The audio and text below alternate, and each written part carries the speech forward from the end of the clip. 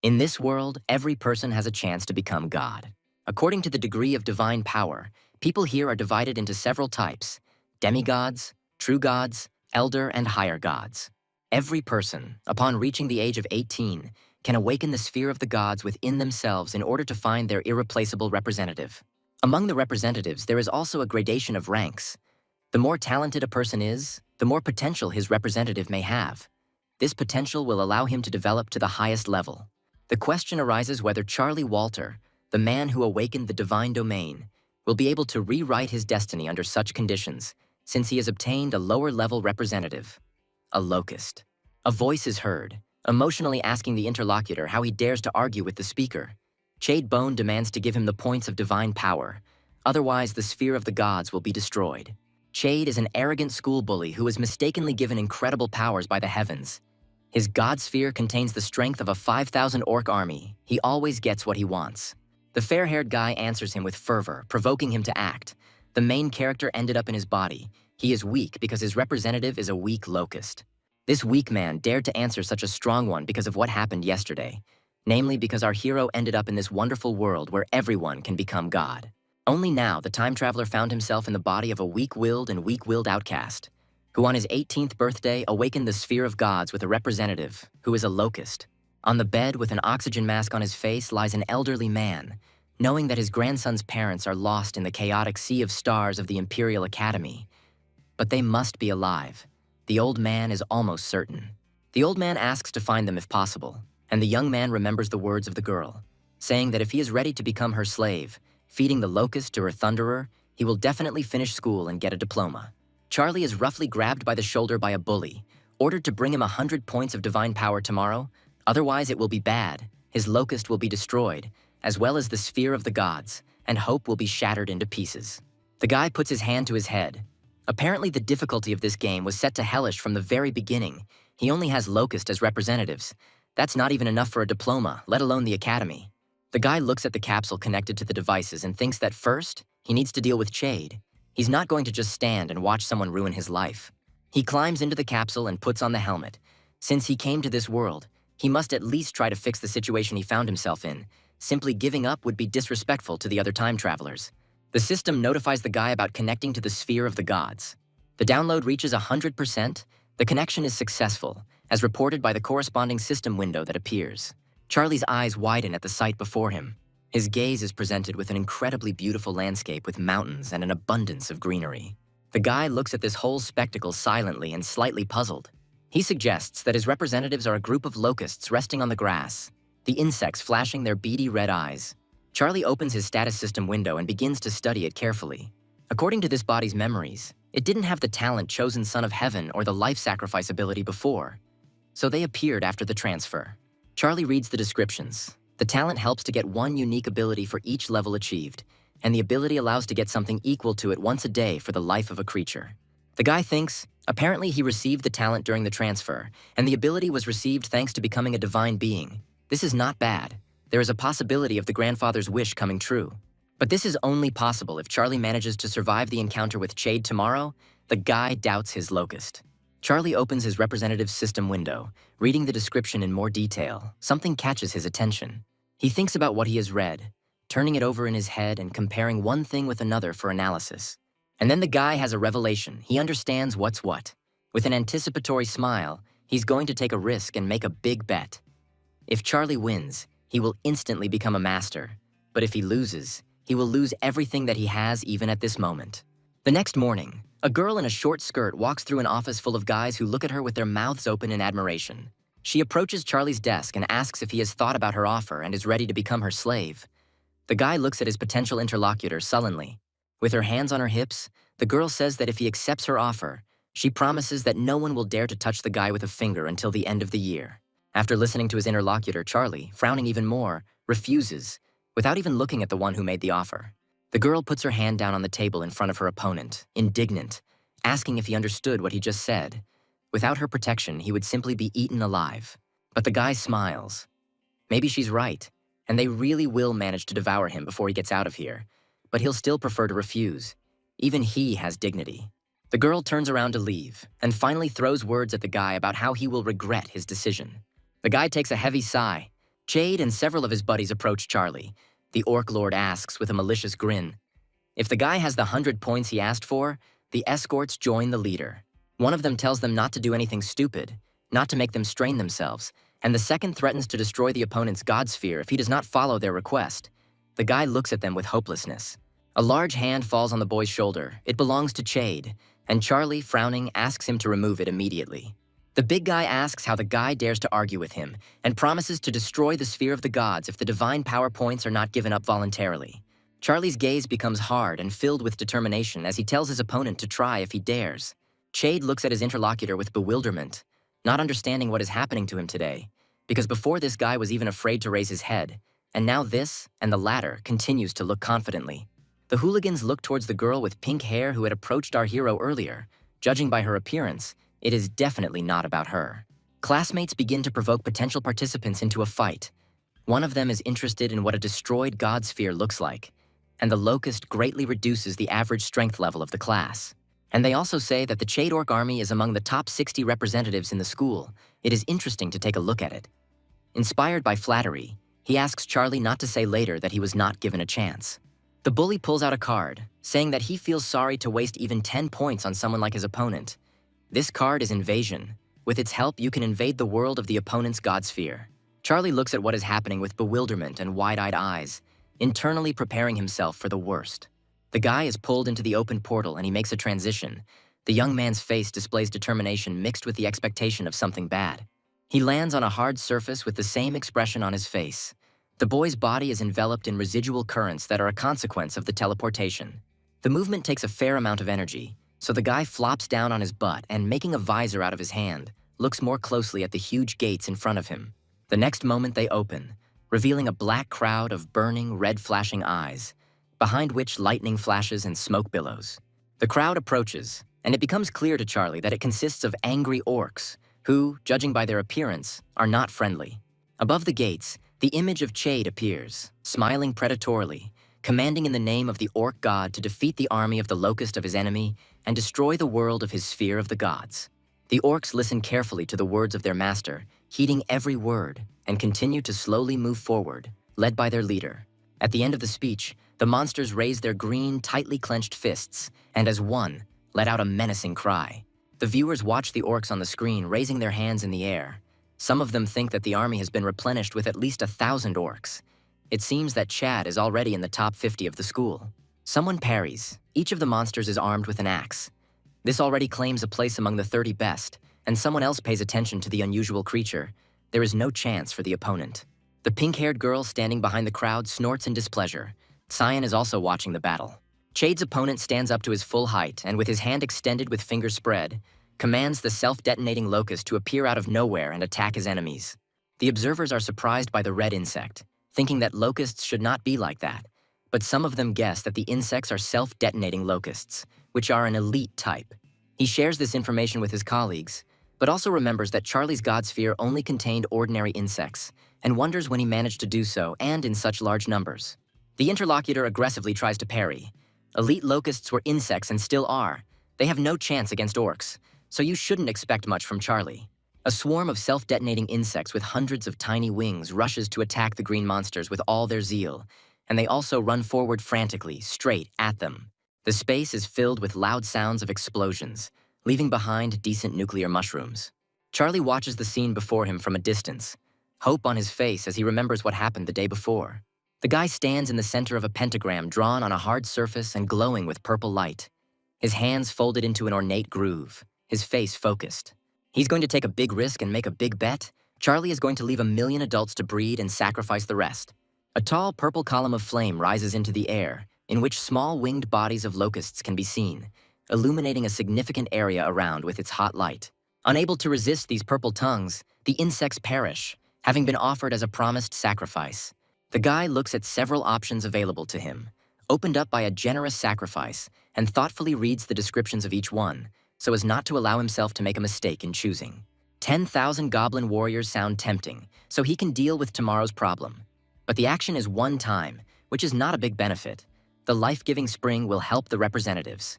The evolution of the locusts will occur, but it will take time, and the battle will be tomorrow, so this is also not the best option.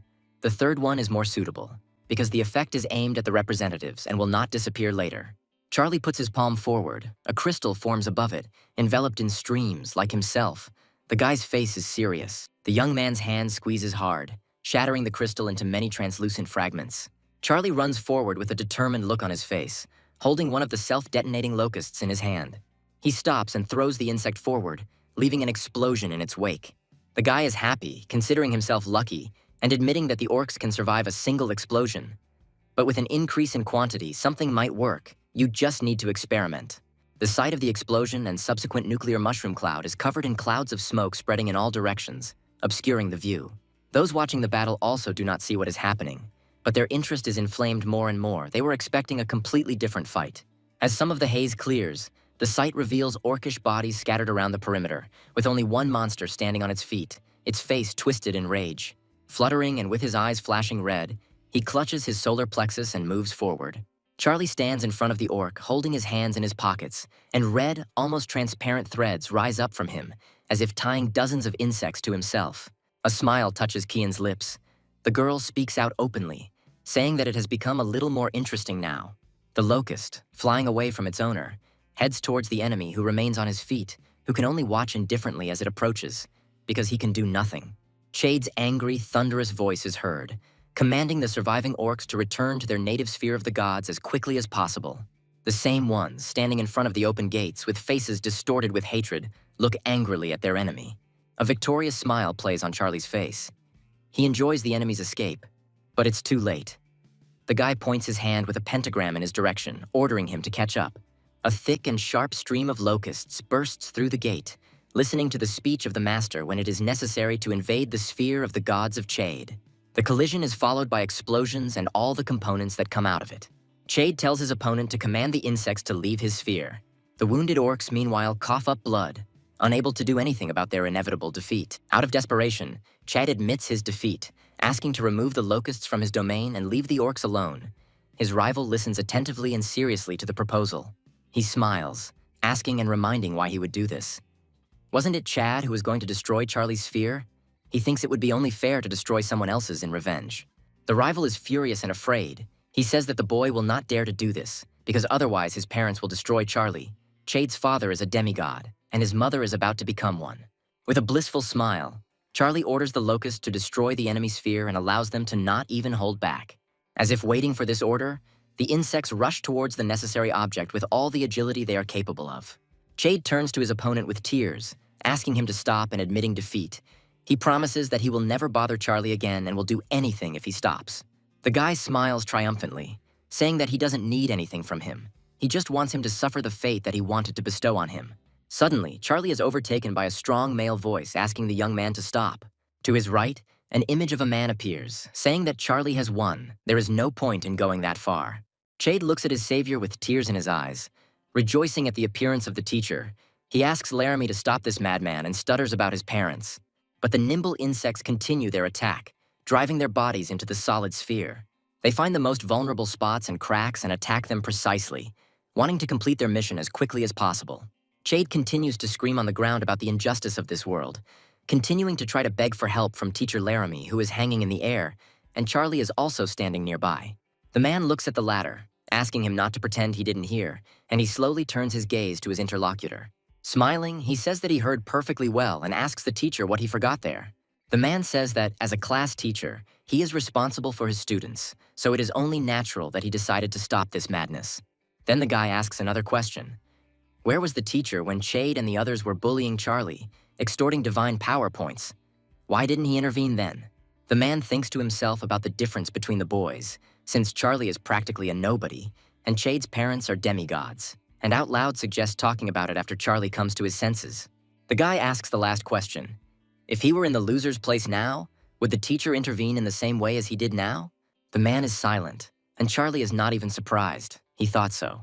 The guy's face expresses disappointment, although he was convinced of everything he wanted. At the same moment, the locusts mercilessly attack the sphere of Chad, enveloping it in clouds of nuclear haze and delivering decisive, destructive blows.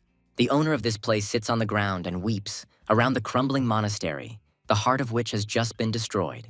Standing in front of his teacher, Charlie asks him to leave his domain now, crystal shards flying around.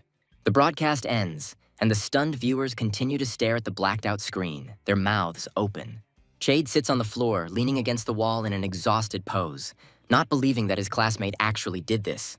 The office door opens slightly, and teacher Laramie looks inside, telling Charlie to come to him immediately. But no one answers him, and the man enters the classroom, looks around the room, and asks where the student he needs is. One of his classmates hesitantly answers that it seems he went home. The man's face is distorted with anger. Clenching his fingers into a fist, he promises in front of the entire class that he will immediately get Charlie expelled. The last one is inside his sphere of gods. Now there is a wasteland, locusts are flying around, and the guy says that it is time to sum up the battle. There are about 18,000 self-destructing locusts left, and the young man concludes that they need to be multiplied, confident that they will still be useful. Smiling, Charlie raises his hand into the air, above the palm of which a red fragment appears, which is a fragment of the core of the sphere of Chade. The guy is going to attach it to the core of his own. After the keyword, join, the shard rises higher and bright reddish fiery threads begin to extend from it. By adding a piece of another sphere, this place is enriched again, becoming even more fertile than before and receiving additional benefits. The guy is beaming. He is satisfied, although he understands that this is not enough to last until graduation. He recalls the words of his former opponent and believes that he won't be able to cope if two demigods come out against him at once. And judging by the teacher's behavior, the school won't protect him either. He will have to rely on his own strength. And as the first step towards improvement, Charlie decides to exchange the Iron Orc hammer he received for something a little more useful. He doesn't have to wait long. A system notification arrives almost immediately, which surprises the guy very much because he didn't expect the answer to come so quickly. Someone actually responded to the trade offer by offering a flame lava crystal. Charlie recalls that these crystals seem to increase the representative's resistance to fire. This can also increase the power of the explosion. The guy decides to confirm the exchange because it will significantly strengthen his self-detonating locust. He stands in front of a fragment of Chade's sphere core and admires the golden threads extending from it. A previously unseen species of locust appears on the ground. Charlie looks at the description. Such insects are called magma, and their talent, accordingly, is magma explosion. The guy walks closer to the nearest representative and, squatting down, carefully lifts him up. In order to test his strength, he throws the insect in front of him, causing an explosion. The explosion has definitely become more powerful. Now the explosion of these babies can be compared to the explosion of a hand grenade. Adding to all this is the flying magma, and the damage and radius of damage are also impressive. Now you can consider that Charlie has a lot of fragmentation grenades. A scream is heard from the deputy principal's office. An angry parent speaks out about the destruction of his son's sphere core. It can no longer be restored, and the school has still not given an explanation. The teacher tries to explain to Chade's father that he was the one who first broke in, and that he had previously bullied some of the students, but the man's face is impenetrable. He gives off a bad aura when the demigod asks if the woman is only blaming his son. It turns out that neither the school nor the teachers are involved in what happened. The man turns to look at his wife as she, arms crossed over her chest, stubbornly expresses her opinion. She believes that her son, who destroyed the core, must be punished. The almost demigoddess believes that this student should, at the very least, be expelled. Standing in his world, surrounded by representatives, Charlie decides to use the growth acceleration skill to make as many magma locusts as possible. A system window appears in front of the guy, notifying him of a call. Deputy Director Sawyer is calling him. Charlie furrows his brows, thinking that this was entirely expected, and accepts the challenge. The woman greets him and introduces herself purely formally, and also informs him that she needs to talk about something with the ward. The deputy begins the conversation by talking about a recent visit. Chade's parents demanded Charlie's unconditional expulsion and would hear no other word. The disconcerted woman then repeated that Charlie Chade had been the first to invade the abode, so the guy had to accept this challenge as the most ordinary self-defense. There was no reason for exception. But Chade's mother was extremely persistent, accusing the school of continuing to cover up for the scoundrel who dared to destroy his own classmate's sphere. Sawyer decided to make it clear once again that the school had evidence that Chade had bullied other students, including Charlie, who was generally diligent. The woman didn't even want to listen to her interlocutor. She shouted even louder, demanding a clear answer to her question, whether the school would expel Charlie or not. The vice principal remained surprisingly calm, politely apologizing to Chade's mother and answering in the negative. Chade's father accepted the teacher's words, but also informed him that as a father he could not leave things so easily. If the request was not granted, he would no longer worry about the school's reputation. As a result, the man decided to send a squad of 1,000 of his representatives against Charlie. He doesn't care about the result of the invasion of the younger sphere, but supposedly this will definitely calm him down. Xavier apologizes. That's all the school could do. Jade's father wouldn't make any other concessions. But she asks if Charlie can handle it because the power is no joke. He says that he will sort everything out. He thanks the deputy for his help, and after hanging up, the guy assumes that one self-detonating locust won't be enough in this situation. He'll have to speed up a bit. Charlie raises his hand, calling for extreme measures and making a sacrifice in the form of almost 5 billion lives of his representatives, who are mercilessly sucked into the death vortex. A fiery column of unprecedented dimensions rises into the sky. Charlie looks at the system window with the results of his donation. The options are the same as last time, namely 3. He thinks that for a donation of such an amount, it is very good. And the choice is already made. Charlie again chooses the third option, the Imperial Windsword, heroic representative type windsword. A huge gray-haired and long-haired old man with 4 arms materializes in front of the guy. His name is the Emperor Sword of the Wind. Charlie studies his status window. The sword respectfully addresses Charlie as a god, stating that he needs a sword. A magical glow emanates from it, and a symbol similar to a charmed tattoo burns on its forehead. The guy answers with a smile. No problem. The old man continues to silently exude a bluish aura. God enters the equipment store. Because he had spent the last few days speeding up the locusts' reproduction, they were giving him 100 million faith power a day, and it was beginning to transform the divinity points. Equipment is divided into 4 categories: normal, sacred, divine power equipment, and divine equipment. Charlie is considering purchasing the Whirlwind Sword, which belongs to sacred. The guy offers Sword to take this very sword, the Whirlwind Sword, into his hands, and he obeys, running a studying, appraising glance over the blade. The swordsman immediately prepares to test his new weapon, making a sweeping slashing motion forward, which with its energy and great strength seems to cut through the air itself. The sword speaks, addressing its god with the same respect as before. That it needs 3 more such swords to release the true power, the interlocutor listens to it attentively. The latter is amazed and puzzled to himself. 3 whirlwind swords will cost him a whole 150 points of divine power, and they don't grow on trees. The guy thinks about the fact that tomorrow he will have to fight with Haribon's 1,000-strong army, and the demigods should not be underestimated, and decides to try his luck by clicking on the screen. Cyan meditates in her god sphere, surrounded by lightning crackling with its naked charges. Ghostly hummingbirds fly around her, sometimes hovering in the air, sometimes touching and landing on the girl's clothes and body parts. The pink-haired girl's eyes are closed as she clears and tunes her thoughts and mind. But something still lingers in my mind, the memory of her drowning, and in that memory there is also Charlie running across the lawn near the pond. He saved the then little Kian from certain death, fearlessly pulling her out of the water. The inexperienced boy then gave her artificial respiration, breathing new life into the girl. She saw him from under her lowered eyelashes, feeling the touch of warm lips. The grown-up Tsian still remembers their taste as if it were now. The girl's cheeks turn a deep blush. She calls Charlie an idiot who will die because of his own stupidity. In her family there are demigods and one true god. With her protection there would be nothing to fear.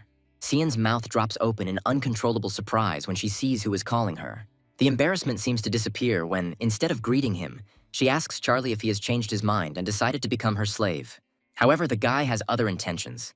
He says that he just wanted to borrow some divine power from a classmate. The girl's gaze becomes serious.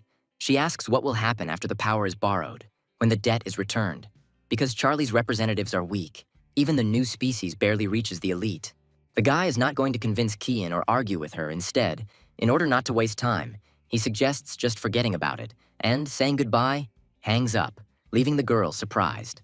Her cheeks flush again. She clutches her head in despair, wondering why such caustic words have escaped her mouth again, when she wanted to say something completely different.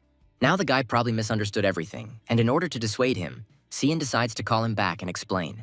Charlie asks what's going on, and the girl asks how much he needs to borrow, and embarrassed, asks for the account number. The windsword is in a fighting stance. Each of his hands holds a sword. The guy says that he spent all his savings on it, and also got into debt. He will have to work it off. Voices can be heard from the class, surprised that Charlie came at all, and wondering if he isn't afraid that the demigod's army will trample his god sphere, and others join the dialogue. Charlie stands surrounded by his classmates, no one uttering a word. To himself, he believes that everyone expects him to fail, and there is nothing surprising about this. Qian approaches the company, asking if this is why the guy borrowed the glasses from her, and advises not to waste his strength in vain, as right now Charlie would hardly be able to cope even with a 1,000-strong army of the demigod.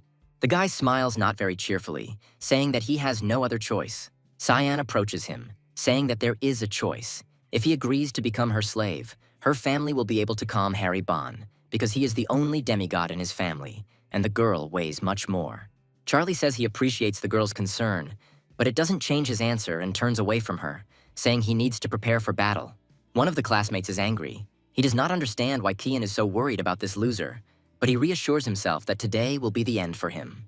The door to the office opens and 3 people appear in the doorway. One of them is the class teacher. He ingratiatingly asks Chade's parents to come inside. Standing at his desk in front of the class, the man points his finger at Charlie, calling him out and saying that he is the one who hurt the Bond family's son. The pair look at the teenager sternly and with condemnation. The woman starts shouting curses at her son's classmate first, threatening and asking how he dared to encroach on her son's sphere of the gods. Her husband tries to calm her down. The class teacher, in a commanding tone, tells his charge to get up so as not to keep Mr. Bond waiting. The guy smiles a wide smile, saying that he would rather wait for Deputy Xavier Murray. The man starts to get even more worked up, saying that the deputy has other things to do, and that he alone will be enough as a witness to this battle, and he calls the young man to get up and come over. The deputy director enters the classroom, asking in her usual tone why the class teacher of these children is making so much noise. 3 angry pairs of eyes are directed at her. Laramie begins to blush, making excuses and apologizing for the disturbance, and saying that he was just trying to teach his students a few useful lessons. Murray reminds him of his status. The head of the Bond family, crossing his arms over his chest, remarks that since the deputy director is already here, they can begin. The woman asks her ward, looking only at him if he is ready. He, smiling decisively, confirms the teacher's words. When the man draws the invasion card forward, his eyes, as well as the aura around him, glow purple, and a malicious smile appears on his face. Charlie heads into the whirlpool that is now familiar to him, but his face now shows determination. The guy finds himself in front of similar gates, just like last time, and after opening them, behind the huge doors there is also a dark clot of unknown creatures with evil red eyes. As they come closer, it becomes clear that in front of him are humanoid wolves, reminiscent of werewolves, their mouths grinning eerily in anticipation. The classmates are watching the live broadcast again. One of them comments on the wolf cavalry, which consists only of elite creatures, and the leader of the army seems to be completely beyond the concept of elite. Someone explains to the ignorant, the wolf cavalry is a combination of orcs and wild wolves. Their equipment is high quality. The classmate doesn't have a chance, but he looks ahead with confidence. Harry Bond promises to make Charlie pay for what the latter did to his son and warns him not to even expect to leave here alive. Although the wolf cavalry consists of 2 types of representatives, the sphere counts 1 rider in the form of an orc and 1 wolf as 1 enemy unit, so there are clearly more than 1,000 of them. Cheyenne expresses his thoughts out loud to Sawyer, considering the battle with 2,000 representatives instead of 1,000 a cheat. But she remains silent.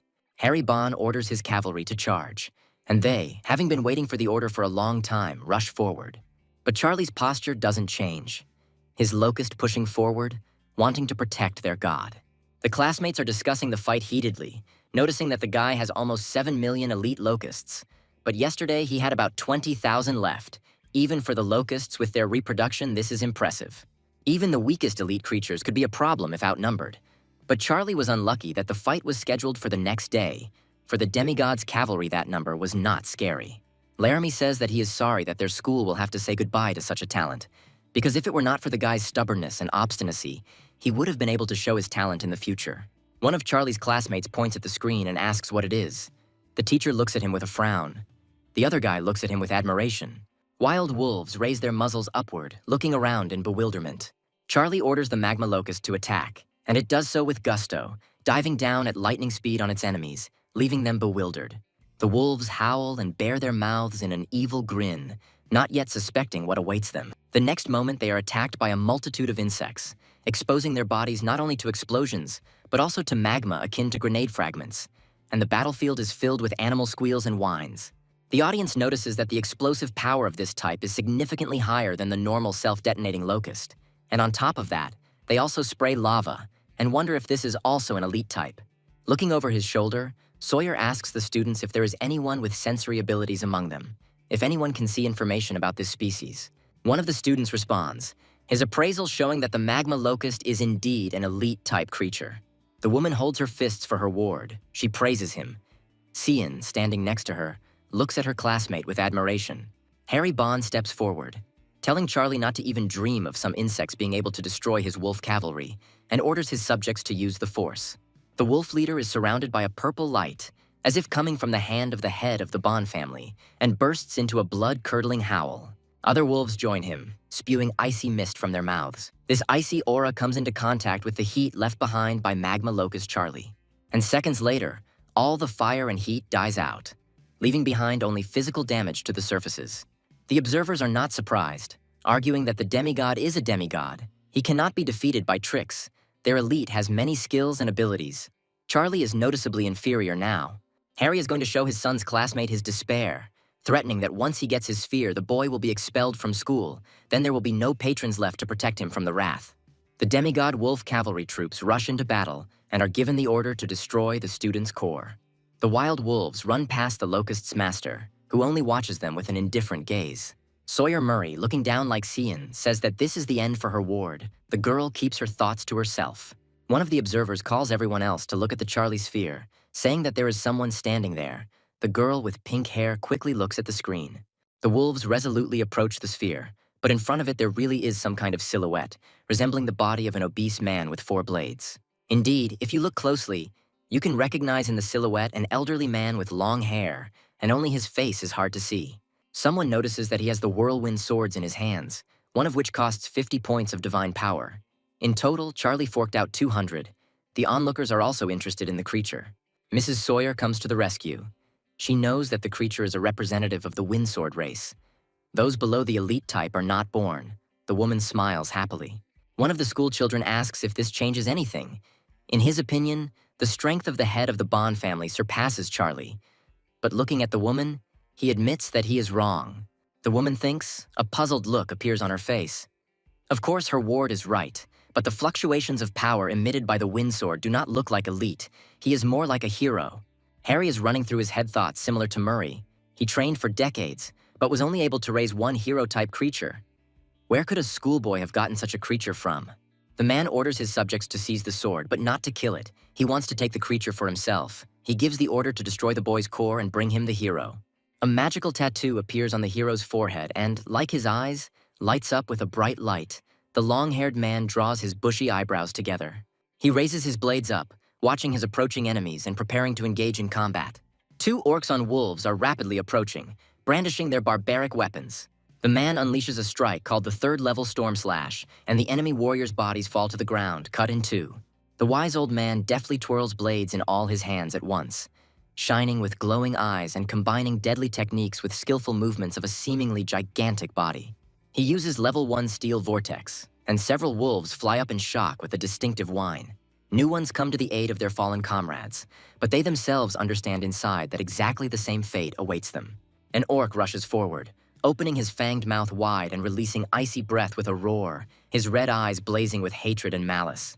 The enemy's technique causes the mighty old man's lower legs to turn to ice and freeze to the surface, but his face is calm. One of the orcs, uttering a war cry, raises his hand with a sword, thereby giving his wolves the order to attack. The red-eyed monsters, opening their mouths, rush to attack. But Sword, his eyes flashing, raises all 4 hands up. He has a plan. A whirlwind begins to rise from the tops of the blades, swirling and forming a funnel. The swordsman uses the iron sword style. The wolves are forced to freeze in anticipation. The man directs this stream of pure energy in front of him, bringing it down on his enemies, and they immediately disappear behind this ghostly light. The sword speaks the activation words, and an area for a decent distance around it is covered in an explosion, spreading a shockwave in its wake. Some of Charlie's classmates watching the epic spectacle think that this is too much, while the faces of everyone else express bewilderment. The 4-armed elder stands majestically over one of the defeated enemies, his gaze stern and merciless. Harry swears. He orders the wolf cavalry general to raise the place to the ground. The anger in the man's voice is clearly heard. A huge wolf paw takes a step forward, a purple and powerful aura swirling around it. The wolf cavalry general enters the battle, his red eyes gleaming menacingly and his face impenetrable. When Harry hears a voice behind him, he jumps in surprise, and the man is asked if he really thought of breaking his word. A majestic man appears next to him. His gaze is serious. Based on the address of the head of the Bond family, one can conclude that this man is the director. Harry's voice trembles, his hand pointing towards his army as he tells the man he wouldn't dare, and orders the wolf cavalry to retreat, the man hovering nearby. The director looks at Charlie and his great swordsman, standing a little further away. A half-smile appears on the man's lips as he gives a good assessment of his charge's battle. Charlie is praised. He did well, But you shouldn't relax just because you got a hero. Heroes are not invincible. With the current level of strength, it will be difficult to even squeeze into the top 3 of the school. A guy approaches the deputy director. He has a request. A woman is interested in her character. With a determined look, the schoolboy declares that he wants to transfer to another class. His class teacher looks at his charge in bewilderment. The man changes his tune, admitting that he had indeed spent little time with the student before, but now promises to improve in order to make him one of the best. Smiling sweetly, Laramie asks to give him another chance because he can provide the student with all the necessary resources for development, while thinking to himself about his own selfish goals. But Charlie is not going to give in. He once again repeats his request to change classes. The man looks at him discouraged, unable to put a couple of words together. Sawyer joins the conversation. She says that a guy can't just change classes because there are many school rules for this. But despite this, he can try to pass the test that the school will prepare, and if he passes it successfully, he can still realize his desire. Charlie firmly clenches his fist and declares his readiness to take this test, while his classmates standing behind him look at the boy in surprise. Sheehan suddenly jumps up from her seat and interrupts the conversation, declaring that she is also ready to take the test to change classes. Laramie looks at the girl puzzled and, feeling awkward, says that if she is not happy with something, she can contact him directly and not act so thoughtlessly. He offers to stay after class to discuss it, but the girl says that she has no complaints against him. She just wants to change classes. Another student raises his hand, standing up from his seat and declaring that he also wants to change classes. Now standing next to Kian looks at him in surprise. Laramie barely contains his anger, asking why Salt Church wants to leave. He is the class president, and he thanks the teacher and says that he has good reasons for doing so. The guy turns his gaze to Cian, thinking that he will follow her anywhere, and one day she will definitely become his. The deputy director agrees with everything, saying that they will have everything ready by tomorrow, and then turns to leave and asks Laramie to follow her. The clock on the front of the school shows 3 o'clock in the afternoon. A girl follows Charlie as he leaves. She runs after him, asking where the guy got the hero from, but he replies that it has nothing to do with Kian. The girl says that she certainly does, because her classmate owes her 150 points of divine power, and if he doesn't return them to her, he will become her slave, so she has the right to know where the hero came from. The guy calmly says that he will return 5 points as a percentage right now, but he won't tell anything about the hero. It doesn't work that way. He makes a move, hiding in the portal, and the girl shouts a curse after him, looking at the almost closed funnel. Charlie moves to his divine residence. The guy opens the locust quantity status window, and after checking the numbers, concludes that he won't be able to gather a large army in a couple of days. Tomorrow's test will be difficult for him. The sword approaches the god of this place, informs the owner that the white wolves and riders have hidden in the mines, and asks if he should get rid of them. The guy thinks about it. He guessed about such an outcome and understands that it is impossible to leave enemies alive. But a regular murder would be a great waste. Before the young god can give the order to his subordinate to seize them without killing them, he takes off from the spot, hurrying to fulfill the will. 2 hours later, the tied-up werewolves are already kneeling before the owner of this place, and he looks at them without much enthusiasm. Charlie considers sacrificing the enemy representatives and opens the appropriate system window. He takes the necessary stance, starting the process of sacrifice, and wines begin to swirl around him. There are 3 options to choose from based on the result: a single alpha mechanism, a first-level artifact, a smelting furnace blueprint, and also 1 or 3 observation towers. Charlie doesn't like any of the options. The first one is not bad, but the guy is not sure that he will be able to control it through the locusts. It is unlikely that she will be able to cook anything in the furnace, and from a shallow height, it is unlikely that she will be able to see anything. He remembers that he had about 200 orcs left after defeating Chad, and he wonders what they are doing now. Charlie activates Hawkeye. Green monsters do physical work. They mine ore. Noticing that the huge ghostly eye of their new god is watching them, one of the orcs thanks him for giving the race a wonderful life. The guy remembers that after the victory, he gave them only one order, to mine ore, and suggests that the race was originally created for the purpose of mining ore, and Chade forced them to fight. If you look closely at the work of the orcs, you can really see the talent. This can be used in the future, turning them into equipment manufacturers. Then the furnace can come in handy. Upon purchasing and installing it, Charlie tells the orcs that he is gifting them this smelter and hopes that the creatures will live up to his expectations, and they are flattered, expressing recognition and gratitude. A teacher's council is taking place, with Laramie sitting at the head of the table, raising the issue of transferring his students and asking what his colleagues think about it, since the school entrusted it to them. One of them thinks that there is nothing to think about. He just wants to express gratitude to the one who started for the fact that 3 of the best students in the class will immediately go to one of the teachers. Laramie says he doesn't particularly care about Cyan and Salt's fate, But he wants the hardest test possible for Charlie, because he didn't value his teacher, and he asks for a concession from his colleagues. The man reflects on the fact that what is happening is Charlie's fault, so he simply has to punish him. Meanwhile, several hands rise into the air, their owners ready to support him.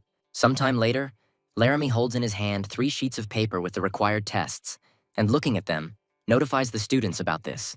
Salt, who received the test first, reads the lines written on the sheet with a smile, which are typical for the first level. He needs to defend himself from 1,000 invaders, as well as a wish for good luck. Sheehan looks at her sheet in surprise. She has exactly the same task, the same level. The face of the last student, who received and looked at his assignment, was distorted with discontent and bewilderment. A test of the 10th level was prepared for him. On the man's hand holding the piece of paper, it is written that he needs to defend himself from 10,000 invaders. Sawyer looks at the teacher with confusion when he asks if he thinks he was biased towards his student, but he counters that it was the decision of all the teachers, not his own. Charlie himself turns his confident gaze toward the teachers, saying that everything is fine, because Laramie just wants the student to demonstrate all his strength to the new class teacher. The guy gets up from his seat and leaves, and the man angrily tells him not to be so self-confident. Tyann catches up with her classmate with the same offer to become a slave and be under the protection of her family. He looks at her, looking back. But the guy, just like before, thanks the girl for her concern and politely invites her to see him after the tests. Tyann frowns as he looks after Charlie and calls him ungrateful, with Salt standing behind him, equally frowning. He believes that his classmate is digging his own grave. The test begins, revealing hundreds of short red creatures with evil eyes, their fangs flashing menacingly. The students habitually watch Charlie's test process from the screen, considering the difficulty higher than that of the other two. In response, someone retorts that he himself is to blame. Let him now pay for his pride. Charlie looks confused. The red goblins are coming at him. Their talent is excellent resistance to fire, and there are so many of them, he is sure that the former class teacher set this up. Laramie says that the boy is to blame for turning away from him, and now the 10,000-strong army will quickly sweep away the schoolboy's locusts and continue the march to the core. A student standing next to the man congratulates him on his victory with a smile, but he says that this is not a victory, but a useful lesson, since there can be no other way between a student and a teacher. The deputy director smiles reservedly, looking at her ward with hope. She says words of support out loud, confident that he will cope. Charlie sends his army of locusts into attack, and they immediately fly towards the approaching red goblins, who are marching in a formation. They bring their hands to their chests, spreading their fingers, and with fanged smiles activate fire attack, flames flaring up in their red paws. Dozens of goblins surge forward, throwing out fiery clusters in front of them that moments later engulf nearby insects. Standing behind the explosions, Charlie notes with annoyance that the regular locusts do not take on opponents at all. He puts his hand forward and orders the self-detonating locust to enter the battle. A clot of energy forms under his palm, threads from which lead to small winged bodies. The red goblins, seeing their rivals approaching, distort their faces with hostility and anger, but this does not diminish the fact that they are surprised. Explosions are happening everywhere, resulting in the deaths of 400 red goblins. And in the midst of all this chaos, Charlie stands calmly. 2 capsules open, and someone who noticed his classmates first notifies the rest of those present that Cyan and Salt have returned from their tests. The deputy director sympathetically says that it looks like this time the ward will have a hard time, and Cyan, standing nearby, mentally confirms her own assumptions about the weakness of the locust, and Charlie sends a batch of magma locusts into battle.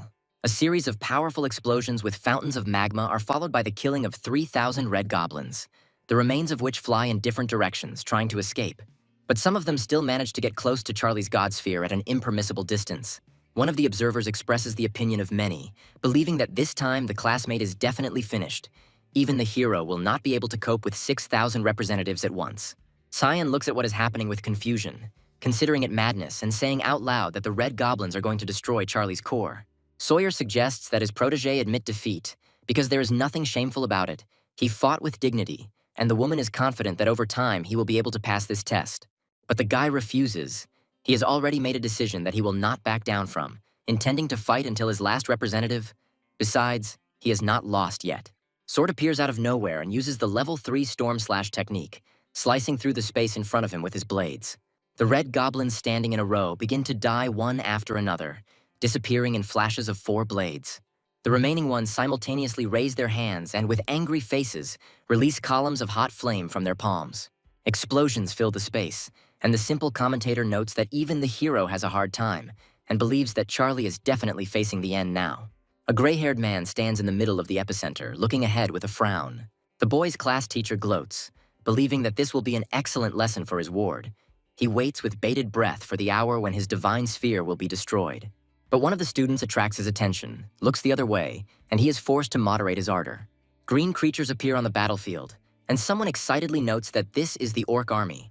One of the Orcs, the oldest looking of them all, raises his weapon into the air and calls on his kin to defend their new god. The red goblins look at the representatives of the other race with puzzlement. They clearly did not expect such a turn of events. And the Orcs, without wasting time, rush into the attack with the intention of killing the enemies. The latter, due to the element of surprise, only have time to cover themselves with their hands as a block. Some people speculate that it's Chad's Orcs, while others wonder where Charlie gets his talent from. At this rate, he'll be in the top 10 by the end of the year. The Orcs stand proudly in a group with weapons at the ready, towering over their defeated enemies. Charlie praises them, clenching his fists happily. They tried hard. The deputy director and Cian are also happy with the result. They praise the guy and, unable to contain their emotions, say that he won. And only the man is not happy. Laramie, frowning with displeasure, utters the words of a curse. When the three students who passed the test gather together, the teachers compete to outshout each other, trying to lure Charlie to their place with better conditions. Salt looks at Cian, intending to go where the girl is, and she awaits the verdict of another classmate. But Charlie is currently interested in something else. He asks Xavier why his test was much more difficult than others. The woman replies that all the teachers together were involved in choosing the difficulty levels. Apparently, the majority of votes indicated that it was the most optimal for the student. The guy smiles, asking if he can see the list of voters and see their specific choice. Following the orientation, Charlie stands in front of the teachers who voted against the decision to make the test more difficult and asks what he can expect when he transfers to their class. One of the men, smiling, says that after such a wonderful result, he is ready to provide his potential ward with an army of 10,000 orcs, which will allow him to rise high. The second candidate says that he understands the importance of success and therefore can help Charlie learn special techniques that will allow him to unlock the potential of all types of locusts in the future. After the boy chooses Tom Voice, Cian and Salt also ask the teacher to become students in his class. The man beams, thinking that at this rate he could become Teacher of the Year, since 3 strong students have come to him at once. He holds out 3 cards to his surprise new charges, saying that they will be small gifts for them. Charlie gets a level 2 card, Hive. Smiling, he reads the description, believing that it was literally made for him. If Charlie places the hive into his god sphere, the insects born in the future will immediately gain the effects of the Heart of Explosion and the Flame Lava Crystal.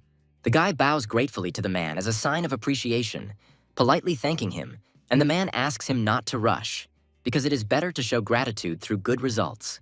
Sawyer spreads his arms wide, saying that since everything has been resolved so well, we can finish for today, but first reminds him of the important exams next week. Charlie stands in his world in front of the window with the status of the number of representatives and other life forms. The results are currently unsatisfactory. He thinks that if he had to take the exam now, the student would end up at the very bottom of the school's list. He needs to multiply the magma locust as quickly as possible and improve the other types. Charlie's attention is drawn to some red orc blacksmiths, 52 in number, and he goes to them himself, wanting to see everything with his own eyes. Noticing one of them, the guy reads the description. Red orc blacksmiths are the fruit of a bloody battle of ordinary orcs who evolved into the elite. The guy admires the fact that the orcs themselves raised their level. He would like to have such main representatives, so the guy could use growth acceleration on them, increasing their numbers. 4 days later, Charlie checks the common locust population to perform his favorite sacrifice, and he glows purple, frowning in concentration. Sacrifice of life takes the lives of thousands of insects, devouring them with its merciless flame. He stands in front of the system window and looks at it with admiring eyes. The options offered exceeded his expectations. The first option is a level 2 sacred artifact, the second is a hero template, and the third is a bit of divinity. The guy is surrounded by an aura of joy and happiness. His eyes are simply running wild because of these wonderful options. The choice will not be easy. That is why he approaches the choice carefully, trying to put everything in its place and not make a mistake, although everything offered seems beyond all praise. But still, having carefully weighed all the pros and cons, Charlie chooses the first option, believing that there is no need to be very greedy. He needs to start using the full potential of his main representatives. 3 days later, a stunned Charlie, overcome with emotion, points his index finger at himself, never thinking that his locusts could grow to such a size. Standing before a creature that is larger than even him, the boy names it Magma Locust Plus. Sheehan approaches Charlie from behind. She asks him again if he is thinking about becoming her slave. Believing that only her family can help him, the guy looks at his interlocutor slightly irritated. The girl does not give up trying to convince her interlocutor, saying that locusts cannot evolve forever, and orcs are not the main representatives. Charlie thanks Kian for the 1,000th time, asking her to stop asking the same question. He is doing well. The girl will see confirmation of these words at the exam. She's also angry, considering her interlocutor stubborn, while Salt silently watches them from the side. But still, he can't resist making a sarcastic comment, wanting to one day make his rival disappear from his beloved girl's sight. Standing in front of the class, Tom talks about the importance of the upcoming exam. They need to give it their all, and the school will have a valuable reward for those who perform well. Looking at his students, the man asks everyone to familiarize themselves with the rules of the exam. Charlie reads the rules with a smile, noting the lines that if a student fails, he will be expelled from school, which is indeed an indication of the value of the potential rewards. After reviewing the list of awards, the guy becomes inspired, believing that he can move mountains for them. Tom looks at the class with an unreadable gaze as he announces the start of the exam. The first stage is about to begin, so you should prepare for the test. Charlie plunges into the blue abyss as the countdown starts. The huge gates swing open, revealing an impenetrable blue stream. Charlie takes the appropriate pose, placing defenders in the form of red orcs and locusts next to him, and gives the command to everyone to prepare for battle. Before them appear creatures that resemble a cross between a human, a dinosaur, and something with horns, emerging from the fog with their mouths open, revealing their sharp fangs. Charlie knows them. They are demonic golems. He thinks that for the first stage this is too much. Although they are considered normal, the strength is close to elite, but they still have a weakness, slowness. The guy directs 50,000 magma locusts with his hand, wanting to destroy the enemy with characteristic power. Thousands of small wings cut through the air. The battlefield is filled with angry cries of pain and rage from the demonic golems. The guy grins. The smell left behind by the explosions reminds him of barbecue. He wonders if they will be able to feed the locusts. The very next moment, the guy orders his red orc blacksmiths to drag the bodies of the fallen to him, and they obey the order without question. 15 minutes later, only bones remain from the demon golems' bodies. Charlie grins. Now he will know that this is possible. And jokes, the exam thus flowed into home delivery of food. There is a dialogue between the teachers observing the exam. About 20 students have already been kicked out of Tom's class, which is almost a third. The situation is worse for others. The difficulty is high. Sawyer says that the director is currently fighting with the demons of the abyss. Apparently, he had his own reasons for setting such a difficulty level, so it is not for them, the demigods, to be judges. Watching his ward fight, Tom is pleased with his resourcefulness. He notes that the locusts are gone, and asks his colleagues if they have seen other similar creatures that can eat toxin-laden flesh without harm. One of the teachers is surprised. He has never heard of anything like this and wants to study this phenomenon. His colleagues standing nearby are also interested. And only Laramie is dissatisfied. He belittles Charlie's merit, saying that immunity to toxins does not make the locusts stronger and more powerful, attributing everything to luck. The class teacher defends his protege, saying that luck is also part of strength. The kind that Charlie brought out is very strong and useful. We shouldn't forget about it. The guy's locust has become comparable in potential to the elite. Although it was originally a normal type, this is visible even to the naked eye. Laramie continues to stick to his guns, believing that the elite locust can't exist, that it can't even handle the ordinary goblins, and his colleague counters, saying that he's thinking one-sidedly. The stubborn one says he's not going to argue, but there's a student in his class with goblins as representatives. He suggests they see who's higher in the ranking. The bet is accepted. But Tom thinks that everything is not so simple, and he offers his future opponent to voice the conditions. Laramie, in turn, offers to put 5 divinity points on the line. Tom agrees. The provocateur notes to himself that the man gave the student he was talking about more points than others because he was his nephew. It is unlikely that Tom could boast of such generosity. The teachers look at the system board. 430 students passed the qualifying round of the exam, and 300 of them decided to participate in the ranking round. Laramie once again shows his superiority by calling the 130 who refused cowards. His colleague rebukes him, saying that he shouldn't say that. The difficulty level was higher than usual. The third one says that it is even better this way. They will only have to teach the strongest ones who are able to overcome their fear. Meanwhile, the second stage of the exam begins. Skeletons emerge from the gates of the tests. Teachers are amazed, thinking it is too simple. Charlie smiles puzzledly. His locusts are hungry, and their numbers are huge. The skeletons will be able to give the insects literally nothing, but there is nowhere to go. He orders his army, over 1 billion strong, to attack, and it rises up in a gigantic swarm, approaching the enemy in a coherent swarm. The skeletons open their bony mouths in a menacing manner, sensing trouble, but nothing can be changed. 2 hours later, Charlie sits down and yawns, saying that the meager meal will do for a snack. The second wave of battle are the skeleton warriors. Now it's the turn of the self-detonating locust, which, when colliding with the bone ones, causes their assembled parts to disintegrate with their characteristic sound. They literally die in lava, which, if it continues to accumulate, will not even allow the skeletons to get close to Charlie. In addition, this process can be accelerated. The guy orders his red orc blacksmiths to douse the monsters with molten metal from his great smelter. Obedient warriors immediately carry out the will of their master. The flames are raging right at the gate. Charlie is happy. Now the skeletons will die immediately after they emerge from the portal. He doesn't even have to do anything else. One of the observing teachers appreciates the boy's genius, and Tom, pleased with his student, smiling, says that it's all about training, while Laramie, standing nearby, is, as usual, dissatisfied. He tells his opponent that his student is one step ahead of Tom's student and teases him by asking if he has relaxed too much. In the God Realm, the mentioned 13 Arcbalist towers, 9 lightning towers, 12 first-tier fireball towers, it seems like he spent a fortune on all of them. Laramie gloats to himself. He is sure that no one else has invested so much in their student, so he believes that his nephew is simply obliged to take first place in the exam. But someone pulls the man out of his thoughts, calling him to look at the sphere of the student Cyan. In her arsenal, there are not only those that surpass in quantity everything the previous student had, but also elite thunder sparrows, as well as normal wood giants. One of the men notes that the daughter of the Shirley family is strong. A neighbor echoes him. It is pointless to even compare with others. A third notes that even he does not have so many creatures in his arsenal. The first one considers the girl not just one of the top 3, but also the best, and Laramie is tormented with anger, mentally blaming Charlie for all the troubles in the world and promising to take revenge on him. After the 10th wave, only 18 students remain, including Charlie. Cyan is certainly also passing, and these two, along with the other 16, are asked to prepare themselves properly, for the next wave will be qualitatively different from all the previous ones. The gate opens, and against a red background appears a tall, dark figure in a cloak with terrifying blades extending from it. For some, it only takes one stunned glance at the screen to understand that the hero stands before the remaining ones.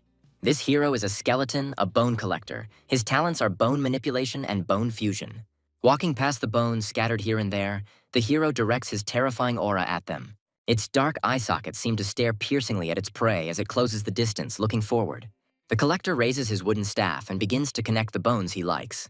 Raising his other hand, he says just one word: forward, and that is enough. The newly assembled skeletons attack their former enemies with greater fury than before. The new creator orders his main weapon to kill everyone, and it, exuding from its slightly open jaws and transparent insides, releases traces of magic. A huge bony foot steps on the smaller creature, unafraid of the explosion left behind by the latter. The teachers watch with bated breath. Less than 3 minutes have passed and 8 participants have already dropped out. It's too difficult for them. Laramie is all about his own thing, complaining that the bone giant in Charlie's sphere is too small. Something is clearly wrong here. The skeleton, clinging to the rock, trembles. Tom thinks it's obvious, all because most of the skeletal warriors drowned in magma, so the bone collector didn't have enough material. The air is cut by ringing, light-bearing blades. The sword uses the technique, iron sword style. Charlie yawns. He has successfully survived the 11th wave. Laramie is torn between anger and indignation, not believing that the guy managed to cope. He believes that he deceived everyone, somehow knowing in advance about the monsters that were supposed to be on the test. Tom stands up for his student, asking his colleague for evidence, and he loudly declares that the man sided with Charlie and threatens to report him to the appropriate authorities. He says that even without evidence, everything is clear, because everyone saw what Charlie did to the skeleton warriors.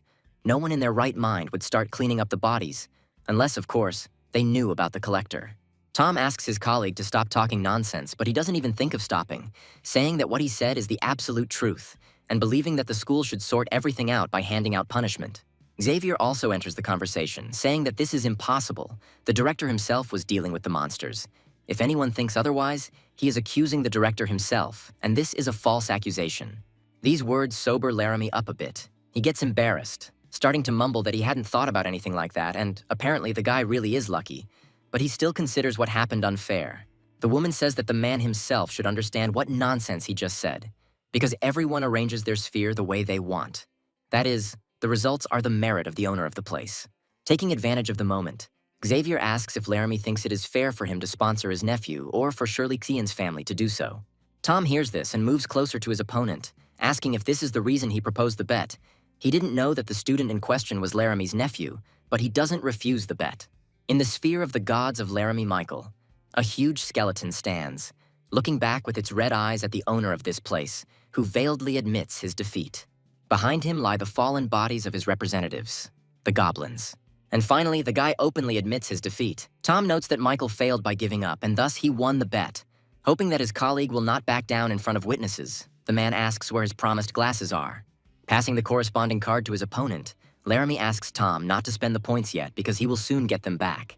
An hour and the 13th wave later, there are 3 participants left, including Charlie and Cian. Now it only remains to understand which of them will take what place. The 14th wave forces Faust Horn, the 3rd participant in the top, to admit defeat. After 2 more waves, Kyan surrenders. The vice principal is jubilant. Charlie took first place, but he doesn't give up even on the 20th wave, sending his magma locust forward. The space is illuminated by numerous nuclear mushrooms and splashes of magma. The skeleton, shrouded in a dark aura, raises its hand forward and howls. The sword bursts forth, proclaiming death to the invaders, and after only 15 minutes, silence reigns once more in Charlie's sphere. The system reports the successful completion of the wave and warns that the next one will be even more difficult. But the guy, frowning, smiles, although he thought that the completed one would be the last. The gate opens before him, illuminating the space blue and releasing lightning to match. Seeing the one who appears before him, the guy is amazed at the greatness of his opponent. At the gate stands a creature that looks incredibly human. One of the teachers exclaims. He notices the skeleton queen in Charlie's opponent. The others look at the screen in amazement as well. The guy says that he didn't expect to see a creature like Lord, and suggests that he doesn't have enough strength to fight this fury. He raises his hand, admitting defeat. The skeleton mistress rises from her pedestal in indignation. She doesn't want to let go of her victim so easily and raises her hands up, spewing lightning. Her face contorts into a grimace and a growl escapes her toothy maw as she charges forward. A bone covered in purple flies into the air. Something flashes past Charlie, causing him to look amazed. An explosion flares up behind the young man, and he turns around, not understanding what is happening here. The gates close with a powerful and distinctive sound. Charlie finds himself in a familiar swirl of blue and blue hues. Looking at the system window with his own result, the guy is surprised, realizing that he took first place. The system chart shows the results of the classes and their homeroom teachers. Laramie is angry that he only took 8th place while Tom's students were in first place. Students look at their results with a wide range of emotions, some of them crying and feeling indignant at the prospect of expulsion. And a joyful Charlie is congratulated on first place, resting on his laurels. After 1 hour, rewards will appear on the board, including Iron Ore card, Sphereland card, Level 1 Sacred Artifact Exchange card, and more. The students are amazed at their number, realizing that they all now belong to only one contender, Charlie. The lucky owner is thinking about how to use all these cards wisely, but his problem is quickly solved. Teacher Tom offers his help to his ward, and the latter, smiling contentedly, is glad that he can be relied on. The cards received as rewards help Charlie to arrange the terrain of his god sphere favorably. The guy looks thoughtfully at the offered weapon and understands that the card can only be exchanged for one. It is not profitable at the moment. It is better to look for something like hammers for orc blacksmiths. And he finds it among the received awards. Warhammer, Purgatory. Only the minimum criterion for use is a heroic type of creature with the fire attribute. The guy thinks that he won't be able to use this weapon now. He needs to wait until the red orcs reach the rank of hero. Tom says that the main exam is a test after which only the strongest survive. He asks the top 3 participants to come to the board. Classmates look back at Charlie. The last ones to come to the board are Cian and Faust. The teacher says that since Charlie has become the strongest among the 3, he will receive 100 class points and will also be able to choose any of the treasures given to the class. After these words, the boy becomes interested in what treasures the teacher mentioned, and soon he is given the opportunity to see them with his own eyes. Looking at the entire list, Charlie chooses the life-giving spring, which can produce water that better nourishes creatures and has a beneficial effect on the environment of the god realm. Tom looks thoughtfully at his protege, believing that he has enormous potential because he did not chase after momentary power, but decided to start with developing his strengths.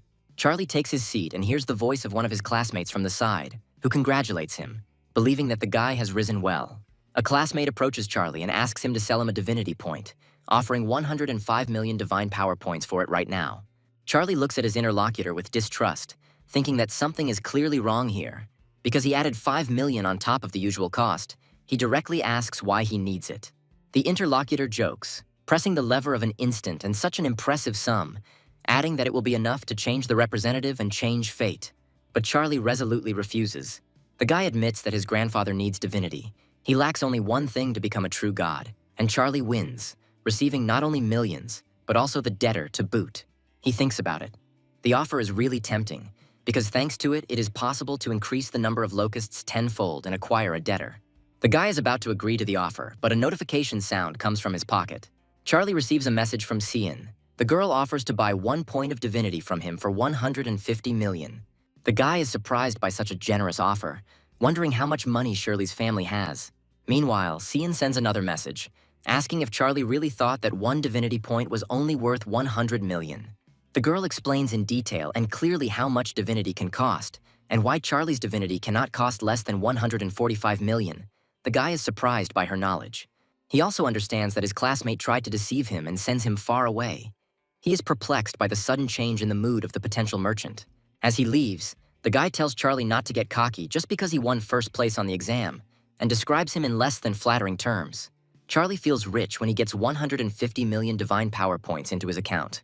He surveys his domain and concludes that the temple should be built in the Red Orc settlement. Charlie decides to install the life-giving spring in the desert so that over time this land will also become fertile. The hammer falls before the Orcs, and the gray-haired elder, on behalf of his race, gives his esteemed god his heartfelt thanks, and he asks his subordinates to raise their heads. He did not come empty-handed, but brought the divine artifact, the warhammer, the purgatory, and what was currently on his hand, which resembled a red pineapple in shape. He bestows this elite seed, which is capable of raising potential, and hopes that someday his pupils will be able to become heroes and lift the gifted hammer. The orc who accepts the gift cries with happiness.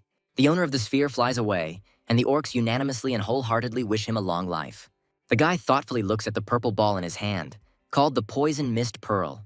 He took it on the advice of teacher Tom, but to be honest, he still does not understand for what purposes. Almost immediately, the one he had just remembered makes himself known in a different way. A characteristic system window appears in the air. The boy politely greets his class teacher and asks what he wanted to talk to him about. The man tells about his dispute with Charlie's former class teacher. He believes that it would be fair to share part of the winnings with his ward. He offers a map, but its value is not hard to understand. So he is going to tell about an egg created by the Insect King, who was a demon, and the egg can eventually turn locusts into them. Tom says from the very beginning that you should prioritize your representatives, and the egg will help you do this and develop their potential. Charlie thinks that Laramie and the others thought he was weak because of his respective representatives, but Tom is not like that. He seriously helps his ward to use the locusts as much as possible. With his help, the insects will be able to become low-level demons over time, which will help them compare with many ordinary creatures of other races. The teacher gives one to choose from. Casting aside his doubts, Charlie chooses the second option, the egg, with a smile because the prospect is obvious. The man had no doubts about his student. He suggests that the artifact synchronizes very well with the pearl, which the guy was worried about a little earlier. He thanks the teacher with all his heart. Taking advantage of the moment, the guy asks about meat. He needs to buy it in large quantities at a low price. The quality is indifferent. The interlocutor thinks and says that feeding locust meat is not worth it. It is too expensive and of little use. The director recently took part in a battle after which many corpses remained. Tom will help. Pleased, Charlie thanks his class teacher again before he hangs up. Walking through the forest, Charlie thinks. The effect of gluttony turned out to be very unexpected. Now it is not easy to feed the locusts. It is necessary to find an alternative to the powers of the core as soon as possible. By placing the egg at the age tree, the boy believes that this way the process of releasing demonic energy will go faster. Perhaps it will even satisfy the locust's hunger a little. 2 days later, noticing the egg in a different place, the guy realizes with a smile that it looks like one locust has managed to eat its fill of demonic energy. He can't wait to see the result. The guy wonders how many days they develop, and at that moment a crack appears in the cocoon. Charlie's eyes widen in surprise as if a chick were hatching. What appears before his eyes is a normal-type sky demon beetle. The newly minted one's talent is toughness. His faith level is fanatic, and his faith power is 1 unit per day. It's hard to believe that this type is normal, because it is stronger than locusts. It's a pity that the status window does not say anything about reproduction. Apparently, individuals appear strictly after absorbing the energy of the egg. Charlie is surprised to see that the demon bug has already doubled in size. Apparently, gluttony works on this class as well, At this rate, evolution into elite shouldn't take long. He decides it's time to use the poison mist pearl and throws a purple sphere into the air. The boy's surprise knows no bounds when he realizes that the former heavenly demon bug has just become the elite poisonous demon bug, Ox. The man looks around the area in front of him in bewilderment, not understanding how this happened. The space in front of him is strewn with bare bones, and a demonic black haze swirls everywhere. He doesn't know what to do with these piles of demon corpses now. Sealing them inside the card doesn't give many guarantees. Sooner or later, the demonic power will break out. Teacher Tom calls the principal and asks what the matter is. The teacher greets the authorities a little embarrassedly and voices Charlie's desire to buy the corpses of the defeated demons. The principal himself is puzzled as to why the schoolboy needs the dead. Tom is immediately found, honestly answering that the representatives of the ward are locusts that feed on corpses, and even demonic ones will not be able to harm them. The interlocutor grins, asking if this is the same genius who recently defeated the demigod. He didn't think that locusts could be so useful and regrets that they won't survive in the conditions of the abyss. Otherwise, it would be possible to let the challengers in right here. The director hands the teacher a map, saying that there are 1,000,000 corpses inside, and there is no fee. The next day, Tom calls his boss again, awkwardly informing him that they are out of bodies and relaying Charlie's request for the director to be his body sponsor, which leaves him stunned. The class teacher agrees with the boss, saying that he also told the student about his impudence, but the man stops him, thinking. The director agrees to provide a constant supply of corpses to the ward if he is willing to exchange them for 10,000 divinity points in proportion to 100 corpses. 5 minutes later, the teacher calls back, saying that Charlie agrees, but he wants to start with 1,000,000 divine power points. A few days later, dozens of winged demon beetles are circling around the boy. The time has come. Building a sacrificial fire that reaches to the sky, he offers to God the souls of 1,000,000 winged insects. The sacrifice brings variants of 5 elite giant warriors, a Tier 3 skill crystal, poisonous explosion, and a disintegration mechanism that can disintegrate matter and extract energy. With a smile on his face, the guy thinks that for the sacrifice of 12 billion elite beings, this is a very good result. Even the first option does not seem so bad. But the young man does not allow himself to make an impulsive decision. The other options also require study, and poisonous explosion is ideally combined with demon beetles and poisonous mist. But unfortunately, his core can't accommodate this crystal now, so the option is useless. Charlie readily chooses the remaining option, the decay mechanism. If he understood correctly, he would expand the matter and give out energy crystals at the end. This would be a good way to earn money, considering the value of the above. Charlie thinks the mechanism is huge, and the first thing he does is to lay out the iron ore. After 5 hours, the guy receives 3 iron crystals. He is surprised, but remembers that this item is used as food by some races, and each one costs about 5 points of divine power, which is, of course, unexpected, but also profitable. A puzzled look appears on the guy's face. The Red Orcs are asking for help. They were attacked by some undead, 3 were wounded, and the leader, armed with the gifted hammer, is trying to hold off the enemy. The guy understands that the temple begins to transmit to him the prayers of his creatures, but he is perplexed as to how the undead were able to get into his sphere of gods. A devilish flame of determination flares up in the gaze of God. He sees a skeleton approaching a red orc with a hammer. The blacksmith attacks, but the undead dodges, and Charlie doesn't understand why the intruder has the aura of the monster from the exam. The skeleton stops the warrior's attack with just one bony hand. Charlie realizes that he is strong and is going to gather information about the enemy. The attempt at identification fails. The creature is not a follower of the owner of this place, so he cannot get information about it. The guy is indignant and puzzled.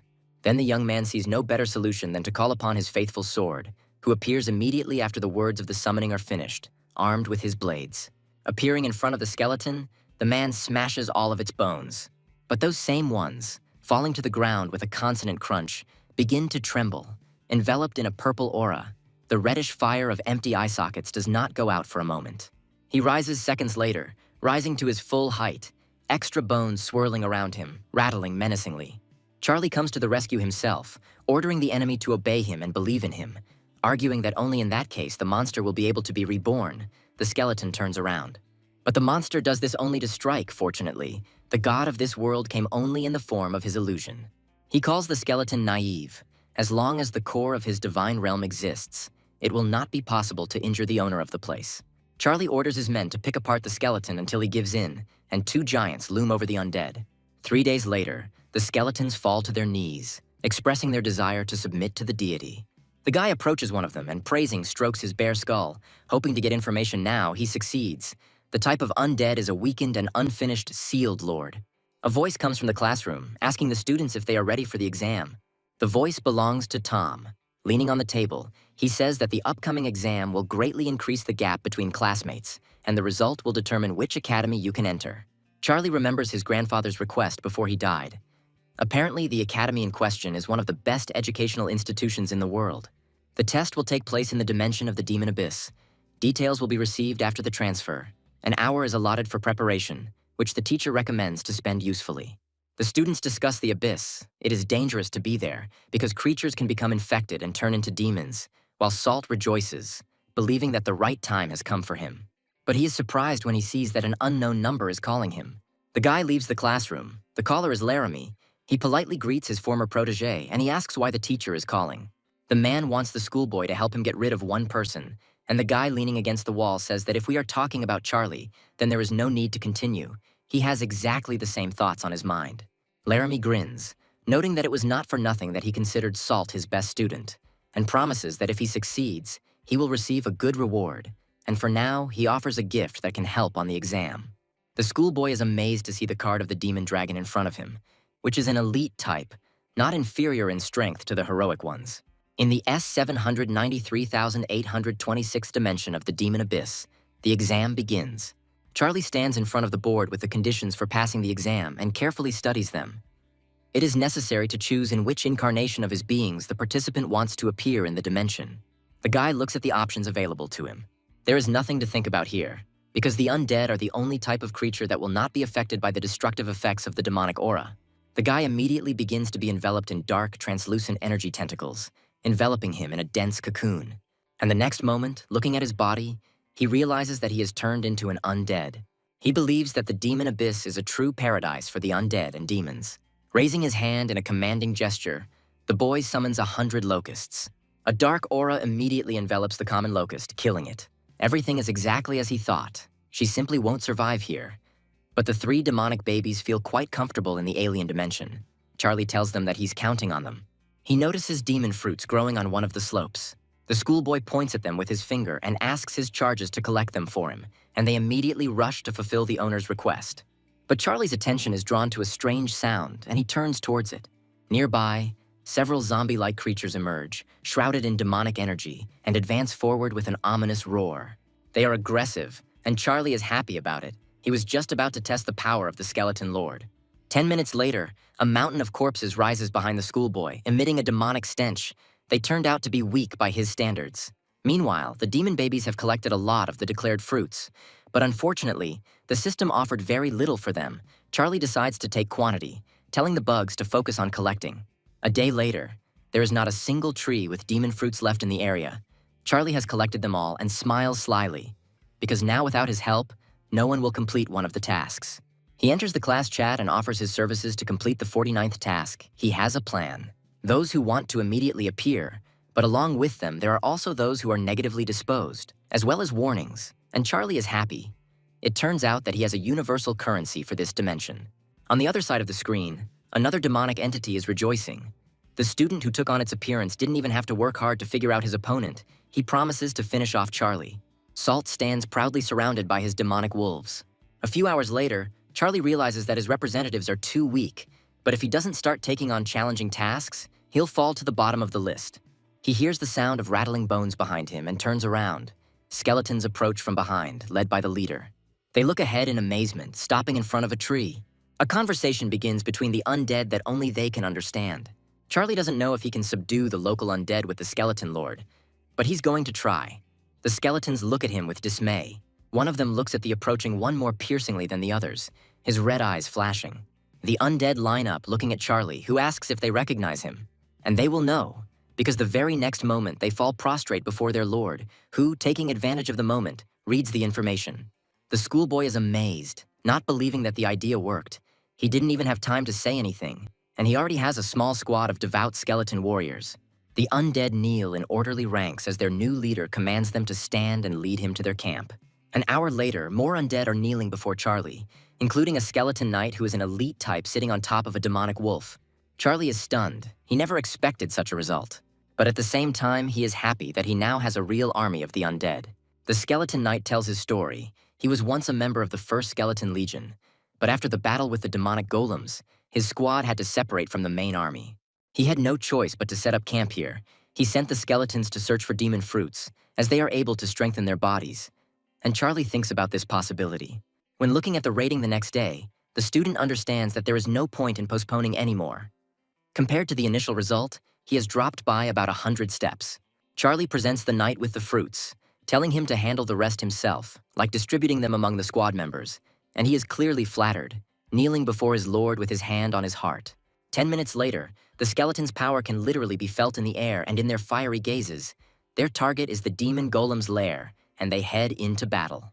The hooded squad sets out on their journey, walking in a neat row past picturesque landscapes. Charlie ponders that there are 8,000 to 10,000 creatures in the demon camp, and only 1,000 skeletons. A head-on collision is unlikely to be successful, so he will have to take the opponents by cunning. He offers one of the skeletons to lure out about a dozen demons, and he obediently fulfills his fate. The plan succeeds, and enraged demons run out to meet the undead. But soon their facial expressions change to surprise. Skeletons come out to meet the demons, taking them by surprise. Taking advantage of the moment of surprise, the undead rush to attack. Charlie uses all his advantages, finding it convenient to turn demon golems into skeleton warriors after their death, which is why the schoolboy loves the undead. An hour later, Charlie's army already consists of 7,000 warriors. According to his calculations, there are about 3,000 creatures left in the lair, so it is time for a large-scale battle. A schoolboy sends his army into battle. 3 hours later, one of the subordinates presents his lord with a reward. He praises the army. Noting that the task was completed, he receives 60 points for it. The guy quickly rises up the rankings, and the demonic wolf looks ahead with a sparkling red gaze. Salt curses, wondering where his opponent is, his wolf demons languishing in inaction. Looking at the changes in the student list, he notes that his classmate has scored 60 points, and guesses that he cleared the demon golem lair. He has exceeded expectations. Someone is approaching Charlie's small squad of skeleton warriors. It's Salt, who is puzzled by the idea that his rival acquired the skeletons in secret, but believes that this clever move will not help Charlie get a higher place in the exam. Without delay, the boy orders his hellhounds to attack, and they rush to carry out their plan with a menacing roar. Charlie turns around in surprise at the rapidly approaching dogs, but his skeleton warriors rush forward even faster, eager and selflessly rushing to protect their master. The dogs attack, but the undead stand stoically, ready to take the full brunt of the attack, not allowing their lord to be harmed, enveloped in purple energy. Salt is amazed. This is the second day in the abyss, and the opponent already has such a large army. It is scary to imagine what will happen after even more time has passed, so he needs to kill him now. A moment later, a huge golden dragon with its mouth wide open appears before a horde of skeletons. One of the dogs sinks its teeth into the knight, biting him in half and knocking a scream out of his bony mouth. Charlie asks Salt, who towers over him in the form of a dragon, why he attacked him and his creatures, since there was never any enmity between them. Words escape from the huge mouth, allowing Charlie to believe that Salt simply doesn't like him, and the dragon rushes to attack. The lord is thrown back by a moving glowing blade, the blow landing on the stomach area.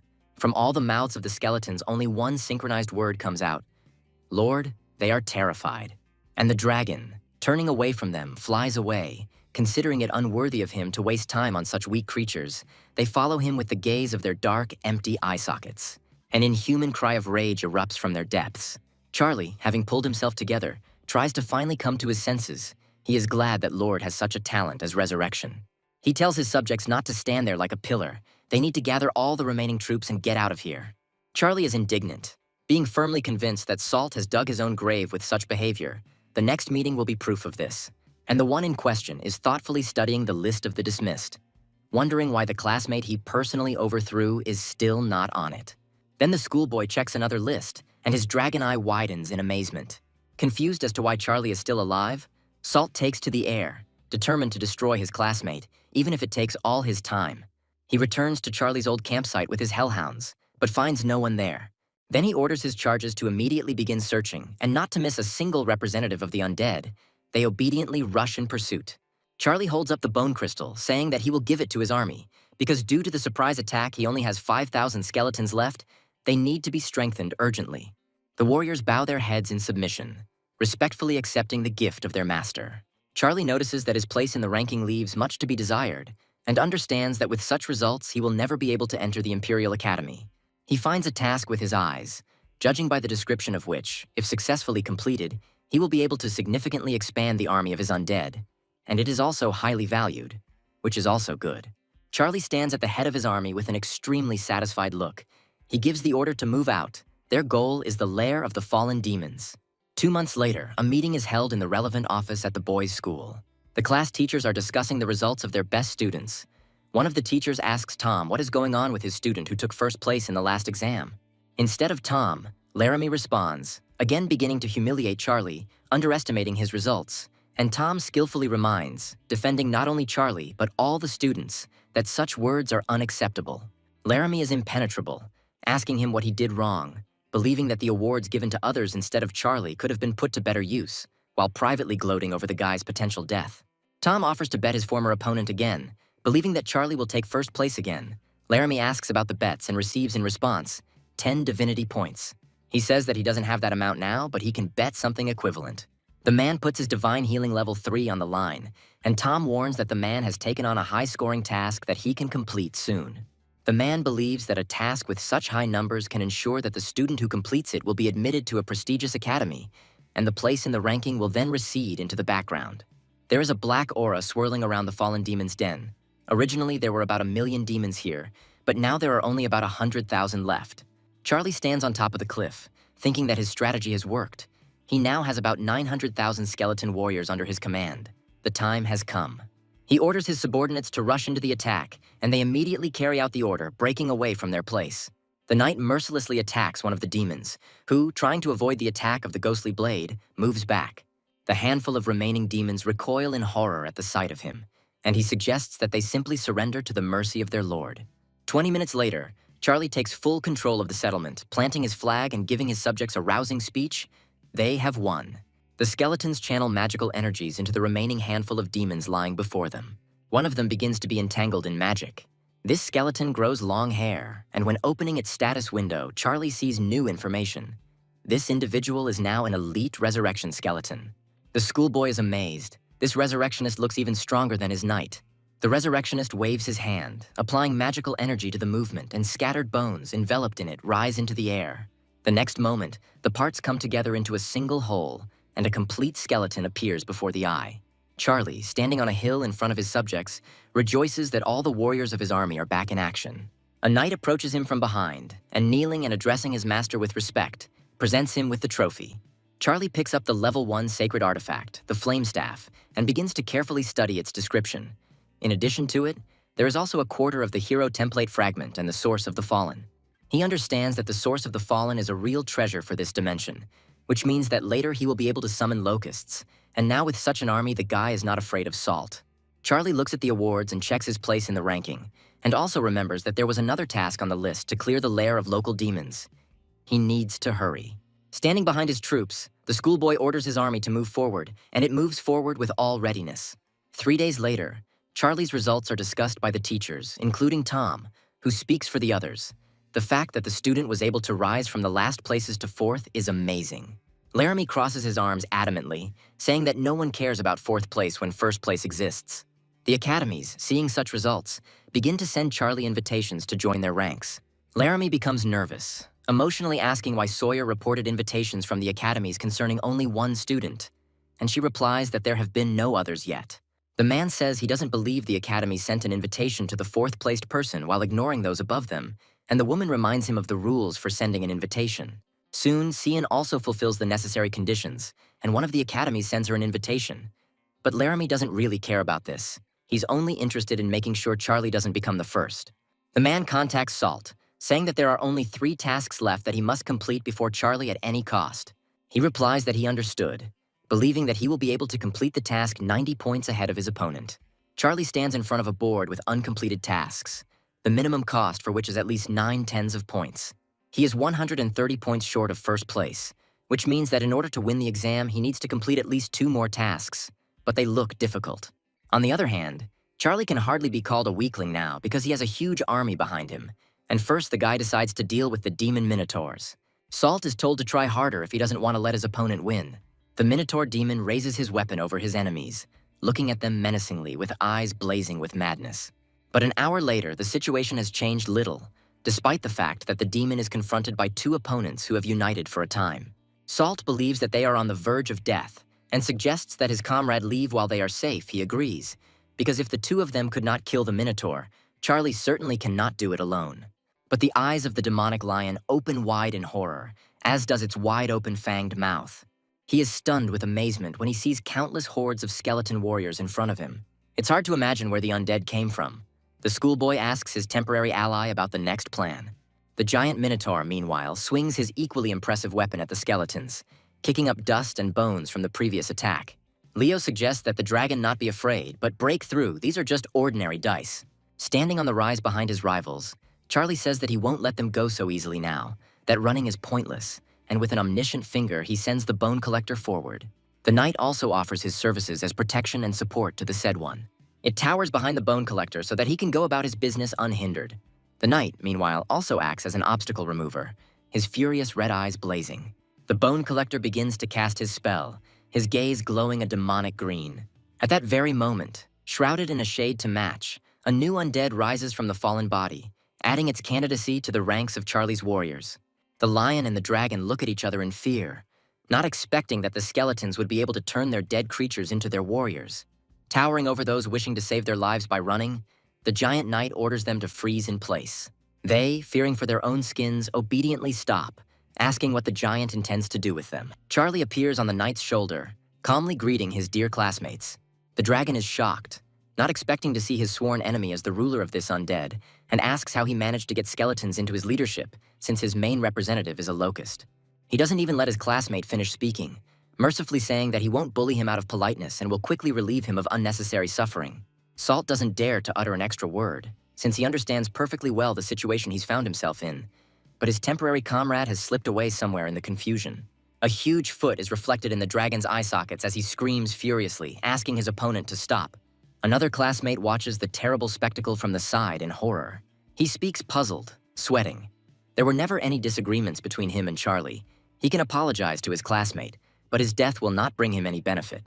Charlie actually stops for a moment, thinking and agreeing, but also notices that he can no longer just let Lev go. With tears in his eyes and a pitiful roar, he offers to give his classmate all the treasures he has accumulated in this dimension in exchange for his life.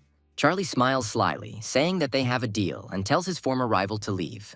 The lion immediately runs away, afraid that his opponent might change his mind, periodically looking back at the undead.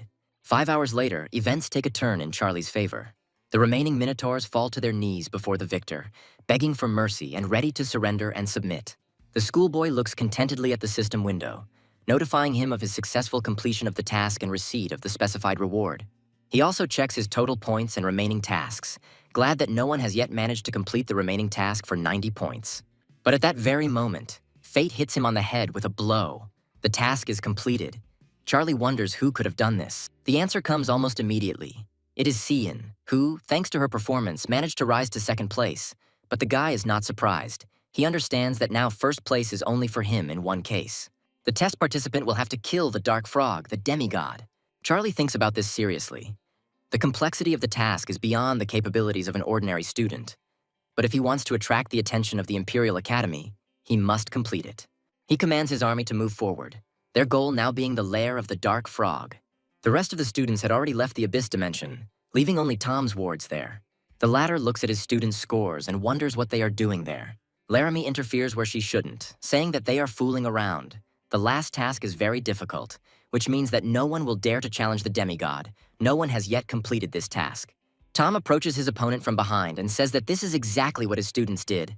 They went to the Toad's lair right now, and very soon everyone will find out what will come of it. Cian commands his representatives to rush into attack, and the sparrows readily fulfill their mistress's will.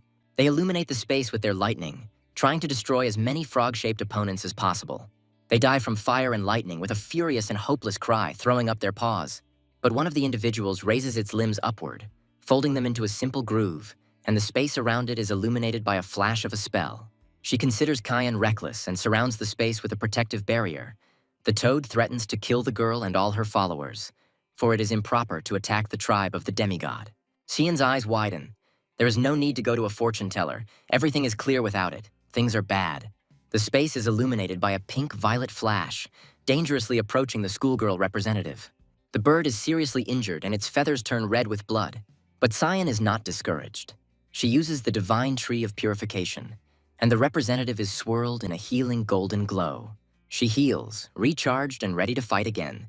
The space around is illuminated by lightning when their strike occurs. The ball lightning heads straight towards the protective barrier created by Frog.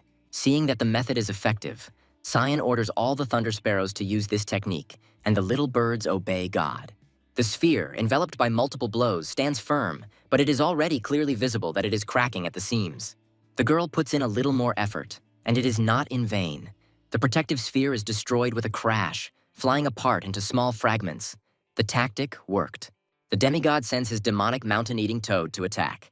The eyes of Kian, whose form she had taken, widened in surprise. Blood flows from the mouth of the giant toad, and its red-rimmed eyes stare angrily ahead. She tracks down the remaining bird in front of her, which is desperately flapping its wings, trying to avoid a collision. But such a small distance is no obstacle for this toad, for it sticks out its long tongue from its gigantic mouth, wriggling deftly towards the little bird. Cyan can do nothing, allowing his opponent to wrap around his small body. With a nasty swallowing sound, she returns her limb to her mouth, contentedly swallowing her prey. The Cyan inside the creature emits lightning, but the toad is too big. The lightning does not cause much harm to it. If this continues, it will be the end of it. The ringing sound is heard. Charlie is calling the girl. She looks at the system window with displeasure. Considering the time inappropriate, they are actually trying to digest her. But still, the bird girl accepts the call with her wing hand. Charlie compliments the girl's appearance and asks where she is. She irritably replies that it shouldn't bother him. The schoolboy suggests that Cian join forces for a while, believing that otherwise there really will be nothing left of her and her sparrows. The girl answers in her usual manner, wanting to ask why she should agree at all, but she fails to finish the sentence. What is happening makes the little bird come to its senses, and she accepts her classmate's offer, asking only for the body of the demigod for their joint work. He agrees, asking Cyan to order her charges to pick him up and his elite creatures. It just so happens that he is now so far away that he will not be able to reach the battlefield in time. The girl gives the representatives the corresponding order. A puzzled Charlie is amazed at the speed of the birds. As soon as he sees them, he waves his hand at them, drawing attention to himself. The bird allows the guy to sit on its back, and now they are flying through the sky. Charlie asks the Cyan representatives not to forget about his army as well, and moments later, they too are flying on the backs of the birds. As they approach Toad's lair, the storm sparrows begin to charge with static. Having absorbed Cyan, the frog viciously opens its fanged mouth and jumps, wanting to grab its next victim. Flying up to the battle site, Charlie is puzzled.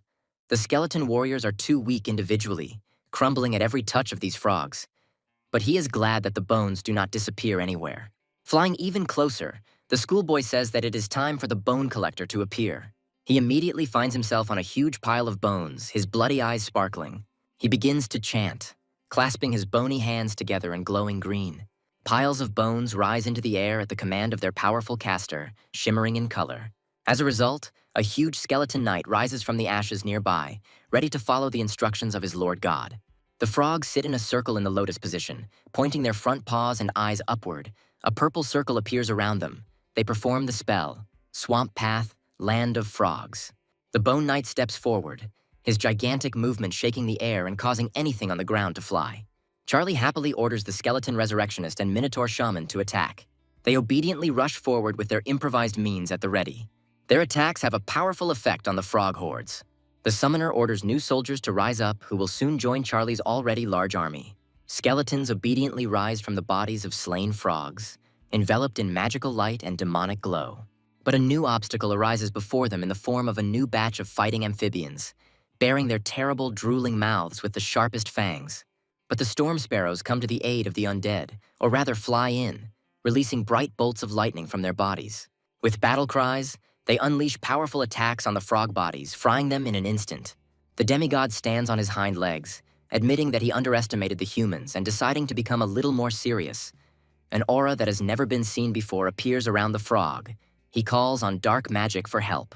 The sky becomes covered with clouds, and a black and red sphere forms there.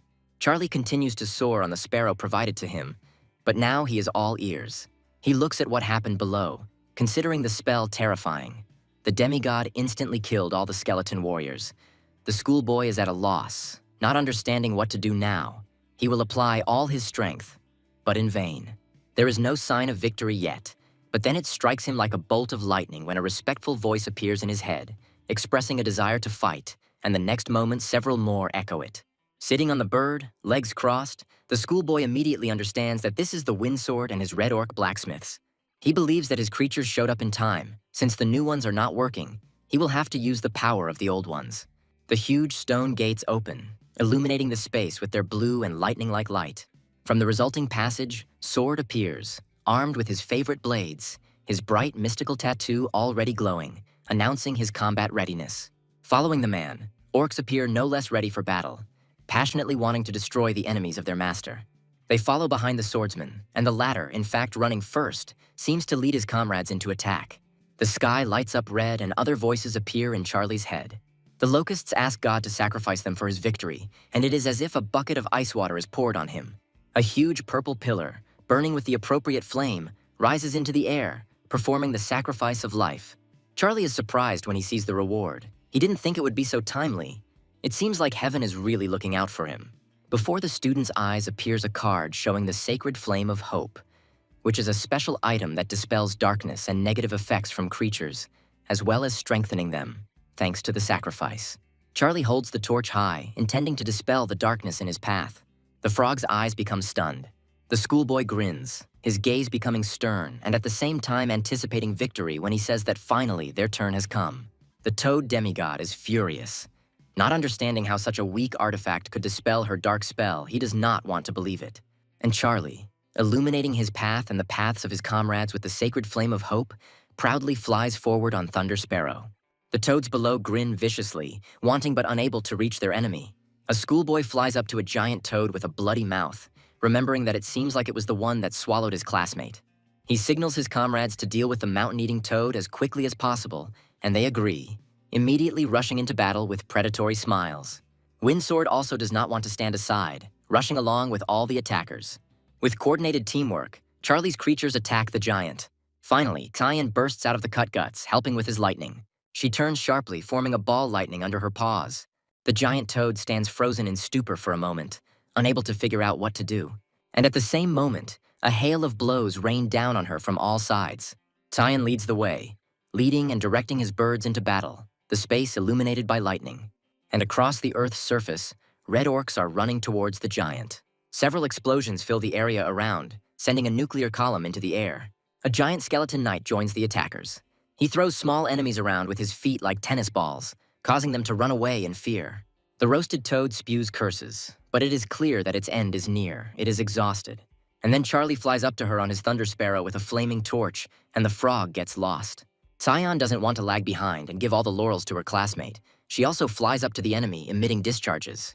They roast the frog's body, illuminating the space with their power, and a wild cry bursts out from the amphibian's guts. After the attack is over, the frog falls to the ground, exhausted. Smoke rises from it into the sky, and a corresponding smell spreads throughout the area. Tyan turns to Charlie, saying that the deal is still in effect. As she said earlier, she only needs the frog's body. The classmate can take the rest for himself. The schoolboy, together with the sword, for safety, approaches the frog lying on the ground and angrily looking at the aliens. Her words are at odds with her condition. She asks to let her go, giving her anything in return. But Charlie mercilessly says that after her death, everything she owns will pass into his hands. The man raises his sword over the spread-eagled carcass. The sharp blade of the sword mercilessly and lightning fast rushes down, depriving the amphibian of its last moments. Half an hour later, Charlie and Kian stand in front of a huge pile of jewels. The girl in the form of a bird calms her classmate, asking him not to worry. She is not going to covet this prey. Charlie asks if she's sure. He doesn't mind if the girl takes a few artifacts, but she persistently refuses. She knows how to keep her word.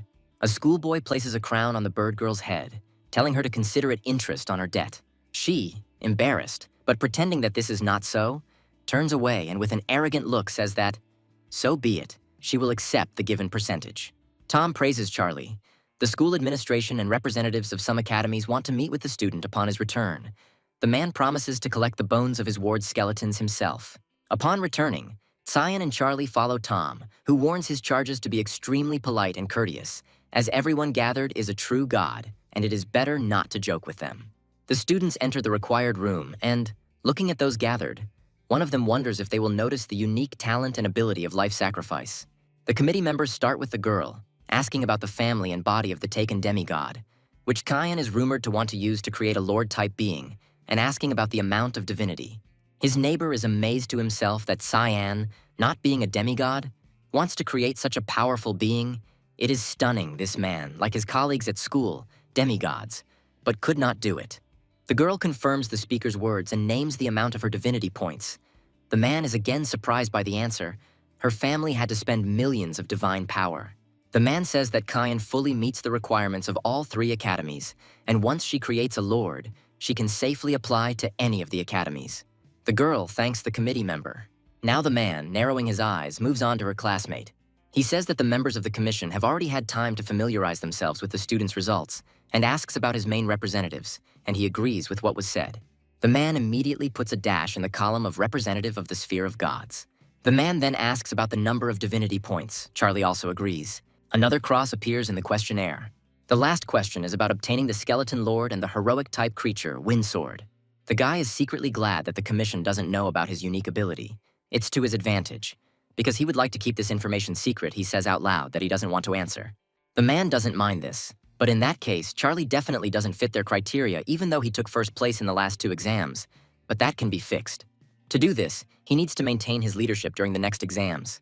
And Sawyer looks at the guy with disappointment when he says in an apologetic tone that it seems the committee members did not appreciate him as he deserved. But the guy is not discouraged, resolutely promising that he will still show what he is capable of at the entrance exams. The man who is interviewing him does not at all reveal from his appearance the emotions he must be experiencing when he says the following words. When he says that he wishes him luck, Tom touches his ward's shoulder in an encouraging gesture, saying that the higher academies have high demands, but there are also lower-level academies that should be more lenient, but the guy refuses.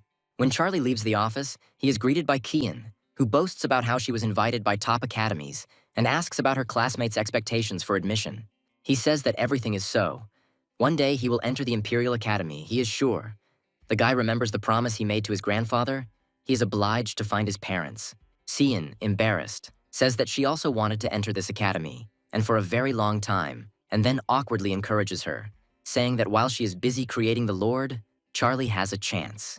But the guy rightly notes that he is doing well without his classmate. She herself should understand, because she saw the results. Becoming her slave makes no sense. The girl looks after him with rosy cheeks, telling the guy to think about it. Cyan thinks he's an idiot in her mind, but she really liked the cute little skeleton form he was in. Charlie stands in his god realm with the card in his hands, his appearance expressing joy as he speaks the words of divine card absorption.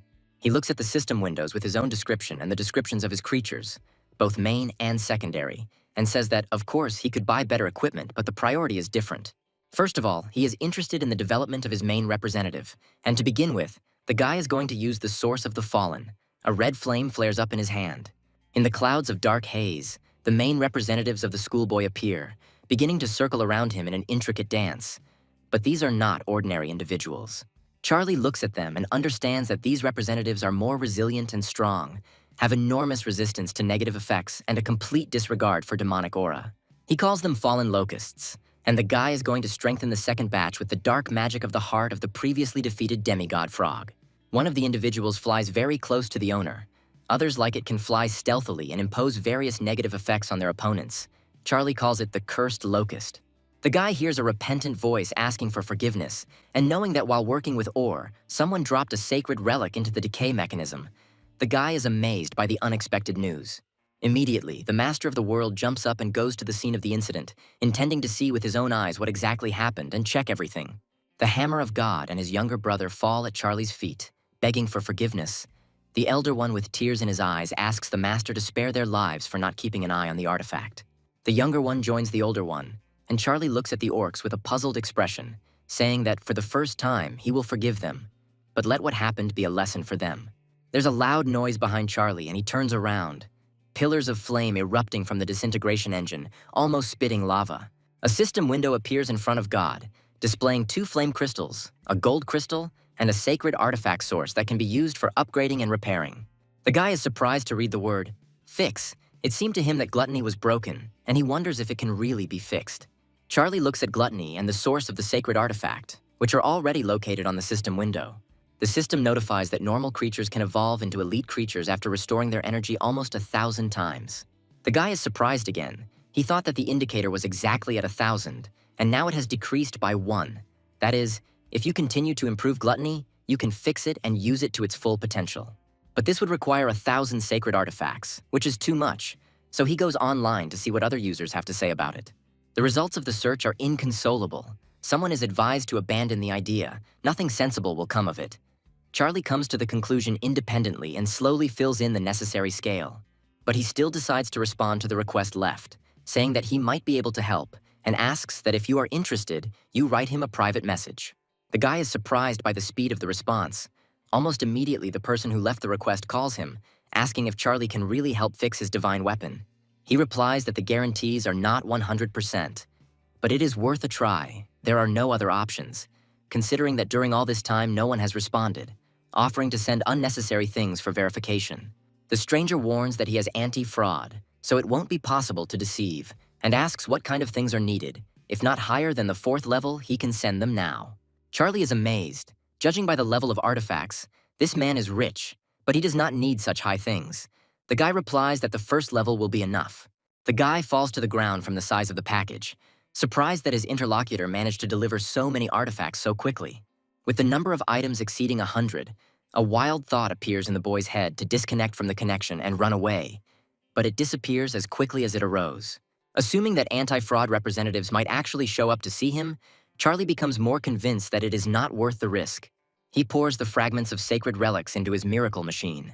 The bright flames of the stove shoot up into the air, greedy and fiery, as Charlie watches everything in anticipation, eager to see the result.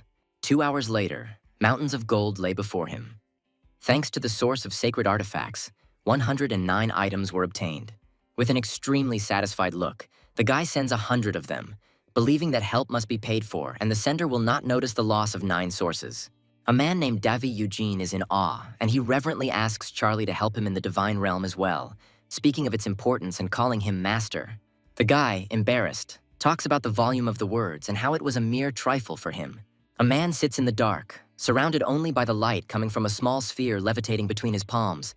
The man's eyes are closed, clearly focused. Someone at Charlie's school gives his interlocutor a sacred artifact of the 3rd level. The time on the building's clock shows 3 days. The voice belongs to Laramie, who, having given the item to his rival, tells him not to rush to sell it because, most likely, it will soon have to be returned to its previous owner. Tom receives a call from his ward, and he is surprised by its suddenness. The man tells the student so and asks what happened, and the student politely greets the teacher and asks if he knows a way to get resources that will help increase the level of the sphere core. Tom says that you won't find anything like this on the internet. Such rare resources are bought up almost instantly by large corporations. Nothing reaches mortals. But there is an offer. The teacher offers to help defeat the opponent. Then he can share his supplies. Charlie agrees. Tom says that there is another way, but it is not for everyone, and tells about the bloody arena. As a reward, they give fragments of the core, but the arena gathers completely different personalities, even representatives of other civilizations, and this can reduce your progress, so you need to think carefully. The guy thinks that he just wanted to test the strength of his new representatives. Considering the arena a great opportunity for this, he tells the teacher that it is not a problem. The next day, Charlie comes to the bloody arena. Going inside, he is amazed by the scale of the place, and an employee hands the newcomer a mask that hides personal information from the gods. The guy and his assistant approach the receptionist's desk, who, looking at the new guy, hands him a form and asks him to fill it out. While the student is filling it out, the guide tells about the division of the local gods. There are only 3 of them: divine beings, demigods, and true gods. The level of the opponent is chosen by the participant himself. There is no limit on the number of creatures used. Defeat can only be recognized when 50% of them are lost, but it happens that participants are imprisoned until the complete loss of creatures. A system window appears in front of Charlie, notifying him that a suitable opponent has already been selected for him. The guy is surprised at the speed of the search. He barely had time to fill out the questionnaire. But the guy doesn't even have time to really be surprised, as the emotion is replaced by a deeper one, and he begins to be transported to an unknown place. He finds himself on a solid surface, landing surprisingly well, still surrounded by the remnants of the displacement currents, and groups himself, preparing for anything. His opponent calls Charlie not the most flattering names and says, although he cannot read the information, he is sure that he is dealing with a newbie. A grin appears on the unsightly face with front teeth like a rodent, the owner of which is called the Rat, and promises to take care of the schoolboy as a newbie so that he loses quickly. The audience also understands that Charlie is a newbie, and they guess that this is his first fight. They feel sorry for him, because the rats of the rat are merciless. But there are also those who do not agree with the experiences. Charlie's gaze becomes intense and focused, and from the words of the audience, he understands that the opponent he has been given is not so simple. The system urgently asks the participant to summon their creatures. The battle will begin in 3 minutes. The schoolboy's opponent raises his hand, laughing and assuming that he has not yet seen so many creatures from his opponent. He, supposedly understanding the confusion, offers to surrender without resistance. And he promises to let his opponent go immediately after he destroys all of his creatures. And a group of red-eyed rats with dark skin appears in front of the speaker, their gazes embittered. Charlie raises both hands at once, asking if he's trying to scare him with numbers, and a horde of his representatives soars into the air. The opponent laughs. He thinks that locusts are no match for his rats. He again suggests that the schoolboy surrender, promising that in this case he will definitely take care of him. The system notifies about the beginning of the battle, and the opponents look at each other with determined and self-confident looks in their own victory. Neither of them wants to give in to the other. Chris gives the order to his ratmen to the gun, and they, readying their crossbows, take aim at the enemy. The next command sends dozens of nimble rat crossbow bolts into the air. Charlie's gaze becomes stern as he asks his fallen locust-type representatives to provide protection. They obediently and just as quickly line up in a row, forming even rows and putting a magic shield in front of them. Chris orders his creatures not to stop and continue shooting, and they again raise dozens of crossbows to the ready. Charlie looks forward with determination, challenging the cursed locust to make its next move and disorient the enemy. One of the winged individuals flies unnoticed behind the backs of the enemies standing in rows. A pink translucent sphere forms around her, and an unpleasant sound is heard in the area. It hits hundreds of rat receptors, causing them to become disoriented. Charlie, meanwhile, gives orders to his other representatives, namely the heavenly demon bug, to kill all enemies in a state of defocus. The insects line up in a line, point their stings at their enemies and, having taken aim, immediately separate them from the body, bringing them down on the enemy, who is unable to properly defend himself. The razor-sharp stings quickly approach the rats who want to protect themselves, but all they can do is cover themselves with their little paws. The scoreboard shows the results of the battle. Rat is losing badly, with about 20% of his creatures surviving, while Charlie has lost almost none of his own. Rat, stretching out his hand in a surrendering gesture, asks his opponent to stop. He admits his defeat. Fear is clearly visible on his face. Two opponents stand in the arena with their troops facing each other. The hall freezes in anticipation of the verdict. A large translucent crystal appears above the mountain of Charlie's fallen enemies, refracting the light from the spotlight, and a weak stream of dark energy, similar to demonic, swirls around it. The schoolboy approaches the crystal closer, realizing that it is a fragment of the divine core. Having approached to a sufficient distance, the guy touches the stone, believing that it is similar to his ability. Life sacrifice, the fight ends, and Charlie becomes the unconditional winner. An assistant approaches the guy, congratulating him on his confident victory despite the fact that the fight was the first, and asks if he is happy to receive the long-awaited award. The assistant suggests that since the guy hasn't lost even 1% of his creatures, he's probably eager to meet the next opponent, promising a reward 10% higher. He smiles, agreeing and saying that he needs many such fragments. On the 32nd day, Charlie wins again, losing about 100 million of his elite and even super elite locusts. But for 89 victories, he received many fragments.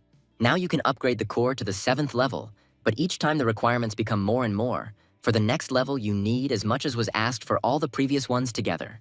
The assistant notes that with Charlie's current level of strength, he could even try to compete with a demigod. He asks if he will receive even more fragments in this case, to which he receives the answer that he will receive a reward 10 times greater than what he received previously. Since victory was won in all previous battles, all of this will be multiplied, producing a shard 90 times larger than a normal core shard. Charlie pauses and thinks hard about these words. After some time, the schoolboy sees an application to participate in an inter-rank battle. The administrator asks if the participant is really sure of his choice, because it is very risky. But he, without thinking for a moment, confirms what was said earlier. The audience discusses Charlie, thinking that he has become arrogant after being in the arena for a month, thinking that it must have gone to his head since he dared to challenge the demigods. One of the spectators notices that demigods have a completely different level of core, so they can use high-level sacred artifacts and have many divine spells. Tom, slightly puzzled, tells Charlie that people don't really believe in him. The odds are 1 to 100, but he, since he himself can't place bets, asks him to bet 10 million divine power points on himself. The teacher smiles, agreeing to bet another 5 million to make it more interesting to watch, and promises, in case of victory, to buy his ward a divine weapon, who thanks him. But frankly, these words did not add any motivation to the puzzled guy. He was already in anticipation of the upcoming battle. In the golden light, Charlie moves down and thinks about how he hasn't added any artifacts yet after upgrading the core, not knowing where to start. Standing on one of the high points of his sphere's peak, he ponders, thinking that gluttony or poison will not be able to help him in the upcoming battle. He gets a call. The interlocutor asks in a polite tone, addressing Charlie as a master, whether he got today's portion of the sources of sacred artifacts. And he remembers that he said that he would be able to get artifacts up to the 4th level at once, and asks about it. Davi confirms these words, saying that he has a lot of them and offering help if needed. The guy smirks, saying that he won't refuse. He needs powerful 2nd-level artifacts, preferably with attributes of poison, earth, darkness, and fire. A huge box, even bigger than the original one, falls in front of Charlie, causing him to jump back in dismay, either from the wave or from surprise. It seems that Davi is incredibly rich. The sacred artifact, Magma Sphere, carries the power of the fire and earth attributes and increases the defense and resistance of creatures, as well as speeds up their recovery. The Shadow Nail carries the power of darkness. After being absorbed by the core, creatures can gain this skill, which locks the target's shadow in one place, preventing it from moving. Charlie smiles. This could work for both the Fallen Locust and the Cursed Locust. They should definitely be used. The Master of the World admires two seemingly opposing forces, enjoying in absentia the potential results of their use. The guy calls his representatives to him and stretches out his hands, preparing to perform the necessary actions. He takes a closer look at one of the individuals and is pleased to realize that it has evolved. And now the upcoming battle no longer seems as hopeless as before. The system politely asks the participants to return to the arena to begin the upcoming fight. Charlie makes the move with alacrity, feeling more confident than when he left the scene. Even the look in his eyes is blazing with determination. The fans' hands go up in the air, more than before. Spectators shout words of encouragement to the schoolboy's opponent, wanting him to deal with him. But someone also shouts words of encouragement to Charlie. The demigod's pose expresses self-confidence. He's happy to show the arrogant newcomer where his true place is, and at the same time make some good money. He turns to the opponent, asking about his loss. Although the boy looks at his opponent with a little awkwardness, he says out loud about his talkativeness, while the latter says that he is amazed by the boy's courage. The man springs into action, ordering his glorious legion of mammoths to show themselves. He raises his hand in a commanding gesture, and the representatives of the demigod appear behind him. The spectators begin to shout words of encouragement to the mammoth lord again, wanting him to crush his opponent, some of them at the sight of these creatures. The overlord stands on one of his pets, the giant thunder mammoth, with his arms crossed over his chest, asking the opponent in front of him to at least try to cheer him up. He summons his pets, sending his numerous swarm forward with just a flick of his left hand. Among the creatures sent into battle is a poisonous sky demon bug, raised from demon eggs in the nest using poison mist and gluttony. The second contender is the magma fallen locust, which was bred in the nest using the aforementioned gluttony, but not with mist, but with a magma orb.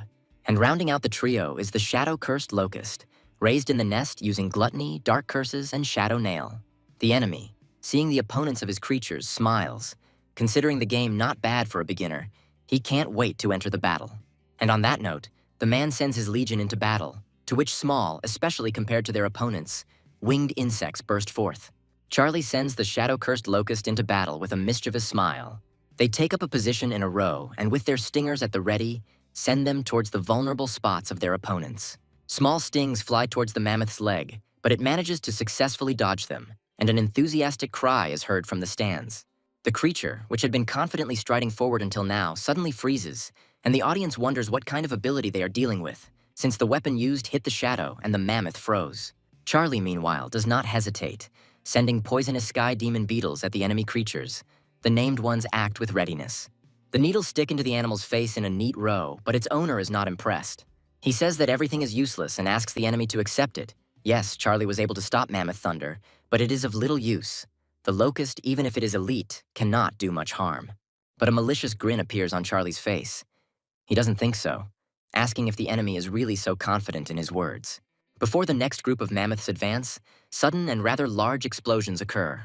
The man angrily throws his hand up, realizing that the element of surprise had worked, thanks to which the enemy decided to take out the strongest creature at the expense of his Death Eaters. The Lord sends his representatives to the Thunder Mammoth, but a swarm of locusts appears on the way of those hurrying, blocking the road to the goal. They are surrounded by numerous explosions, which, if not the cause of death of the opponent's creatures, are a serious obstacle. The Mammoth Lord puts his hands together in a spell gesture, calling upon Beast Magic, Thick Hide, Beast Magic, Blood Aura, and Beast Magic, Healing. And then a healing light descends upon all the mammoths, which is a sign of the impact of positive effects that soon bring the male candidates to their senses. And their eyes flashing furiously, the mighty creatures rush forward with renewed vigor, ignoring and, in some places, even anticipating the explosions. The man smiles contentedly, starting to get into the swing of things. He says that the fact that Charlie forced him to use magic already says a lot, so he suggests giving up. In this case, he promises to leave half of the enemy's creatures, but the guy does not agree, asking why the Overlord even thought that he lost. Charlie says that giving up is not in his nature and raises his hand, wanting to call for more helpers. Behind the guy, the gates immediately open, and from them, one after another, majestic and enraged demon minotaurs emerge. They approach the clearly stunned mammoths, who involuntarily make loud trumpeting sounds. Even their owner is in a state of shock, wondering where the enemy could have gotten them from. One of the demon minotaurs rushes forward with a strange weapon in his hands and, swinging it furiously, brings it down, resembling a huge flask with contents of unknown origin. The blow lands squarely on the head of one of the Mammoth Lord's red-eyed and blue mammoths. And Charlie doesn't allow the enemy to catch his breath, releasing squads of skeletons from the gate, led by the Lord and his assistants. The Skeleton Lord sits majestically on his throne, with the Collector at his right and the Resurrector at his left. A sight that alone makes his enemies shudder inwardly. Charlie climbs onto the armrest of the Lord's throne and addresses the Resurrectionist, saying that he is counting on him. The Lord looks at his god in bewilderment, either by his behavior or by his words. The next moment, the Lord frowned with displeasure, making an unambiguous sound that only reinforced his displeasure. And the Resurrector, having exploded, rushes forward towards the defeated creatures. With genuine satisfaction on his bony face, he raises his magic staff and casts a spell. The skeleton exposed to its influence breaks out of the body of the dead mammoth, appearing before the new god. The demigod looks at the spectacle with bewilderment and even a bit of fear, fully aware that his dead creatures are being resurrected, but warns his opponent that people like him are not easy to break. The man speaks the magic words, asking the giant war mammoth to activate its ability. War Stomp. The massive creature charges forward, smashing several of the newly undead bones and tusks as the spectators cheer, asking the Mammoth Lord to teach his opponent a lesson. Charlie orders the demon minotaurs to retreat, sending the Bone Collector in their place, who flawlessly takes off, rushing to the battlefield. Having taken a comfortable place for himself, he uses magic and a spell to lift unattended bones from all corners of the arena into the air. The hard parts fuse into a huge skeleton knight, rising almost to the limit. His leg alone is many times larger than the Lord's mammoths, and his stomping sends solid splashes flying in all directions. With his head raised high, the demigod stares at the gigantic undead with wide eyes, unable to believe how someone like Charlie could have a heroic-type creature, and one that strong at that. But the man does not think of despairing. He resolutely puts his hand forward, holding it with the other, and resorts to gigantism. The already large mammoth nearby begins to rapidly increase in size, as if almost catching up with the huge skeleton knight. He rushes towards him at full speed, sparks flying from under his massive legs, his red eyes burning with anger. The knight manages to grab the mammoth by its tusks, thereby preventing it from causing serious damage to himself. The huge, bony mouth opens wide, and a furious cry escapes from it. The knight changes his grip, getting a better grip on one of the large tusks with his hands, and, crouching, throws the creature over himself. He easily puts the representative of the Lord of Mammoths on his shoulder blades and comes as close to him as possible. But suddenly a huge animal carcass jumps up from its place. The knight does not lose his head, putting his fist forward to strike, and from such tension lightning begins to fly in all directions. But the mammoth heroically intercepts the bony hand with its powerful trunk, and because of this clash of forces, waves begin to spread in all directions. Now the mammoth puts his opponent on his shoulder blades, roughly throwing him aside. The knight falls flat, inertia throwing his long legs into the air. The mammoth runs up to the skeleton and rears up next to it, wanting to crush all its bones. It freezes, awaiting its fate. But the knight feels a surge of strength, and just like the creature a little earlier, soars upward, pushing off the surface with his feet with force. He strikes the mammoth in the head, and from the force of it, it squints unpleasantly, leaning to the side. Charlie leans forward, trying to inspire his charge with words, and tells him to deal the final blow to the Overlord's creature. And the skeleton knight, leaning forward, listens to him. Desperately swinging his arm, he brings his fist down on the head of his enemy. Then he makes the previously used interception movement and grabs the huge tusk with his hands. However, the knight climbs onto the mammoth from above and with a strong movement furiously breaks this protruding and pointed bone. A loud growl erupts from the mouth of the one below. The face of the mammoth lord shows genuine fear. He asks the representative not to give up and to stand up. The skeleton knight, meanwhile, lowers himself a little and reaches his hands towards the other tusk. He tears it off just as mercilessly, with exactly the same crunch as before, and tears appear in the eyes of the large animal. The skull of the bony one expresses malice and superiority. Charlie looks at his pet with admiration, believing that it was not in vain that he instructed the collector to improve his skills. He knew that the skeleton could cope, but he did not think that he would exceed expectations so much. And the giant skeleton knight doesn't even think about stopping. He approaches the seemingly defeated enemy again and kicks him, sending him flying. The massive giant carcass doesn't just fly far away, it slides across the arena, rolling right up to the feet of its master, who recoils in horror, afraid that he might be hit. The man's face breaks out in sweat, which turns into pouring sweat as he fearfully orders his giant mammoths to attack all at once. The colossal knight looks at the approaching creatures as if they were bugs. Their size really means nothing compared to him. He only needs to step on it with his foot for the host's enemy representatives to be thrown back by the shockwave. The skeleton knight easily deals with each of his subsequent opponents without even putting in much effort, and they fly off in literally all directions. The mammoths continue to advance in a new batch, and the giant crouches, changing tactics and beginning to crush them with his hands. This, to some extent, plays into the creature's hands. Frowning angrily, they begin to attack the knight's legs, surrounding him from all sides. One of the mammoths strikes with commendable ferocity, and this has a significant effect in the overlord's favor. The colossus's bone breaking with a characteristic crunch. The giant falls to the ground, and the mammoths begin to press even more furiously. Their owner orders them to press until the collector himself appears, and not even to think of letting him escape. Charlie orders the Minotaur demons to cover the collector so that he can escape unhindered, and the massive man-beasts rush forward at the behest of their god. They approach the mammoths from behind, starting to shower their powerful backs with their weapons. The resurrectionist joins the fray, uttering the words of his main spell and crossing his bone arms in a not very intricate pass. From the fallen bodies rise mammoth skeletons, rushing towards the battlefield and raising arena dust with their stomping. There is a clash between two initially identical races, only now one of them is undead. This confrontation heats up the interest of the audience no less than any other. But it is difficult for them to discern the events of what is happening in the rising pile of dust, which forces them to rise from their seats. The audience, and especially the fans, are in shock. The demigod has barely a tenth of all his creatures left. It is hard for anyone present to believe this. The locust invasion is truly deadly. Taking a deep breath, the man drops to his knees and announces for everyone to hear that he surrenders. Not far from him, a schoolboy stands, stubbornly crossing his arms over his chest. From the defeated bodies of the opponent, ghostly threads rise up, which continue to stretch higher and higher. They form a translucent fragment of the core of the sphere of the gods. Charlie takes it in his hands and smiles. He thinks that this piece is bigger than those he received before, making the assumption that it is connected with the opponent's demi-divinity. Someone addresses the boy respectfully, saying that the management of the bloody arena is inviting him to a meeting. The schoolboy is surprised. He begins to be enveloped in bluish and glowing threads from all sides, and an expression of anticipation appears on the young man's face. A little later, Charlie finds himself on a hard surface, indicating this with a characteristic sound. The invisible interlocutor continues to speak, promising that the management will not harm him. He asks why he was called and receives the answer that his performance was monitored and several tricks were noticed. But this does not detract from the fact of victory over a higher rank. There is a proposal. Charlie is offered to become the heir to the arena, because it was originally conceived for this very purpose, so that the one who challenged the one standing above could become that very heir. The guy is asked if he's ready to take on this role, and he is seriously puzzled, asking again.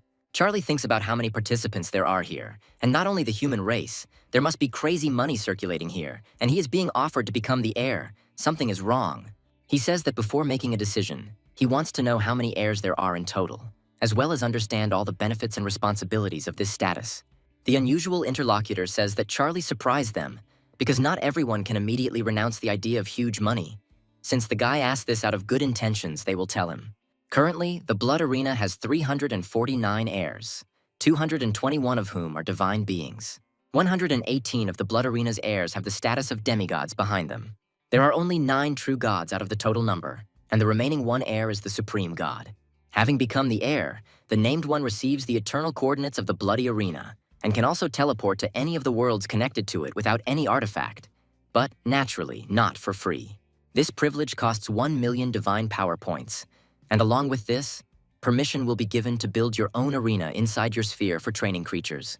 The duties couldn't be simpler. As soon as there are 500 heirs, the obligatory fight for the title of True will begin. Everything will take place in the bloody arena itself. The winner will become its owner. Charlie begins to think that given the diversity of the current arena's participants, the fight will be quite a challenge, forcing the contenders to fight for the title to the last drop of their being's blood. But now there are 349 applicants, and perhaps by the time the required number has gathered, Charlie will be able to become a true god, and the leadership is rushing to answer. But the guy has already decided everything for himself. He accepts the offer, and the system notifies him of congratulations on receiving the title of the 349th contender for the heir of the bloody arena. Suddenly, a powerful red flash, similar to a thick laser, hits the guy in the shoulder. His eyes widen in bewilderment. There is a quick shift to the waiting room, and Charlie realizes that he is not alone there. Teacher Tom leans forward to his student, radiating joy and happiness. He says that the student is a real treasure. Now they are both rich, but he does not understand what he is talking about. The man approaches Charlie with a sympathetic look and places something into the confused student's hand. Seeing the amount on the smartphone screen, the schoolboy's eyes widened. He never expected this. The man warns his ward that spending this amount is not as difficult as it seems at first glance. But first, it is still worth buying powerful artifacts. The schoolboy spreads his arms out to the sides as he clarifies what the man means. He is only a divine being for now, so he will hardly be able to use any of them. Tom tells him not to worry. The teacher will take care of everything himself. He knows one store where the ward can also find a good and suitable artifact. Charlie just has time to think that this is an interesting coincidence, because he himself wanted to do this, when he hears behind him a rapidly approaching heavy run and a strange address. He hides behind his teacher's back, asking for help. When he realizes that the Lord of the Mammoths himself is addressing him, the man turns questioningly to his student. But Tom quickly understands what's going on and heroically shields his charge's body, saying that while he's around, no one will dare harm his student. Charlie looks at him puzzled, but the Lord of the Mammoths stops a few meters away from the supposed victim and his hero, and says that he was misunderstood. He did not intend to take revenge. The man straightens up and extends his hand for a handshake, saying that, on the contrary, he wanted to establish friendly relations with his former rival. Since he considers him capable, he introduces himself. Charlie shakes Martin's hand, saying that he now understands why he is so strong, because he is a first-year student at the Imperial Academy, and Martin smiles contentedly. Martin assumes that his potential friend is still a schoolboy and asks him which academy he wants to attend, and whether he has passed the entrance exam. Charlie, feeling awkward, replies that, in fact, he is an ordinary school student who has not yet entered any course, and his interlocutor stares at him in bewilderment. The man, approaching, pokes the guy in the chest with his finger, asking if he is making fun of him, and considering what he heard to be impossible. The schoolboy says that he is not lying, and suggests asking the teacher standing nearby, who immediately confirms the veracity of his words, and says that many people invited him, but Charlie refused. He doesn't keep silent about the reason either. Charlie wants to enroll in the Imperial Academy, but the representative wasn't interested in the student's candidacy. Martin listens attentively to his interlocutors.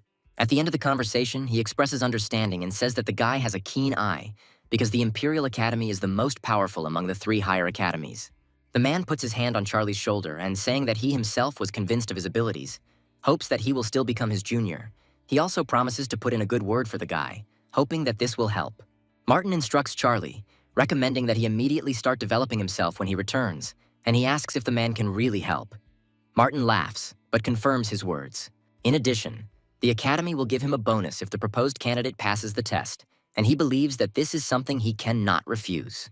Charlie respectfully thanks his departing newfound friend, and perhaps, in the future, his senior comrade at the Academy. The same one, leaving, says that now everything depends only on him, and advises to focus specifically on bringing out the hero from his main representatives. This can make the task easier. Charlie and Tom are standing outside a store that sells artifacts, and the younger one is thinking about how trivial its name is. The teacher stands silently, his hands behind his back. The man pushes the door forward with determination, intending to get inside as quickly as possible, and Charlie's eyes widen. Potential buyers are confronted by a woman in a short dress, greeting them politely in the manner of most salespeople. With a sweet, flirtatious smile, she asks, propping up her side with her hand, what kind of artifacts they are interested in, or whether they want to meet the forging master right away. She asks someone to contact the master and inform him of Tom's arrival, who follows the woman, smiling sweetly, bringing up the rear of Charlie's small procession, thinking about the master's abilities. They approach a portal crackling with static, and the girl stops and politely invites the guests forward. The class teacher and his student exchange silent glances. It is difficult to tell from their facial expressions what each is thinking. However, one of them still takes a decisive step forward. A bare-chested man with a wooden sledgehammer is busily forging something. Behind and slightly to the side of him is the other side of the portal. Charlie comes out of the portal and, seeing the big guy, looks at him in surprise, and he, sensing Tom, expresses his hope that the man did not come here empty-handed. Without moving far from the portal, the schoolboy looks at the blacksmith with concern, with an awkward smile, thinking about getting out of here before it's too late. The class teacher clears his throat, introducing his protege to Master Tony. Charlie continues to look just as worried, although he allows himself a nervous smile. The blacksmith's gaze also becomes puzzled. He's going to, for starters, explain the rules of his shop. Everyone is welcome here, but there are no discounts for apprentices and students. Charlie is indignant to himself, believing that any store has at least a minimal discount for students, because it is not so easy for them to earn money. The guy saved up a large sum with blood and sweat. Tom says that Tony has a sharp tongue, but his heart is kind, and he also creates beautiful artifacts.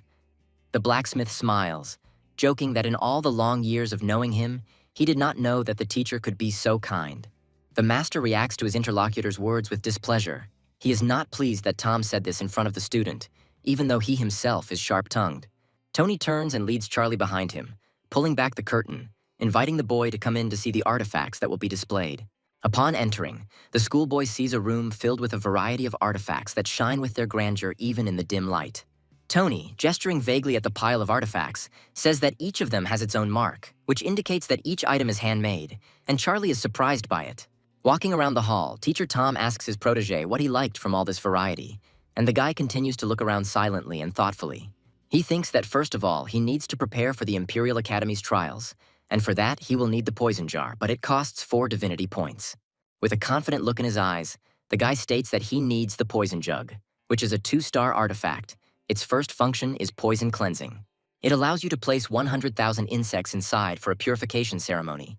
The insects will fight each other, and the last one to survive will evolve, possibly into a hero.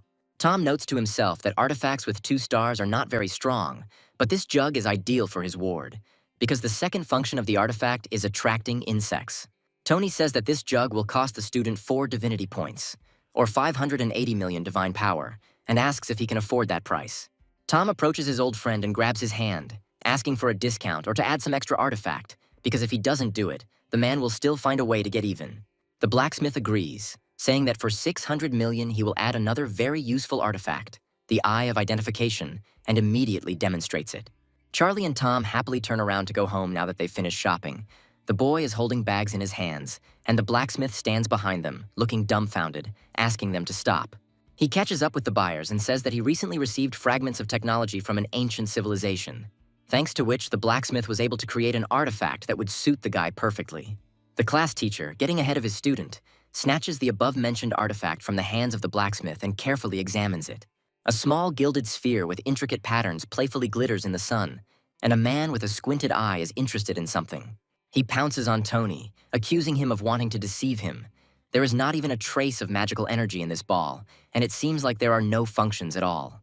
The blacksmith asks his friend to listen to him.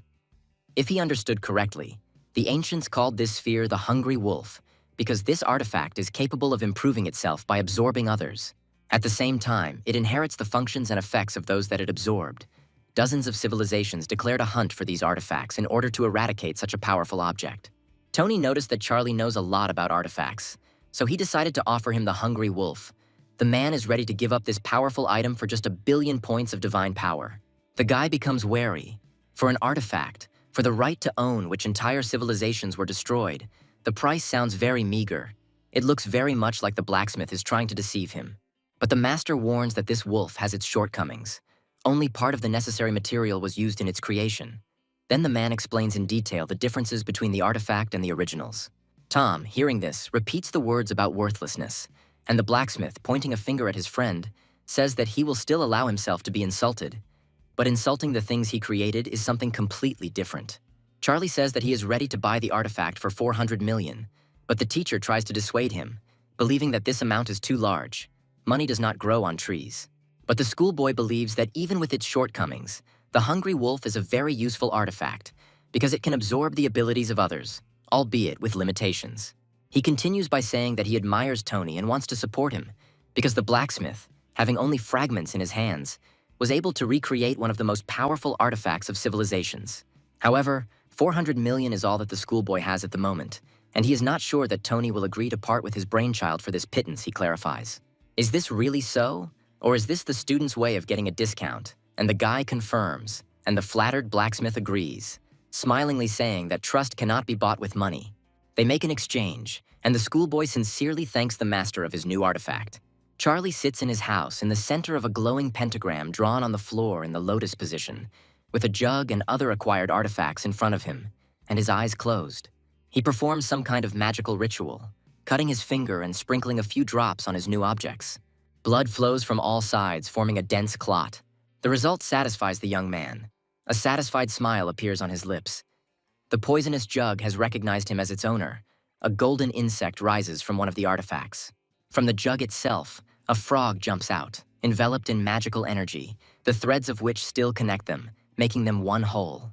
The translucent amphibian opens its mouth wide, continuing to exude magic, and Charlie points a finger at it, cheerfully noting that it's time to begin. But the expression on his face soon turns to bewilderment. The boy doesn't understand why the hungry wolf didn't react in any way. The schoolboy assumes that he wants more blood.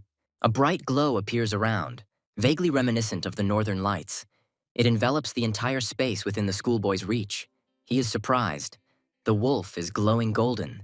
Voluminous threads rise upward, resembling blue, sharp, and greedy tongues of flame. And soon, a puppy appears above them. He slowly descends, and soon his paws touch the floor with a corresponding sound, emitting a small mist around himself. Charlie leans towards the creature, noting to himself that this hungry wolf looks more like a puppy, and the puppy looks at its new owner with the curiosity inherent in dogs.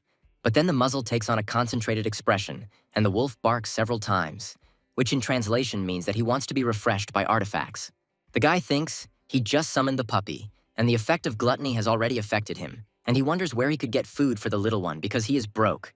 The schoolboy gets an idea. He throws a small purple shard to the side, and Volchok sharply turns his head in the direction of the thrown object. The next moment, the creature hurries to the fragment and, jumping into the air, deftly grabs it with its teeth, while the owner watches the actions of his ward. The puppy, wagging his tail contentedly, holds the acquired object in his paws, and Charlie thinks about his creatures, wanting to see what they are doing. The first thing the divine being does is to monitor the occupation of its main representatives. Charlie's second most important task is to check the red orc blacksmiths who are working diligently in their beloved mines. Then comes the turn of the demon minotaurs, who are enthusiastically studying something. An ancient book with some drawings is spread out in front of them. The satisfied owner notes that they have no shortage of motivation. Windsword, one of the most powerful beings, Charlie learns the science of meditation, surrounded by streams of magical energy, probably in order to improve his concentration and skill in battle. Skeletons absorb fragments of crystals that strengthen them, most likely in order to become stronger in the future and not disappoint their master.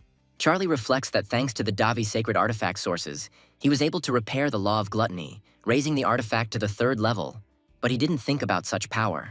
The guy beams at the mere thought that if he continues to improve the artifact, very soon absolutely all locusts will be able to evolve to elite with enough food. A week later, the guy is levitating in the air, surrounded by a giant swarm of his core representatives, and it's time for a new sacrifice. He raises his hand into the air, preparing to sacrifice 13 billion beings. There is literally a hurricane going on all around, swirling into a great blue funnel.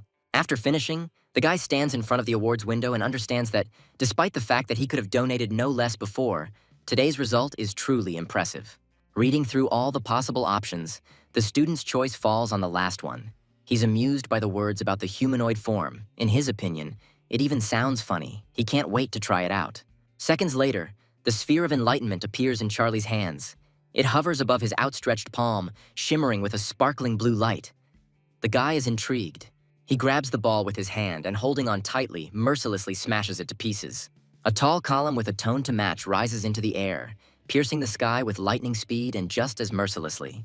It doesn't take much intelligence to understand that creatures exposed to his magical light are subject to certain effects. The main representatives of Charlie immediately begin to experience changes that are noticeable even to the eye. Their limbs rapidly stretch out, taking on a slightly different shape. Looking at the altered locusts, delight appears in Charlie's eyes. He cannot contain it inside, admiringly declaring that it is incredible. The creatures are truly becoming humanized and are no longer ordinary insects, but super elite locust people. In addition to the humanoid body, they now have the beginnings of intelligence. But that's not all. The happy owner rejoices with such a great power of faith, he cannot look at his official brainchildren without delight. But he can't rejoice for long. The phone rings and the guy is called by his class teacher. The man says that they received a call from the Imperial Academy, expressing their willingness to conduct a second interview. This will happen tomorrow, so they can't afford to lose face. Charlie is happy. The next day, Charlie is approached by a classmate, asking about his sphere's affairs and offering help with resources from his family's demigods. The boy turns to his classmate with a smile, asking about the fragments of the divine cores. He needs them right now to move from the 7th level up to the 10th.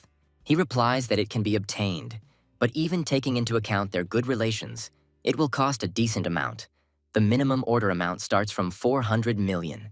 Charlie expresses his understanding out loud, but silently remarks that if he had that amount of money now, he wouldn't have to bother with the core any longer. The boy smiles brightly, saying that there is another option. This amount can be replaced with 1,000 super elite undead. The interlocutor listens to the proposal to the end and only speaks then. He returns the smile to his classmate, accepting the voiced offer. For him, it is not something out of the ordinary. The guy is puzzled, realizing to himself that he sold too cheaply. He should have asked not for 1,000 skeleton knights, but for an exchange for the bone collector. Tom enters the office, informing Charlie that a representative of the Imperial Academy is already waiting for him in the teacher's room and that he needs to hurry. The schoolboy obeys and follows the indicated route. And when the door to the teacher's room opens, the representative sitting in front of him has a look of surprise on his face. He did not expect to see Charlie again. The man is perplexed as to how someone he had recently rejected managed to obtain an internal recommendation in such a short period of time. But he is not too upset. The test will be difficult. The mustachioed man, with an unpleasant look according to etiquette, says that today he will test the student on behalf of his academy and asks if he has any questions. The young man denies. The mission is to invade a border town of one of the few civilizations that has a well-thought-out system of hierarchy and career, which will be reflected in Charlie. Once the system recognizes the intruder as a demon destroyer, the most powerful masters of the city will declare a hunt for him and will not rest until they find and eliminate the source of the danger. From the above follows the goal that the person undergoing the test must achieve, namely, the killing of at least one master who guards the aforementioned city. The guy politely asks if he can find out how many troops and defenders there are in the city. Usak answers. Despite the fact that the city is small and located almost on the outskirts, it is home to about 10 million people, of which more than 10% are masters, and there are only 5 defenders. With only an hour to prepare, Charlie approaches Tom and asks to exchange his class points for 3 first-level sacred artifacts. The man agrees, offering to choose for himself. Sometime later, the schoolboy stands next to his divine core, blown by its magical streams of energy threads. He takes a shard from his inventory and, bringing it close to a similar but greater object, inserts it inside like a puzzle, upgrading the divine core to level 10. He still continues to stand in front of the huge crystal, absorbing its light, happy that he will now be able to load 3 more sacred artifacts into the core. The first-level sacred artifact, Poison Glands, allows some of the major representatives to have a chance to gain the attribute, Poison and/or Poison Glands. The first-tier sacred artifact, Earth Core, allows some of the core representatives to have a certain probability of gaining the Earth attribute and additional protection. A level 1 sacred artifact, the Goblin Shortbow is both a sacred artifact and a divine weapon, allowing representatives to summon it, and the owner can do the same. The system notifies you about the completion of the download, which is successful. In Charlie's sphere, beams of light flare up and rise into the air in several places at once, dividing into multiple rays, and his main representatives enthusiastically echo and get lost in them. Most demon bug creatures gain poison glands. Half of the fallen locusts gain stronger defenses, and almost all locust humans can now use the goblin bow. An hour later, the schoolboy stands in front of the man from the academy, who is waving his sausage-like fingers around a red sphere. As soon as Charlie touches it, a teleportation will occur. The guy doesn't even hesitate, decisively approaching the teleporting object and covering the smooth, cool surface with his warm palm. The sphere immediately flares up with a brighter light. The same waves begin to emanate from it, passing through the young man's body but enveloping him. His eyes widen from the unexpectedness of the sensations he experiences. As promised, he and the main representatives are teleported to the outskirts of the required city. The guy deftly lands, touching the ground with his hand and knee. The locust is nearby. The system warns that Charlie is a violator. If he does not leave this world now, he will be recognized as a demon destroyer and destroyed. But there is no time to think about everything. It happens almost immediately. Since Charlie supposedly refused to leave this world, he is recognized as the Demon King of Locusts, and his level is assessed. The system opens his status window, and the guy is amazed at what he sees. The student is also curious if he can view information about the two newly appeared heroes among the Locust Man species, and he selects the appropriate option. The creature's system status window raises questions for him. The level indicated is 60, and the guy is interested in what this means, because it is difficult to judge levels without comparison and explanation. One of his humanoid representatives flies up to the schoolboy and informs the owner that they are being attacked by local creatures. The guy summons one of his largest specimens, wanting to go to the scene as soon as possible to assess the enemy's strength. One of the local adventurers, sword in hand, looks at the horde of locusts swarming above him, wondering where such a huge number of demons could come from. His comrade swings at the locusts, saying that Thorn should be happy that they were in the right place at the right time. The more demons, the higher the reward, and they need the money now. A ghost-like entity floats through the air, holding a crystal in its hand-like appendages that appears to be a fragment of the divine core. She swims up to the girl in light robes, who is the Sage of Water, and hands over the shard, who smiles brightly, thanking her little assistant. There is another girl standing nearby. Only her clothes are red-orange tones, and flames are flying out of her scepter. She is cursing at the locusts, threatening to destroy them. She is a fire mage. One of the adventurers, looking back slightly, asks his colleagues not to lose their vigilance and to watch their surroundings. 4 young men stoically endure the onslaught of locusts, 2 of whom are now destroying demons, allowing their friends to rest. Charlie flies up to the scene from behind on his giant body, becoming an unwitting witness to this scene. He turns to the Eye of Identification for help. A small individual sits almost under his ear, ready to faithfully carry out the master's orders. Through the skill, Charlie gains information about a guy in golden armor with a sword in his hand. His name is Thorn. He's a dragon blood warrior in his second incarnation and uses a divine weapon. The guy notices that all 4 have the same emblems. The only difference is that Thorn's is silver and everyone else's are bronze. This leads to a very primitive conclusion. This man named Thorn may be none other than the leader of the quartet. The said one curses, noticing that there are too many demons. He gives the order to his fellow adventurers to prepare for retreat. Still sitting on the locust, Charlie suggests that his charges first test the abilities of potential opponents. The humanized locusts rush towards them and fall to the ground. The adventurers recoil in horror. Considering the specimen to be at least of the 3rd rank, they need to retreat.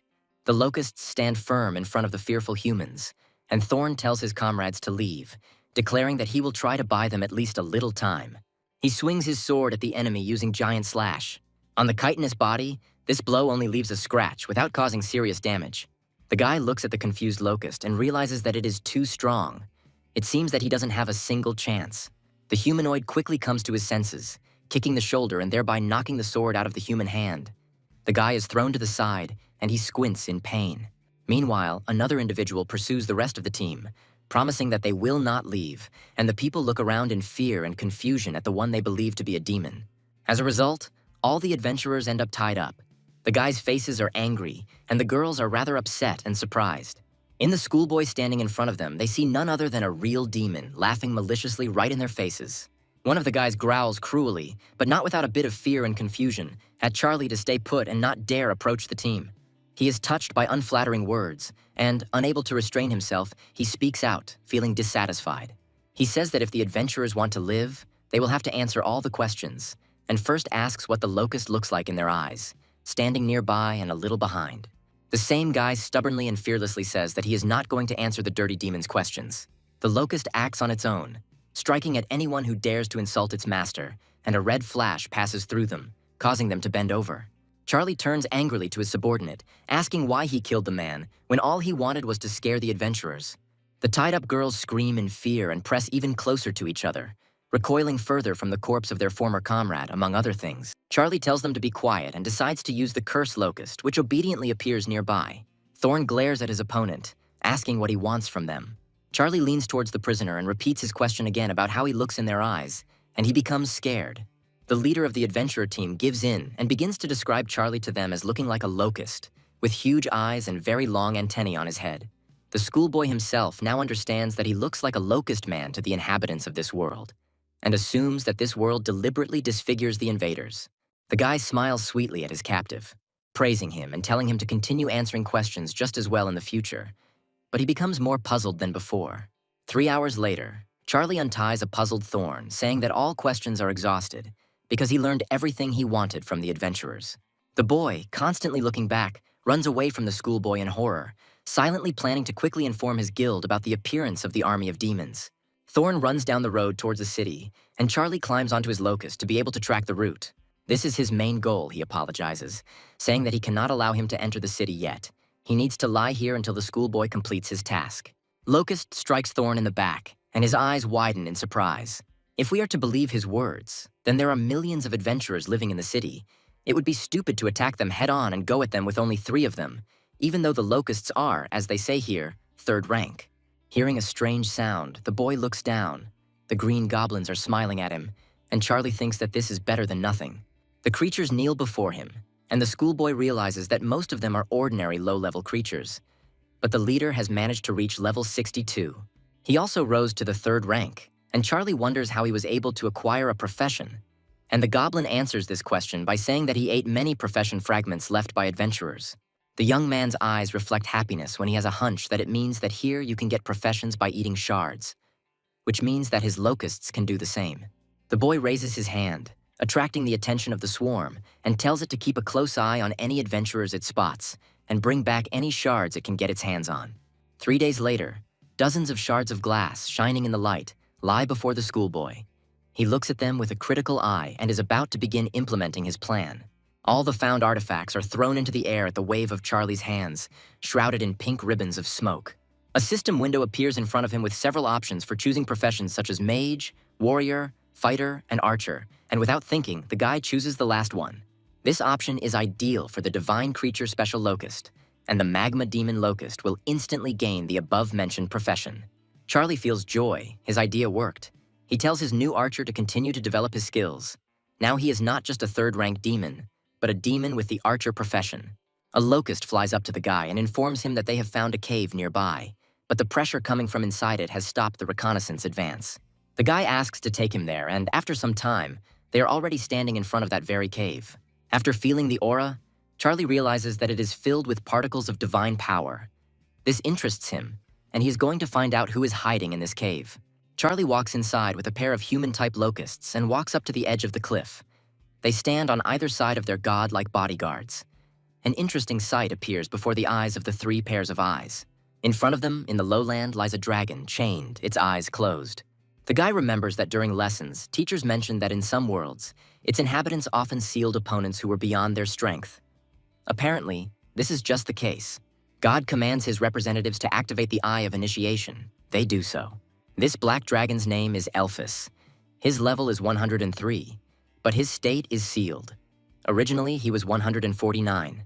The dragon's profession is rebel, and his talent is blood. The creature's skill is Breath of Darkness, and at this stage, nothing else is available, and the dragon, as if sensing that its description has been fully studied, opens its amber eyes. The locust makes an inarticulate sound and, as if enchanted, looks into the bottomless abyss of huge and bright eyes, and then performs a completely strange action. She moves closer to the cliff, towards the giant, and Charlie tries to stop his subordinates with his voice. They turn around, puzzled and enveloped in a red aura. It becomes clear that it is not easy for them to control themselves. They are literally torn apart, unable to choose. A voice comes out of the dragon's mouth, asking how dare a man interrupt his meal and threatening to devour not only his flesh, but his soul as well. The boy manages to regain control of his representatives and tells them to run as the dragon opens its huge mouth. The powerful attack not only causes flames to appear in the cave, but explosions to erupt, filling the space with suffocating smoke. Charlie didn't run far, because as soon as the smoke cleared, he appeared from behind the stone wall and cheerfully asked the monster if he had finished. The dragon opens its mouth again, wanting to hit the enemy with its powerful clot of energy, asking how dare the man tease him, and promising that it will never forgive this. Charlie runs away again, confused, realizing that he will have to run even further this time, because the clot looks more destructive. Indeed, it takes twice as long, but after it has passed, the guy approaches the now puzzled dragon and says that he came here not to insult, but to help. The The giant says that he immediately recognized the trick in the man who came to him, so he had better leave here immediately, otherwise he will truly be eaten. But Charlie does not even think of moving. He raises his bow to the ready, asking if the monster really thinks he can do this, and offers, if so, to test what he is capable of. The schoolboy places an arrow on the bowstring and, taking aim, releases it, calling out the full name of the black dragon and his profession, a smile playing on the boy's lips. But the arrow flies off the mighty scaly skin, as if from a ricochet. Elphys echoes this action. His armor is invincible. Such attacks cannot even scratch him. But the schoolboy does not despair, getting ready to try again, this time fishing out a sword from his inventory, and already rushing with it at full speed towards his formidable opponent, his face no less formidable. He delivers a wide horizontal strike along the monster's belly, leaving behind an equally wide, bright flash. But even this does not cause much harm to the mighty skin. It is difficult to even consider the blow as a scratch. After it, only dust remains. Charlie doesn't give up and attacks from above, pouring magic into the weapon. He considers the dragon stubborn. Apparently, they really won't be able to talk normally until a wound is inflicted. Releasing 10,000 points of divine power, the boy makes several cross strikes in the air. The dragon opens its huge mouth. Finally, Charlie's actions are crowned with success because he manages to inflict at least one wound, the most striking proof of which is the splashes of blood. The dragon again showers himself with his titles, calling out his full name and begins to ask how some human dared to hurt him, but he fails to finish. Charlie points the tip of his blade at his opponent, saying that he has a lot of other weapons in reserve, and if he continues to talk about nothing, he may lose his life. The dragon doesn't need to be told many times, and with a noticeable dampening of ardor, he asks what Charlie wants. He replies that he has a dream. He wants to kill one of the heroes who defend the city, but he is not strong enough yet, so he wants to ask his interlocutor for help. The dragon says that he can hardly help, because for hundreds of years he has been wearing shackles, which are a divine artifact created specifically for Elphys. Neither the dragon's magic nor Charlie can destroy them, and the guy asks if the chain is really an artifact. The dragon replies that it is, because he never lies. The guy has a great idea, and with a sly smile, he takes out the Hungry Wolf artifact from his inventory. Charlie holds a golden orb with carvings that begins to glow as he speaks, and he calls his puppy, letting him know that dinner is served. One of the links of the chain takes on the color of hot metal, and then it seems to flare up, covered in fire. The dragon is puzzled by what he saw. He would never have thought that something like this could happen so easily, because before he himself had made efforts day and night. Meanwhile, the red-hot and burning link of the chain that binds the mighty dragon melts completely, splitting the shackles into two parts. The dragon cries out impatiently, unable to believe that the man's plan worked, and he literally commands him to destroy all the other chains. Charlie's gaze becomes extremely serious as he asks his interlocutor to repeat what he said. The monster says that now is not the time for questions, and without a second thought, he repeats his order. Charlie remains impartial, saying that he showed all sincerity and destroyed one of the chains that had kept the dragon free for hundreds of years. He asks what he decided to respond with then. The dragon, who is eager to fully restore his former power, asks what the guy wants, and, remembering, makes a promise to kill the hero for him. He longs for freedom. Charlie smiles slyly, pretending to look thoughtful. He says that he has changed his mind, respectfully addressing the monster. Now he wants him to serve him for 100 years after saving him. The dragon is outraged by this condition, and in a rage, he says that he will never bow down to anyone.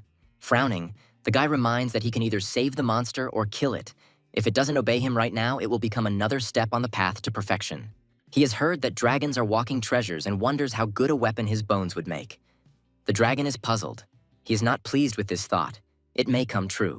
After thinking a little more, Elphys decides to submit and, taking an official oath to her future liberator, asks to remove the remaining shackles from him. He doesn't want to feel the weight of those terrible chains on himself for another second, especially when light appears in the pitch darkness. But Charlie is no slouch. He offers to sign the contract. The dragon is outraged when he sees the contract. He believes that Charlie wants to make a slave out of him in this way, but his relatives have never been and never will be.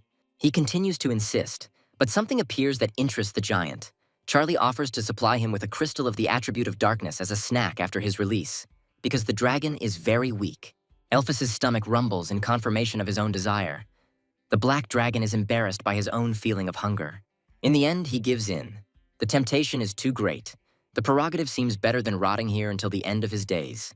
Charlie fishes out the artifact from his inventory again, summoning the hungry wolf, who is already eager to continue his meal with the chain-shaped artifact.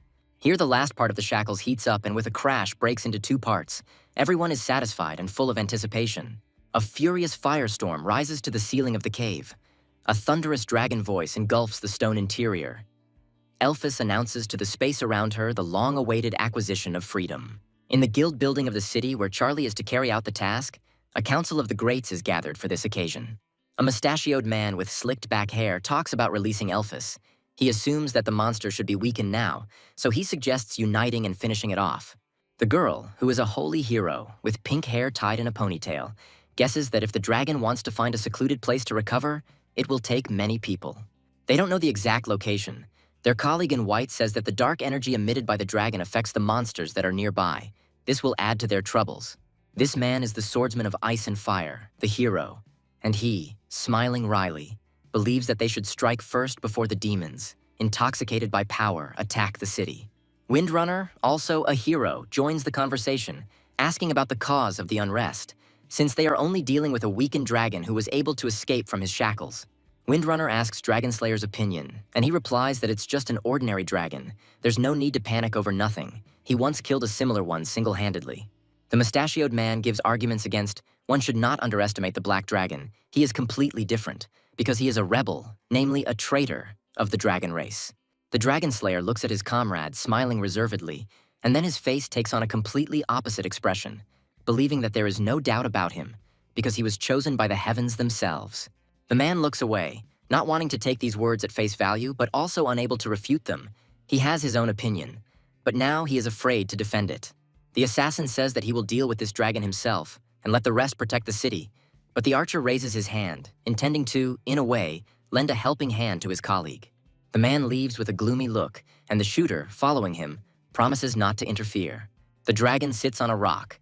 Charlie stands at its foot, and before them bow in deep, respectful obeisance a multitude of frightened, diverse creatures. Throwing his arms out in all directions, he begins his fiery speech, supposedly on behalf of Elphys, calling on the demons to unite into an alliance and fight back against the Adventurers Guild. He calls on them to become hunters themselves, and they open their mouths wide in bewilderment and ask questions about some of the words, and also worry about whether they will be able to cope with this task.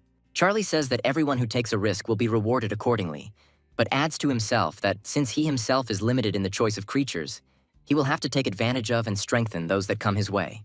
A few days later, Elphys performs a ritual with her new master, saying that his dragon blood will help him break through the third transformation, but not without consequences. Losing that much blood would take a toll on him, and it would take at least 500 dark crystals to replenish his strength. Charlie sat in the cauldron, slightly puzzled. Plugging his nose to get rid of the unpleasant smell, Charlie asks the dragon not to play poor. Crystals do not grow on trees. It is impossible to get them in such a short time. The system notifies about the passage of the second-rank profession through the third appeal. The guy, smiling, rises in the cauldron. He can't wait to use the Black Dragon transformation. A black wing flies into the air, clearly belonging to a Black Dragon warrior with the talent, Black Dragon Blood, the effects being a 50% increase in stats and more. Charlie appears before the world in his new guise. His codename is the Demon King of Locusts, and the level, 125, the level of creatures under his control also increases. Charlie thinking that now, in this form, he will be able to deal with the heroes of the border town alone. His eyes also take on a demonic look. The dragon raises his head in concern. He clearly sensed something. Charlie the demon dragon also raises his head questioningly, not understanding what is happening. Two flashes are rapidly approaching them, one of them blue, the other orange-pink. Soon, two men with a determined look appear nearby. One of them is extremely serious, and the other has a smile on his face. The Dragonslayer stands up to his full height and smirks at the dragon. The man eager to kill a creature with such a pure bloodline, as this will allow him to level up. He asks the archer to take charge of the rest, and he assures his colleague that everything will be fine. He is capable of dealing with small opponents. The guy in green straightens up to his full height and stretches his hand toward the sky, smiling as he summons the storm barrier. The space for an impressive distance around is illuminated by nimble green flashes, from which a barrier is soon formed as if by the wave of a hand. The opponents stand face to face. The adventurers note Charlie's level and even admire him to some extent. They did not think that such a powerful being was nearby. But the archer has another opinion. He promises that he will not let Charlie get in the way of his colleague, but the Locust Lord's pose is self-confident and unyielding. The schoolboy notes to himself that he wanted to practice on ordinary adventurers first, and then on the hero. But fate decreed otherwise. He uses the Eye of Initiation. This guy with red hair is named Carl Smith. His level is 131. His profession is a windrunner in his 4th transformation, and right now he is changing the form of his weapon. But Charlie doesn't intend to lag behind either, he suggests, starting as quickly as possible, throwing blades in front of him. But Carl dodges the blades and they crash into the rock behind him, shattering in an explosion and leaving behind smoke. The archer uses the moment of surprise and takes advantage of his fast speed, appearing behind Charlie and raising his blade over him, but he manages to notice. But this doesn't help much, because the next moment the adventurer finds himself on the other side, wounding his side, and at the same moment the blow comes from the other side, as if there were 2 of him. Sensing something was wrong and turning back, the schoolboy orders his main representatives to destroy the green barrier. And at this moment, several souls of dragons of different colors seem to come out of the Dragon Slayer's body. He uses the hero's nobility, Dragon Slayer field. They rush straight at their black brother in the flesh, clearly not with friendly intentions, and he spreads his wings wide and screams terrifyingly at the top of his voice. A battle ensues between the dragons. Black flies higher into the air to avoid being hit by the flames released from the ghostly blue one's mouth, while Blue is already preparing a ball of energy in his mouth. And at that moment, when it seems that the dragon manages to avoid all attacks, he notices a strange presence behind him, and, squinting, sees the approaching Dragon Slayer with his sword raised. He delivers a powerful blow to the wing, and the dragon announces this to the surrounding area with its roar of pain. He finds support in the rock, clinging to it with his strong claws. The adventurer angered him because it was too easy. But the man doesn't give his victim a chance to catch his breath, soon finding himself on the scaly body, his foot finding firm support. Standing on the fallen, powerful body with a huge sword at the ready, the Slayer orders the dragon spirits to take the soul of the black dragon to the city and asks Carl if he needs help. The redhead refuses with a smile, saying that he can handle it himself, and when he finishes, which will happen soon, he will catch up with his colleague. The soul's huge ghostly paws dig into the black dragon's flesh and rush to fulfill the master's order, and he slowly follows them. Charlie orders his locusts to destroy Carl's barrier at all costs, and they circle above him in the air. She flies up to the green ghostly wall, making various attempts to destroy it. Finally, one of the individuals manages to leave a few scratches on the surface, and, inspired by success, it continues its efforts. Soon, the barrier actually breaks down and begins to crumble onto the stunned creator. Hordes of locusts, pleased with themselves, swarm from above. The moment of surprise allows Charlie to catch his breath a little. He puts his hand to his wildly pounding heart, his charges standing behind him like a wall. Carl, smiling, but not as joyfully as before, cuts up the small bodies, amazed by their endless number. But the kids are no pushovers either. Having successfully completed the task of eliminating the barrier, they can now attack their master's enemy with all their strength, leaving multiple blows on the body. Carl begins to feel doubtful. He is no longer so confident in himself, believing that at this rate he will run out of steam if he continues in the same spirit, and intending to end it as soon as possible. But events are clearly not in his favor. Genuine fear appears on the young man's face as the locusts surround him, spreading their nets. They cover the body completely, crushing with the force of their many paws, forcing the dagger with which Carl had previously killed their comrades to drop from his hand. A few moments later, only a gnawed skull and bones fall to the ground. A system notification appears in front of Charlie with the face of Mustache from the Imperial Academy, who congratulates the guy and says that a portal leading back will now open. But the guy refuses, saying that he can't go back right now, he still has unfinished business here. The man asks with a nasty smile if the guy really wants to free the captured black dragon, and he confirms these words, since an agreement was made between them. Usak asks him to think carefully about this. If he goes to save the dragon, he will have to face the entire power of the city. And this is dangerous even for a demigod, let alone a divine being. The young man says that he understands this, so he asks for permission to use all of his creatures, in exchange for which he offers to increase the difficulty of the exam to the point of capturing the entire city. The mustachioed man is puzzled by such a request, but accepts it. But the change in conditions also means that Charlie will appear to this world in his true form, so he has no right to fail. A pink sphere appears in front of the guy, from which creatures emerge. The first thing Charlie notices is one of the strongest. The Windsword Emperor is level 140 in this world. The man's eyes are glowing with a ghostly light and determination. Red Orc, Divine Hammer, which is the heroic form of the creature, has a level of 113 here. The Demon Minotaur Shaman also has a heroic form and is level 135. And the trio Skeleton Lord Bone Collector Resurrectionist have levels, respectively, 132, 75, 86. They are also heroes. Charlie thinks, there really are a lot of adventurers in the city. Even though its creatures are strong, there are few of them. Apparently the Demon Alliance will have to contribute to what is happening. Charlie tells his locust to carry his word to all the demons. It flies away, and the guy invites Sword and Shaman of the Minotaurs to follow him. The demons have a small council. Wolf notices that the black dragon, for whom the alliance was convened, was killed. He now sees no point in going to certain death. He finds it ridiculous to follow Charlie's orders, also finding it easier to simply kill him and take away all the promised crystals he has. The wolf continues to say something, but before he can finish, his head flies off his shoulders with one sure blow. The eyes of the other demons standing nearby widen in shock. They see Charlie, who mockingly recounts their cunning plan. But the next moment, the guy's gaze becomes extremely serious when he suggests that these demons who decided to rebel are tired of living. One of the goblins points a finger at the guy, saying that they served the great rebel before he appeared, and that he is a nobody, so he has no right to ask for such a thing. Charlie doesn't intend to listen to these words any longer. He stretches out his hand, from which streams of energy spread out in purple waves, like ripples on water. The green goblin covers himself with his hands in an attempt to protect himself from the punishment that may befall him. The next moment he falls, and Charlie says that he is not asking, but ordering. The relatives of the fallen look at him with apprehension, fearing the same fate. And as if to confirm these thoughts, Charlie decisively declares that death will await those who do not obey him immediately.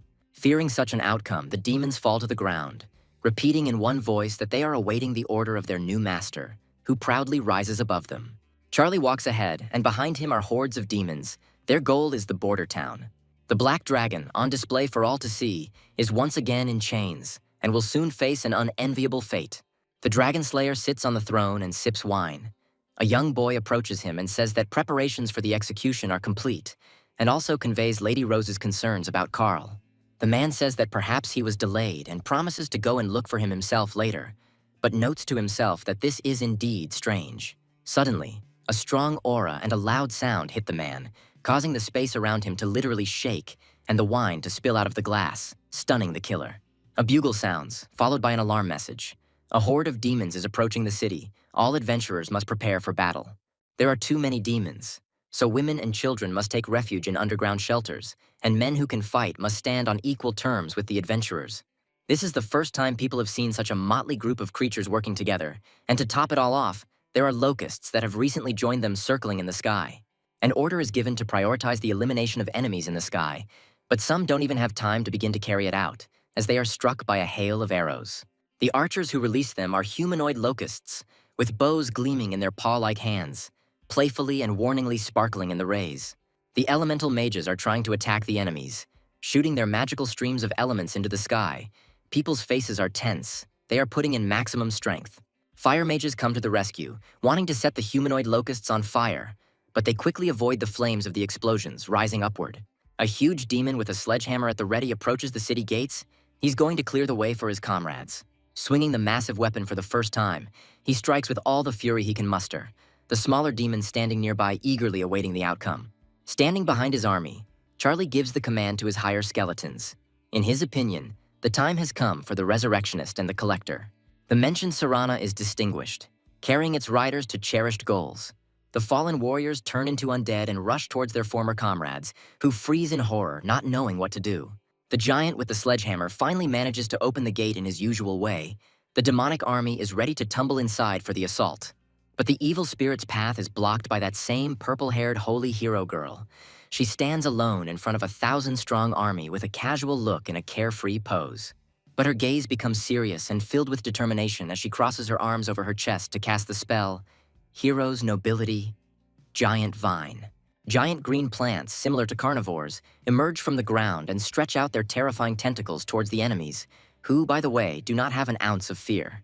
But everything changes when the plants slam their bloodthirsty mouths right in front of the demons' noses, demonstrating the seriousness of their intentions. Another hero, the Dragon Slayer, comes to the aid of his comrade, appearing along with the hot fire of the Flame Slash. Flames envelop the area directly in front of the entrance to the city, making it impossible for monsters to enter.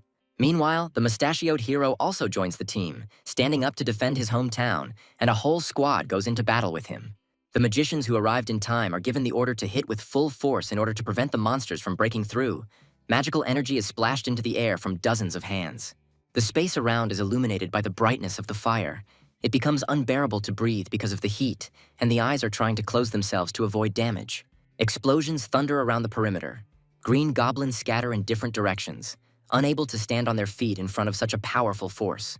All that the monsters, scattering in all directions, can do is scream in helplessness and accept their fate submissively, as if punishment from heaven had descended upon them.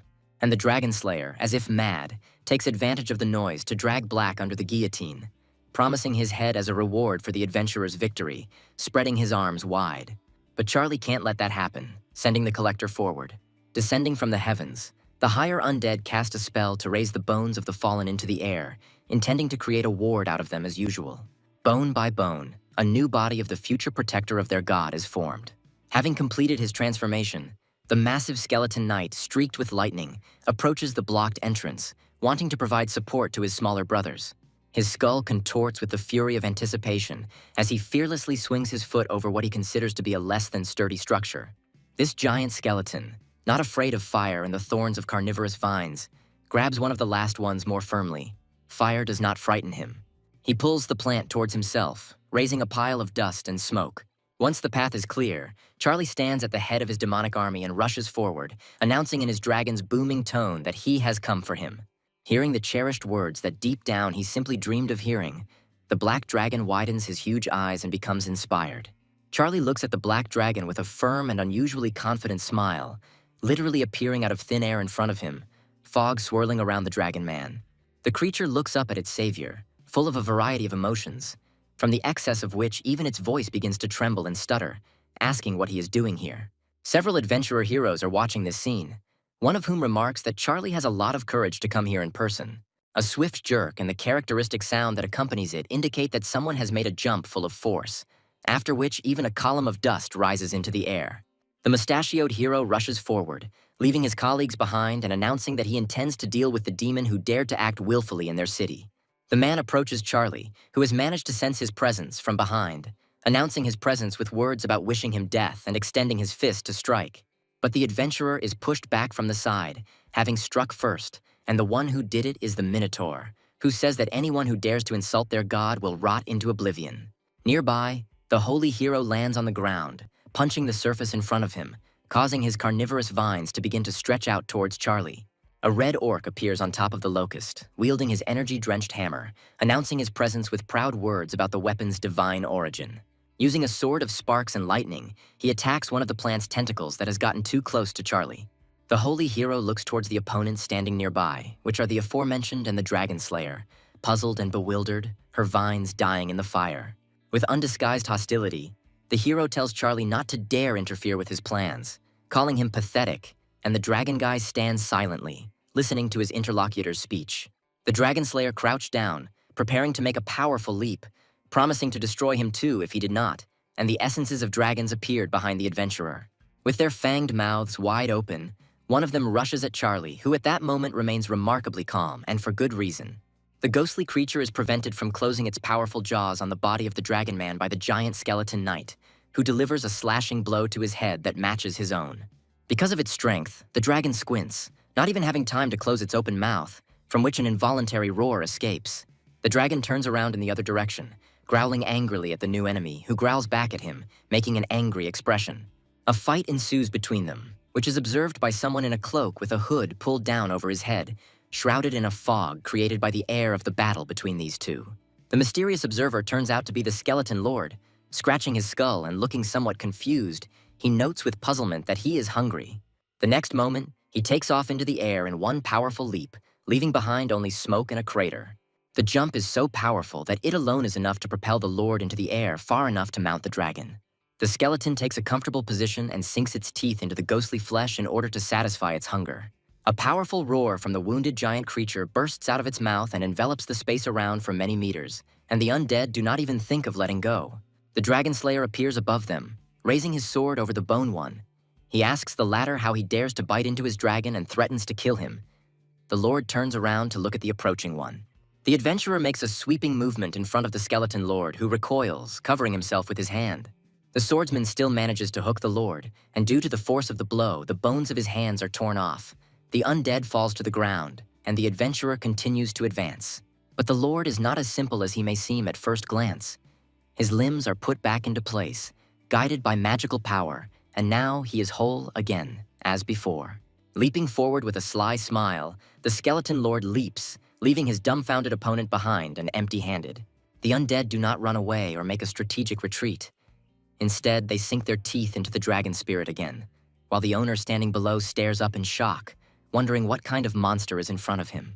Charlie at that time sends his wolf cub forward, who looks ahead with happy eyes at the abundance of dishes, and the boy rushes again to the chained dragon. Elphys makes a solemn vow to her savior standing before him to remember his gesture of goodwill forever. Charlie, throwing several dark crystals into the dragon's mouth to help it recover from its wounds, says that if the dragon wants to thank him, it would be better if he added a few more centuries to his contract. Charlie turns around at the strange sound, his face expressing mild surprise. The holy hero's plants thrust their vines into one of the red orcs. Blood spurts from his wounds. He closes his eyes and winces in intense pain.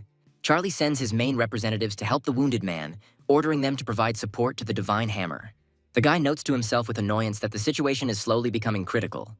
If they don't leave this city soon, the divine being will soon lose his army. Elphys leans over his shoulder, respectfully saying that she wants to show him her favor in return, so she decided to bestow her name on him. Today, Charlie will become the Great Rebel. The black dragon casts some kind of spell, and purple rays burst out from its eye sockets, enveloping the schoolboy in their light. The creature begins to read aloud the spell necessary for its plan, and pink tongues burst out in Charlie's direction, and the guy himself begins to feel certain metamorphoses. Thus, he gains a new talent, Rebel, the effects of which for some reason are currently unknown. The pink haze gradually releases, and the divine being moves. From somewhere, a sword filled with energy appears in his hands, and its owner rushes at the dragon slayer standing nearby, who has turned his entire body towards him. The adventurer is overwhelmed by the onslaught that occurs when the two blades cross, and Charlie's strength reaches a new level. Blood spurts out of the man's mouth. His eyes take on an angry, but at the same time stunned expression. The dragon slayer does not understand where the demon got so much power from. And while he is trying to withstand this powerful onslaught, someone is sneaking up behind the adventurer hero. With a malicious laugh, the skeleton lord plunges his bony hand into the man's body, piercing him through, while his face reflects fear mixed with surprise. From the fallen body, the undead lord summons a skeleton knight. The summoned creature gains the hero type and is a mutant, as well as a blood skeleton. Charlie, meanwhile, is fighting the holy hero and is currently pushing him away with a strong kick. The woman winces and flies away. The impact is so strong that it continues to roll even after landing on a hard surface. Finally stopping, the woman assumes a half-sitting position and stuttering says that he killed him. The dragon schoolboy approaches his rival along with the red orc, saying that she is next. Charlie allows the divine hammer to pay the woman back twice for what she did to him, and he thanks his respected god for allowing him to do so. He steps forward, starting to advance on the holy hero, and she falls to the floor again, recoiling in fear and covering herself with her hands. And the next moment, a powerful blow occurs, knocking a fountain out of its victim. Charlie, sword in hand, watches the battle unfolding below him from the air, the yellow-green sparks that are the result of the collision reaching even to him. Below, there is a fight between his sword and one of the heroic adventurers in white robes, who delivers a sweeping blow with his weapon, and the opponent skillfully repels it, blocking. But Charlie doesn't want to wait any longer. He needs the fastest possible victory, and he dives on the adventurer, who has managed to sense someone else's presence, whose face expresses bewilderment. The guy in white clothes barely manages to deflect a fairly strong blow as the enemy appears behind him, describing a beautiful arc in the air. The guy curses. The sword twists, delivering several quick blows that cut through the air, one of which is decisive. It reaches its target. The adventurer cries out, leaning back. Defeated, the hero adventurer falls to the ground, hitting his head and hanging out his tongue. It's Usadi's turn, who turns around sharply, casting a frightened glance at what's happening right next to him. 3 minotaurs are rapidly approaching him, and the man screams, fleeing. It's over. They can't be defeated. He needs to run. But something he sees ahead makes him change his plans and brake sharply. The path of the mustache hero is blocked by a skeleton knight in armor similar to the one that one of his comrades always wears. The sword thrown over his shoulder also seems suspiciously familiar. And while the adventurer is surprised and trying to understand what's going on, a shaman minotaur appears behind him, raising a huge log over the enemy's head. Just one blow is enough to send splashes into the air. A flag is raised into the air, confirming Charlie's victory. The commander speaks to his loyal subjects, announcing the victory won in this difficult battle. All that remains is to clear the rest of the city in exchange for the promised crystals. The green goblins joyfully throw their hands up in the air, supporting the speaker with their own shouts. Charlie squats on the roof of the house, holding out a bag to Elphys, expressing hope that his new friend will soon regain his former strength, with the Minotaur and the Divine Hammer standing behind him. When the Black Dragon smiles, tears appear in his eyes. He promises that now, without any doubt, he will follow his savior, also calling him a friend. A system window appears next to Charlie with a representative of the Academy displayed on it, who congratulates the guy on successfully passing the exam and notes that he did the impossible. The portal home is already prepared, and the schoolboy has 3 hours to sort the loot. He thanks and asks if it is possible to open a permanent portal here from his sphere. He is even ready to give away all the loot he has acquired here. The man expresses understanding and asks about Charlie's knowledge of the risks. Creating a portal is not a problem. It is a matter of a possible invasion. But the schoolboy says that he understands everything perfectly well and assures that he has thought everything through well. The interlocutor says that everything will be done within 10 days, and an alarm system for intruders will also be installed. The designated time later, Charlie stands in the recaptured city and gives orders to his skeleton lord that Lunar is now under his control. All skeletons and minotaurs will also be here. However, the risk of an attempt to recapture the city by adventurers does not disappear, so you need to be careful. But you should not be a hero. If the riot is not in favor, it is better to retreat to the portal without losses. The skeleton listens attentively to the speech of his god, and then answers that he understood his words. Charlie gives the order to open a portal, in front of which are himself, Elphys, the Minotaur, and the Divine Hammer. Sometime later, the schoolboy is walking down the corridor of his educational institution, and the teacher is looking at him, his mouth slightly open as if trying to say something. And indeed, the question escapes his lips the very next moment. The man asks what is wrong with his ward's eyes, for they have become amber with black sclera. Charlie looks at his smartphone screen and assumes that this phenomenon is related to the acquisition of talent. Rebel. He asks the system to open his status window and studies it carefully. A schoolboy tries to look at the description of the talent he is interested in, but access to the information requires the rank of demigod, which is very surprising. The representative of the Imperial Academy says that the applicant has done an excellent job in the test and offers admission to the preparatory courses of the educational institution, but with conditions. The guy asks about their character, and the interlocutor replies that to be admitted you need to meet at least 2 of the 4 conditions, and begins to list them. The main representatives must be born immediately as elite. You need to raise a hero, have 4 points of divinity, and have a creature of the saint type. One of the conditions is already fulfilled. There is at least one thing left to do, but Charlie says that it even sounds difficult. The man, leaving, says that it all comes down to diligence, and the doors of the academy are always open for him. The boy asks his class teacher if he knows where to get a divinity point. Tom expresses regret. He recently had one. But alas, it was already spent, and now there is still an exam. He will pass in a month, and the young man, having taken first place, can receive this very point. He looks unkindly at the elder and receives a remark about this. The teacher says that he is not lying. Charlie is in his divine sphere. Since there is no other way out now, he thinks that he will have to take a risk. The guy puts his hand on the ground, from which the wind begins to spread. He uses the good old method again, namely life sacrifice, but divinity increases by 0 points. Looking at his palms, the guy notices that no one said that everything would be so easy and is going to try again tomorrow. The next day, the student expects exactly the same result, but he does not despair, intending to continue trying. A week later, the situation has not changed, and Charlie, with tears in his eyes, remembers the time when he exchanged a divinity point for 150 million. He turns to the heavens with a prayer. A discreet sound is heard, and turning around, the guy sits in a system window with one message. Davi writes to him. He found the perfect place to stock up on sacred artifacts. Charlie types a reply asking if the other person could lend him a divinity point, thinking to himself that since Davy is already a true god, he really could have a point lying around somewhere. The guy on the other side of the screen wonders if the master is testing him, because according to his calculations, Charlie should have at least the rank of Elder God. But it doesn't matter. Davy doesn't want to upset him. He says he agrees and sends a reply. Charlie is happy as a puppy, not believing that Davy sent a point so quickly, and concluding from this that the true gods do not fuss over trifles. He looks at the screen and is puzzled. The ruins of the Divine Gorge are spread out before him. Charlie goes online to look for information about the place. It interests him. The Divine Gorge ruins are an unfinished project of an ancient civilization. Due to the excessive depletion of the Earth's mineral composition, harmful radiation occurs. More than 90% of creatures underwent mutations because of this and turned into monsters, and then adapted to the conditions and began to absorb harmful energy to strengthen themselves. With high consumption, condensates can appear that grant the ability to control mutation, Later they were called gene stones and are now used to develop creatures. Charlie smiles in confusion, beginning to understand how highly Davy thinks of him, since he decided to share the hunting grounds of the demigods and true gods. The guy is curious about the price of the invitation. A schoolboy reads breaking news about a certain famous elder god who decided to start breeding gene stones and went broke.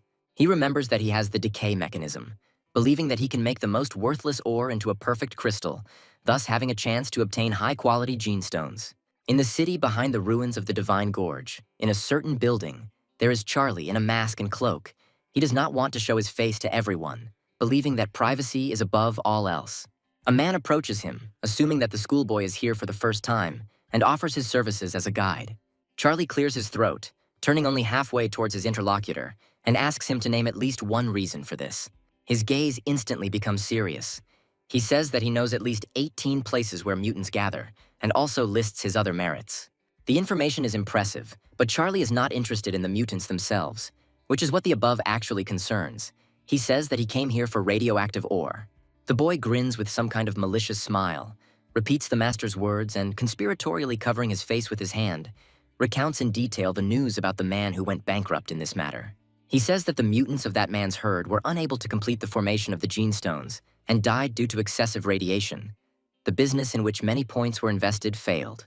The outcome of the monologue makes you think, because it is the words that the deal did not take place because that person did not use the services of that very guy.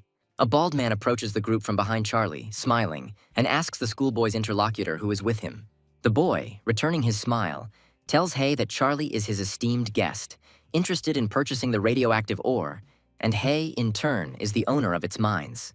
The man proudly states that most of the ore in this world passes through his hands, and all his goods are carefully checked, so the ore is only of the highest grade. Charlie approaches the mine owner and says that he would like to purchase several samples to test on his creatures. He asks for as much goods as would be enough for 10,000 BS points. The owner agrees, and soon the boy stands in front of the Divine Gorge ruins. Holding a red bag in his hand, Charlie notes that he ended up spending 4 times more, which came to 21 crystals. Now the price-quality ratio is known, but there is one but. The effectiveness is still unknown, but it is necessary to check it, than to carry objects into your world. And the guy creates a beast of the first level of mutation. A black wolf appears in front of him. It must be a wolf, a normal-type creature that has undergone a primary mutation. Their life cycle is 20 days, and to prolong life, they need constant radiation. The guy is going to check on the creature that turned up so opportunely and throws a crystal to the satisfied wolf. The creature catches up with the mineral and, smiling contentedly, swallows it by licking it. A moment later, the wolf grows a magical horn in the middle of his forehead, and his gaze becomes more focused. But these are not all the changes that the wolf undergoes. It becomes larger in size, its fangs lengthen, and its body becomes more powerful. The creature is enveloped in a magical blue light. Charlie is impressed by this result, because the beast evolved to the second level of mutation just by licking the crystal. The guy throws another crystal to the creature, and it absorbs it, opening its mouth wide as it flies. More impressive metamorphoses begin to occur with the wolf, and a red crystal appears on his forehead. Charlie is surprised, but more calmly. Right now, the creature has moved from the first level to the third in a couple of minutes. Thoughts are already starting to arise in his head about what will happen to his creatures. But a small explosion shakes the air, announcing the death of the wolf. Looking at this sight, the guy smiles sheepishly. The risks should not be forgotten either. Radiation is a dangerous thing. The wolf's body was literally torn to pieces due to the excess power that he absorbed, but the divine being achieved the main result. The mutant left behind the gene stone. Now there is no need to doubt the effectiveness of the crystals. Charlie examines the red stone in the sun. He turns around to hear an unfriendly voice behind him demanding that he give him the stone and the bag of crystals, while the still unknown interlocutor insists that there is no choice. Turning around completely, Charlie sees before him the demigod and his classmate's father riding the wolf he once fought. The guy wonders what the man is doing here, and from the reaction, or rather lack thereof, he assumes that he was not recognized because of the mask. He smiles, asking the rider what will happen if he refuses. The man raises his hand, twisting the portal of the abyss above it, from which 3 wolves are already appearing, and advises not to ask obvious questions. Several wolves run towards the guy, raising clouds of dust with their run. The guy bites the skin of his right finger until it bleeds. With this action, the schoolboy initiates the black dragon transformation. The youthful body begins to change before our eyes, shrouded in a pinkish color. The wolves stop, frozen, horrified by the monster that appears before them. And Charlie doesn't give them a head start, cutting and scattering the creatures' bodies with multicolored flashes. The demigod thrusts his hand forward, commanding his wolf cavalry to attack, activating the blessing of Wolf's fury. A new batch of creatures rushes straight at Charlie, who stands meekly. But at the very last moment, the Dragon Man jumps up, leaving the enemy creatures with nothing. The animals' eyes widen in surprise at what is happening in front of them. Charlie hovers in the air, asking his opponent about his intentions and saying that if he is trying to wear him down, his tactics are as old as time. A smile of superiority appears on the boy's lips when he looks at the demigod and his minions. He calls his classmate's father a fool and informs him that this strategy will not work on him. The man says he never even thought that some weakling, instead of begging for mercy, would start insulting him. The demigod raises his hand and commands Charlie to descend from the heavens to the earth, using the divine magic heaven's shackles. The divine being feels the power of the demigod. A certain pressure affects his entire being, disorienting him. Under its influence, Charlie involuntarily falls to the ground, wondering where the demigods got so many trump cards from, and wolves run up to him, surrounding him. The man orders his creatures to pounce on the boy and tear him to shreds, and they attack, forcing the boy to retreat. Something catches Charlie's eye. He notices a sign that says no entry, and a plan begins to form in his head. The divine being runs straight in that direction, leading the creatures carried away by the chase behind him. The demigod is also carried away by the premonition of an imminent victory and urges his representatives on, ordering them to speed up even more and catch up. A strange creature, similar to a cross between a dog and a human, lands on a tree branch, and there are others around it. Charlie freezes at the sight of these unusual animals, feeling the hostility emanating from them, noticeable even to the naked eye. The creature the boy noticed first suddenly jumps off its branch, followed by another, winged one, taking him by surprise. Charlie curses, turning sharply and preparing to run, because these creatures that hunted him do not look weak either. In this situation, running away is the best solution, especially when you are limited in strength. Meanwhile, wolves appear in the clearing, having picked up the scent. The creatures, having abandoned the idea of catching a man, turn to them. They approach the strangers closer, and the humanized dog strikes first, its eyes flashing furiously. But before her blow can reach its target, the demigod appears in the clearing, attacking first and telling the alien creatures to get lost. Stepping on the body of the defeated monster, Harry Bond rushes forward, trying to pick up the trail of his opponent again. Suddenly the man senses something strange and clearly disconcerting behind him, and he turns around warily, preparing for anything. The aura that reigns around him seems strange to him, and, giving in, the demigod decides and gives his subordinates the command to leave. Charlie stops when he approaches the pond. He stops feeling someone else's presence and breathes out in relief. It seems he has broken away. He cups his hands and, scooping up the liquid, drinks it. A fish with human legs swims underneath the liquid.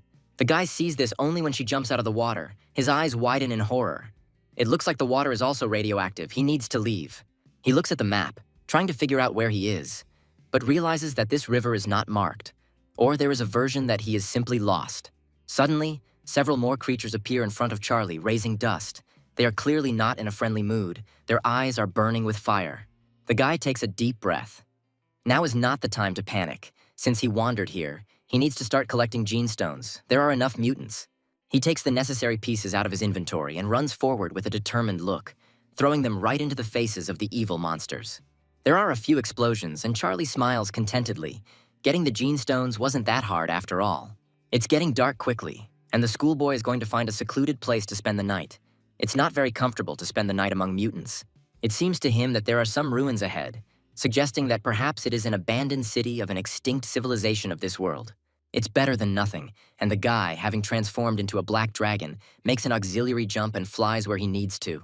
After a few minutes of flight, it becomes clear that the mysterious place turns out to be some old abandoned castle. Having assumed his normal form, the young man carefully wanders through the streets.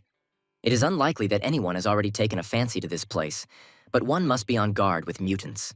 The guy's gaze is drawn to a pile of something white to the side, and he turns his head to see some papers. He turns sharply in the other direction, his gaze becoming focused, his attention drawn to some kind of excitement of strange energy. He follows her call and, feeling that she is very close, stops under the shadow of the nearest arch. The energy becomes almost tangible. There are people standing a little further away who have caught Charlie's attention, and he wonders what they are doing. Someone says that their master lost a lot of divine power points, but gave them the opportunity to perform this ritual. They have no right to make a mistake. There are only two choices, success or death. A man takes out a glowing stone. The time has almost come. It is time to begin. The full moon shines in the night sky, becoming as silent an observer of this mysterious ritual as Harvey. People stand in a circle around a large, glowing pentagram, with glowing stones lying in some places. Suddenly, a bright flash flares up, lifting you up to the very heavens and getting lost in their darkness, and giving birth to a stable column of light. The pentagram seems to cover this area of the city with its ghostly green light, and joyful voices are heard all around. One of the cultists is more joyful than the others, announcing that they have finally loosened the seal left by the previous civilization. Charlie remembers that this was not done for no reason, but in order to avoid some risk, apparently the master of these people was a dark horse. He makes his way closer, trying to be unnoticed, and is glad that not everyone can get into the world of the Divine Gorge ruins. The system notifies about the beginning of the unlocking of the source of the mutation of the ruins of the Divine Gorge. Nearby mutants react. It is discovered that the initiator of the unlock is not one of the high warriors of the Gorge civilization. The process is suspended. The security system is activated, releasing Gamora, a 6th-level mutant monster, and the other creatures are alarmed. The integrity of the seal is compromised. The source of the mutation becomes unstable, and the source begins to be suppressed. The incompetent cultists cover their ears with their hands in horror and scream piercingly, just to get rid of the piercing sound. Charlie sits behind them, stunned, wondering what's going on, and suddenly a mysterious voice appears somewhere. He greets the messengers of the divine worlds, introducing himself as the source of mutations and giving thanks for deliverance from slavery. In gratitude, the source wishes to provide the opportunity to become its carrier, and offers to organize a selection in the form of a game. People don't understand what's happening and what kind of voice it is, but suddenly something glowing and acidic appears on the horizon in front of them. Attentive glances turn to the epicenter, where some creature appears. The source begins to explain the rules. It is necessary to raise a mutant capable of defeating Gamora. For this, everyone will receive 10,000 radiation crystals. One of the cultists speaks out against it. He is sickened by the thought of becoming the bearer of such a monster. He threatens the source. The guy tells the source to release everyone, otherwise he will summon creatures from his divine sphere, and they will defeat him. But something is wrong.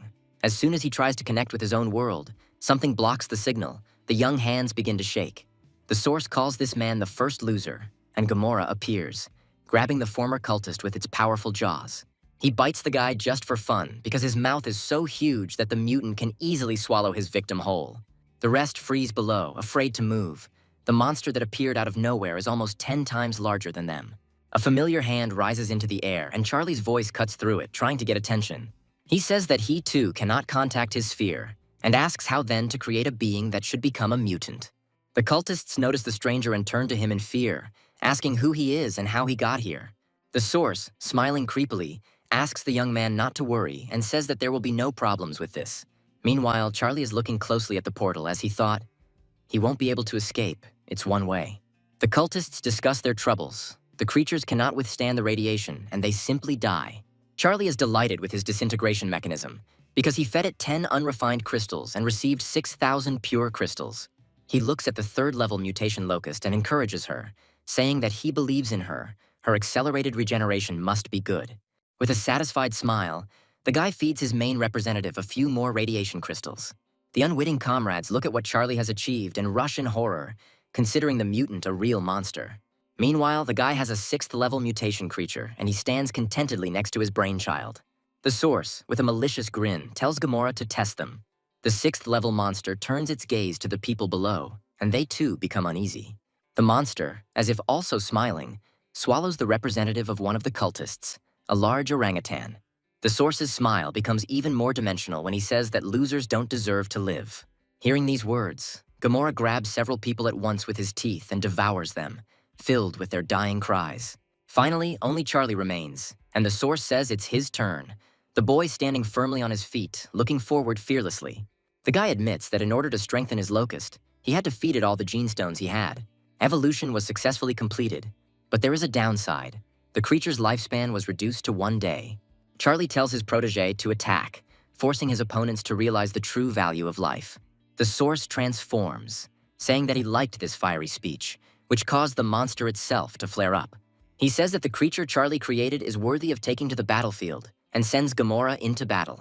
With a deep growl, Gamora moves towards the locusts with a heavy gait, which is still inactive. But when the distance, in her opinion, remains sufficient, she attacks, red blades rushing from her body. An even louder roar comes out of Gamora's mouth. He doesn't want to give in to the newly created mutant. When approaching a locust, it deals a powerful blow, causing significant damage to the opponent. But it is not fatal.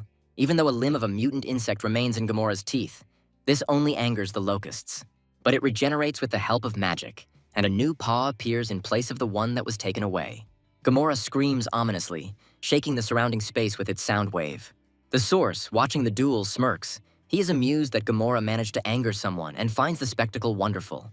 The battle lasts for many hours, and finally the locusts bite Gamora, dealing the decisive blow.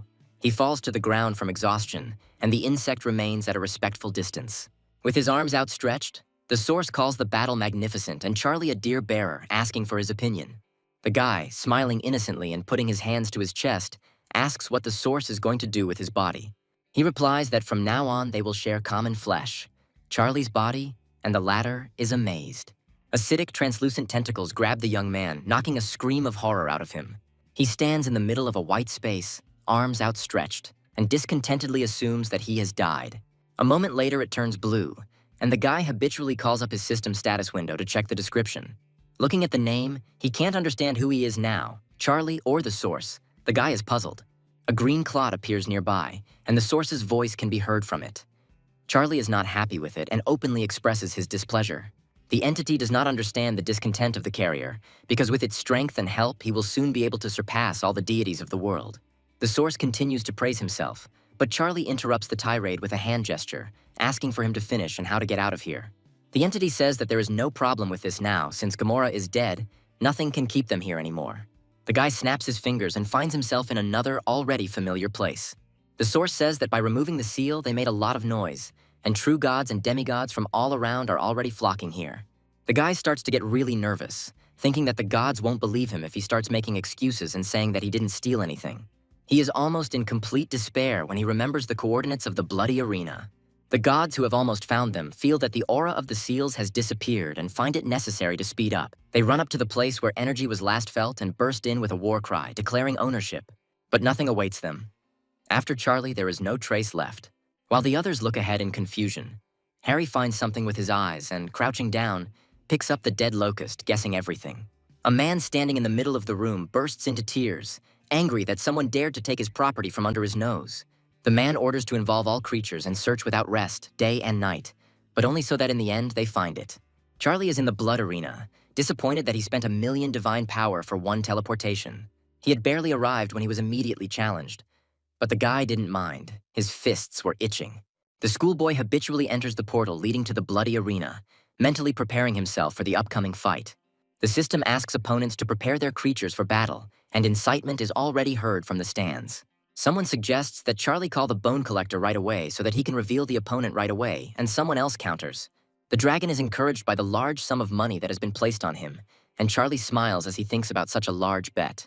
The opponent smiles, saying that he knows about the student's main representatives, as well as that he prefers the undead to them. The guy suggests that his opponent finish quickly. He wants to go home, and releases a horde of locusts in the first attack. The opponent accepts the words to end the match quickly, and, releasing his half-dragons, promises to quickly deal with Charlie. A humanoid locust attacks one of the dragons, and they engage in combat. The red-haired man is unhappy with fighting insects and orders his opponent to summon the undead. Charlie sits down and says that he will definitely do it as soon as the opponent deals with the locusts. Half-dragons, at the command of their master, begin to use their skills, spewing fire from their mouths. Charlie addresses his primary representatives, telling them to listen to his commands. The fallen locusts are on defense, and the heavenly demon beetles are on attack. The dark magic locusts are ordered to wait for a convenient moment to make a sneak attack. The locusts follow their leader's instructions to the letter, and this tips the scales of victory in their favor.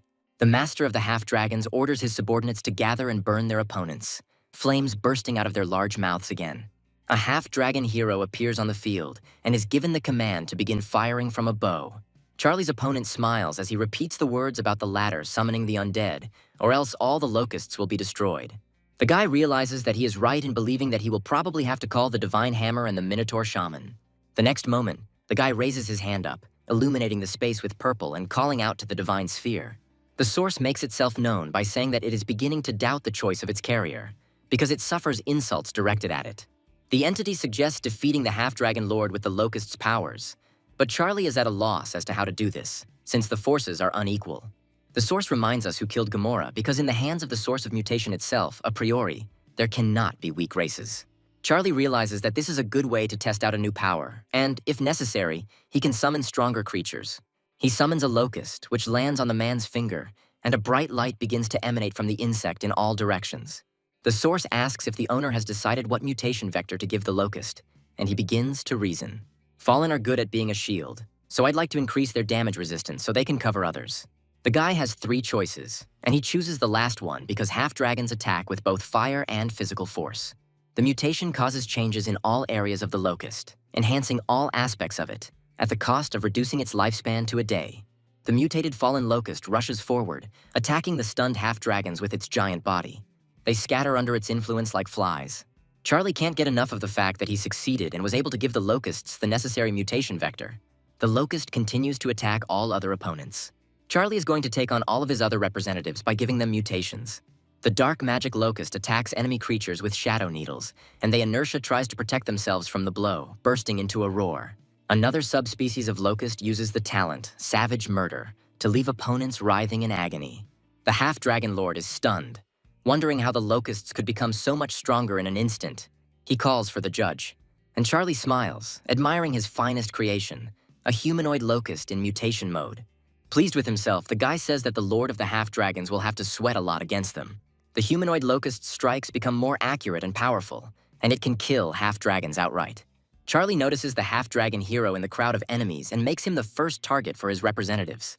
The half-dragon lord falls to his knees and surrenders with tears in his eyes, begging not to kill his heroic-type representative. A spectator who placed a large bet on a fighter becomes angry, ordering the former favorite to fight to the end to win it back. Charlie laughs, noting that betting on him to lose never leads to anything good. As a reward for his victory, the schoolboy receives a divine core fragment and the blood arena seal, and he is pleased. In his god realm, the guy sets up his own blood arena, allowing beings to train up to hero level. At Charlie's divine core, a dragon sleeps in a mountain of gold.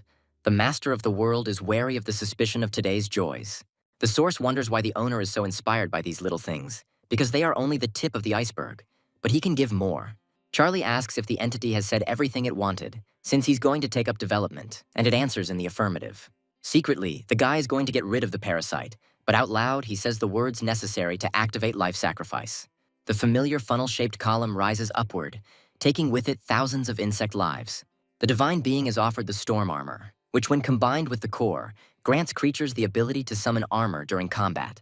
The observatory, when placed in the sphere, allows for precise monitoring of the situation at a distance of up to 10,000 kilometers.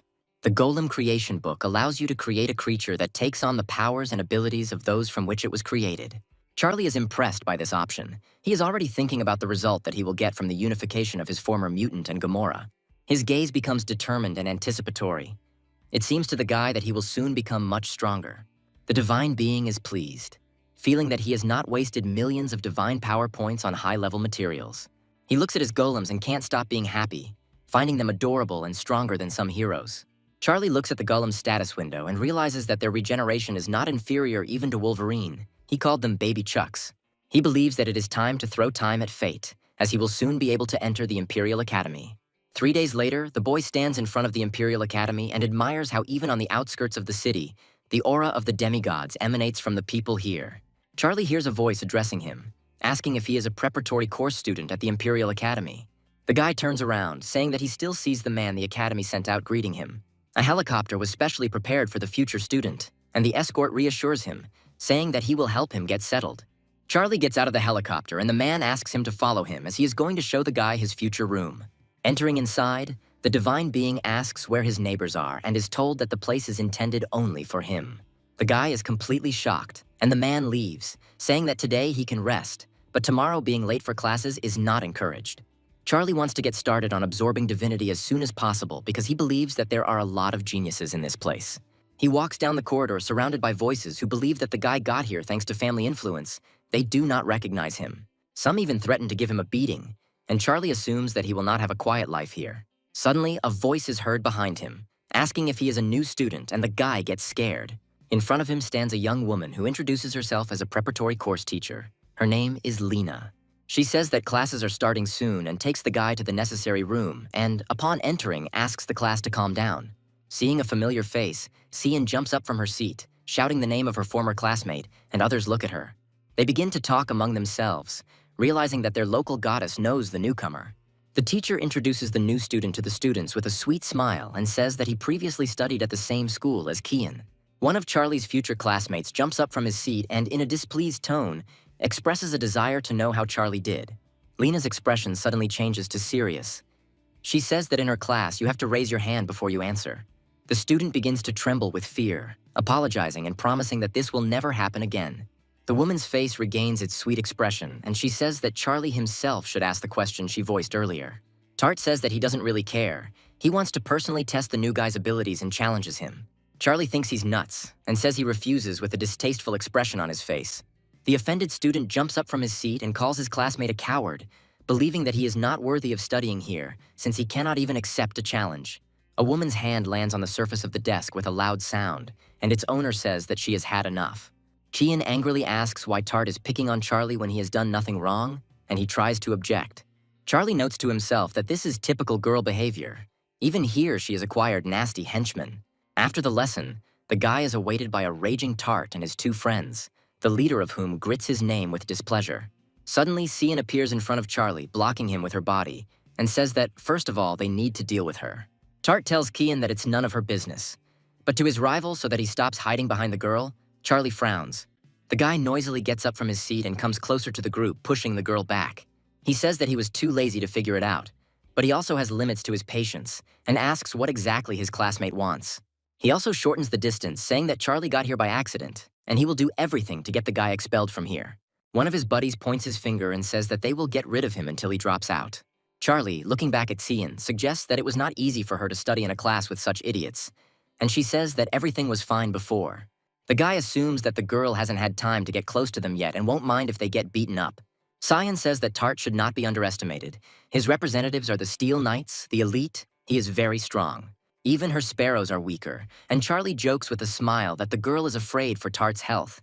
But she denies it, allowing him to do whatever he wants. Tart, hearing this, gets angry, saying that Charlie won't be able to touch him with even a finger, because one knight is capable of killing all the locusts. Frowning in displeasure, Tart offers his classmate to fight in the arena, who smiles. Cian looks at the back of the guy leaving and worries about him in his thoughts, considering him stubborn and regretting that he can't help here in any way. The system offers to choose a battle mode, and the newbie, smiling cheekily, is amazed by their variety and chooses 10 on 10. The opponents stand in the battle coliseum and prepare themselves mentally for the upcoming fight. Tart can't stand it. With a malicious smile, he speaks unpleasantly about his opponent, recalling Cian's words and saying that he will not survive in the chosen mode. He is silent, but in the blink of an eye, 10 creatures, relatively recently bred, Chucky's babies, appear around him. Tart's face takes on an expression of confusion. He does not understand who is in front of him. Although the type of creatures is obvious, they are heroes. But the Lord of the Knights does not lose his head. Calling on his representatives, his gaze changes to a confident one, he warns. As his classmates watch the battle, Cian is surprised to see Charlie's creatures and wonders when he managed to acquire them.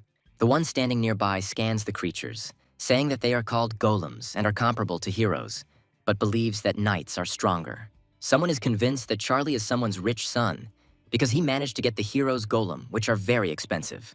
Cian, who knows that Charlie has no one left, has a different opinion, but she is also interested. She wants to ask about the acquisition after the battle.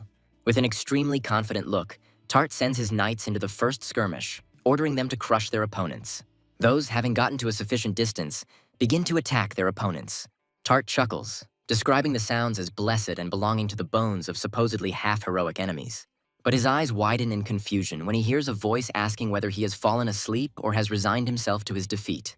The guy watches the battle and is more and more amazed by what he sees, wondering how this is possible.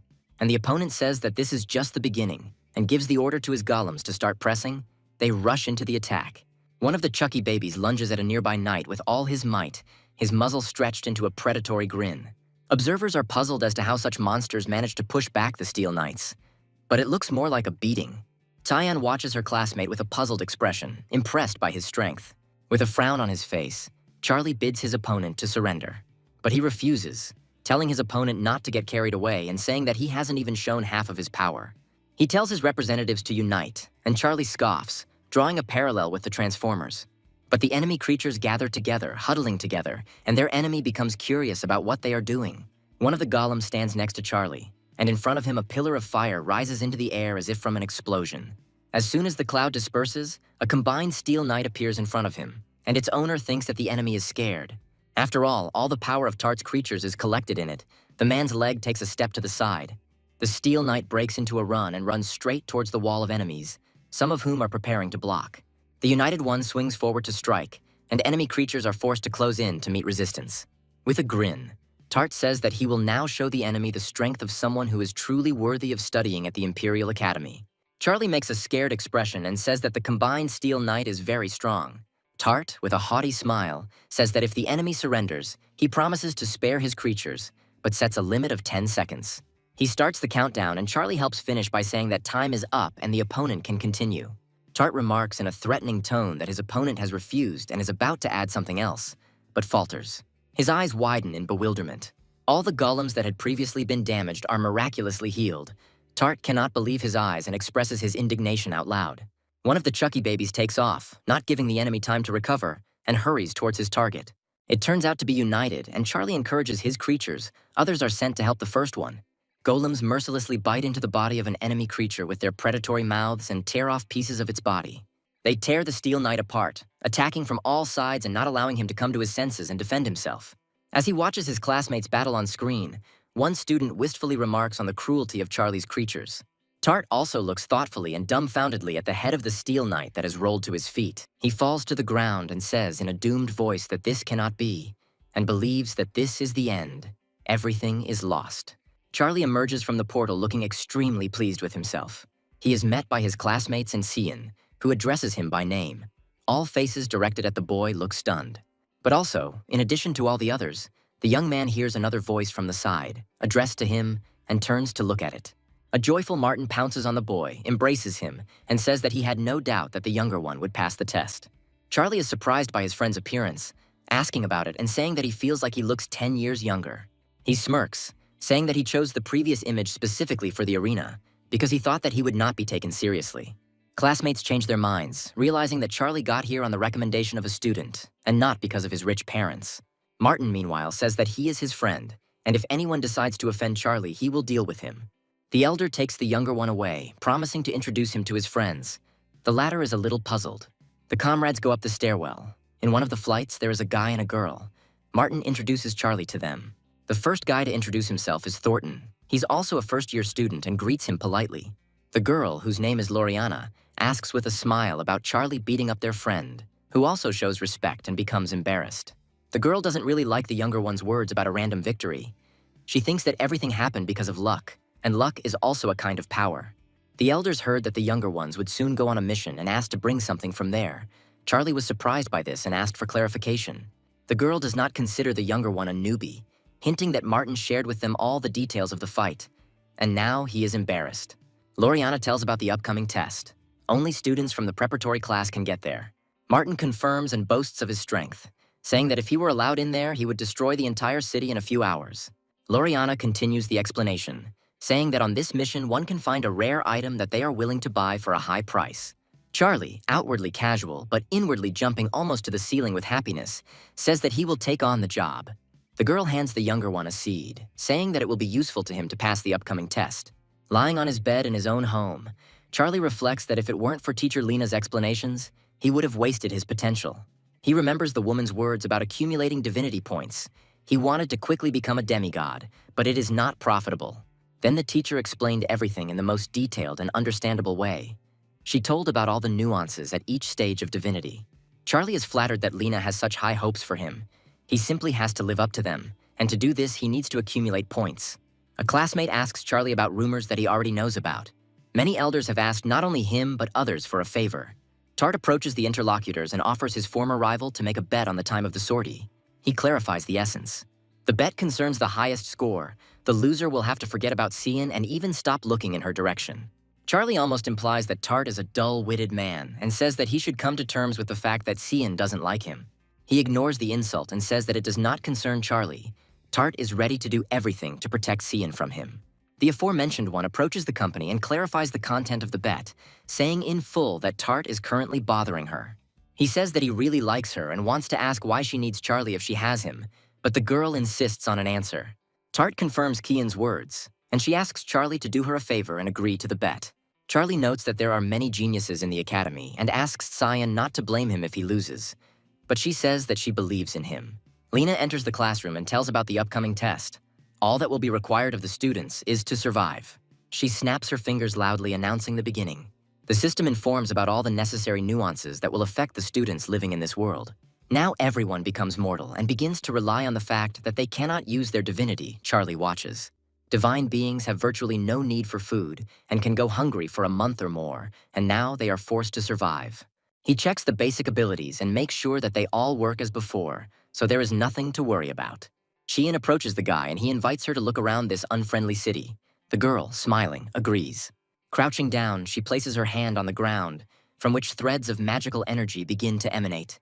Cyan summons his main representative, inviting his classmate to climb on top of him to look around from above. The guy smiles, gently declining and saying that he has his own wings. A moment later, Charlie uses Black Dragon transformation and flies into the air on his own wings without any help. They patrol the city together, Cyan flying on his Storm Sparrow behind his classmate. Finally, satisfied, the students land on the stonework of one of the streets.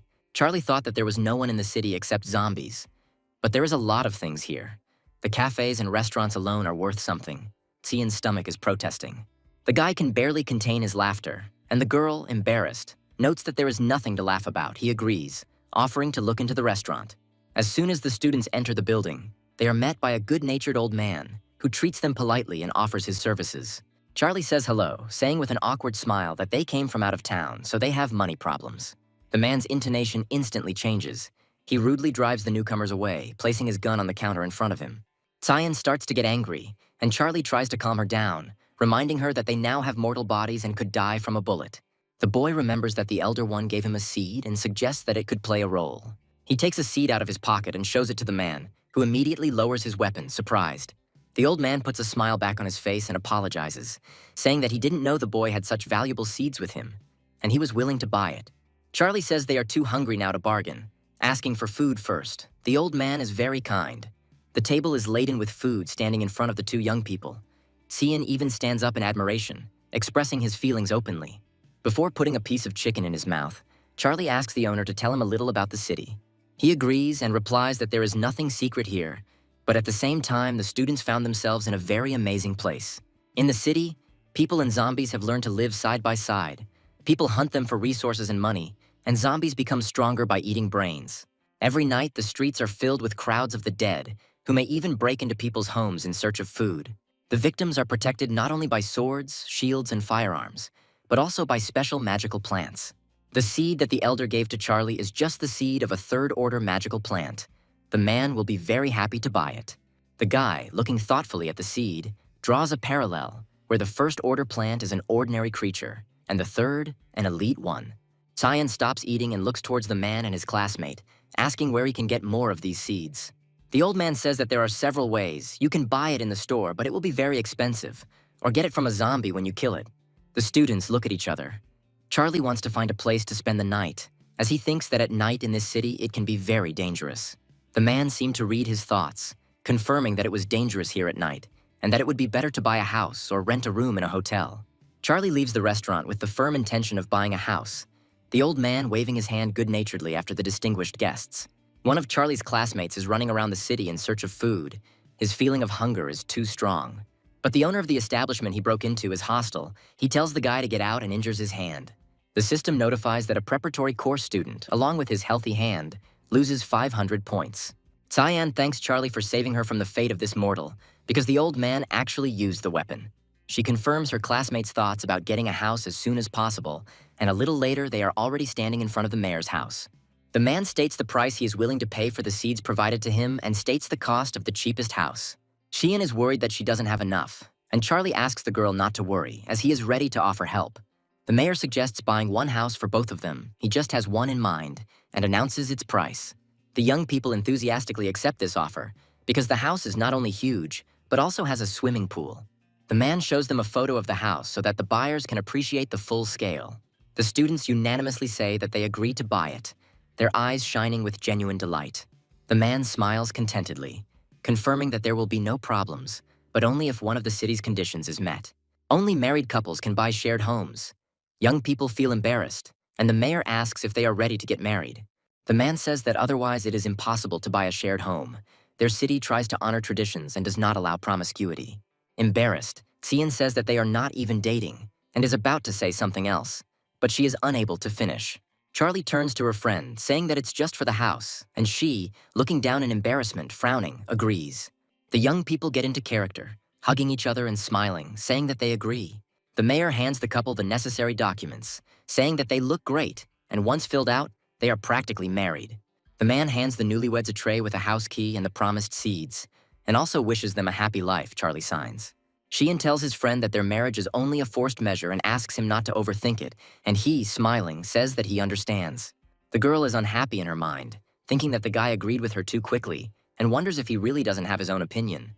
As the friends walk towards their new home, the system notifies them that each person gets 1,000 points for purchasing real estate. Charlie beams at the sight of the grandeur of the house in person, considering it a mansion, while Qian makes a displeased face, convinced that he has seen little in life. The girl says that she's going to take a shower and get some sleep because she is tired, and the guy is just enjoying the surrounding decor. Looking at the bag in his hand, he decides to do some work as he wants to see what the plant seeds he was given are capable of. In the evening, the guy comes to the girl's room and urges her to get busy and not to idle away. Several hours have already passed. He enters Qian's bedroom, saying that he has already managed to plant the plants he bought, but she is still sleeping. But the girl is not sleeping, but changing clothes, standing with her back to the one who entered. His eyes widen, a blush appears on his cheeks.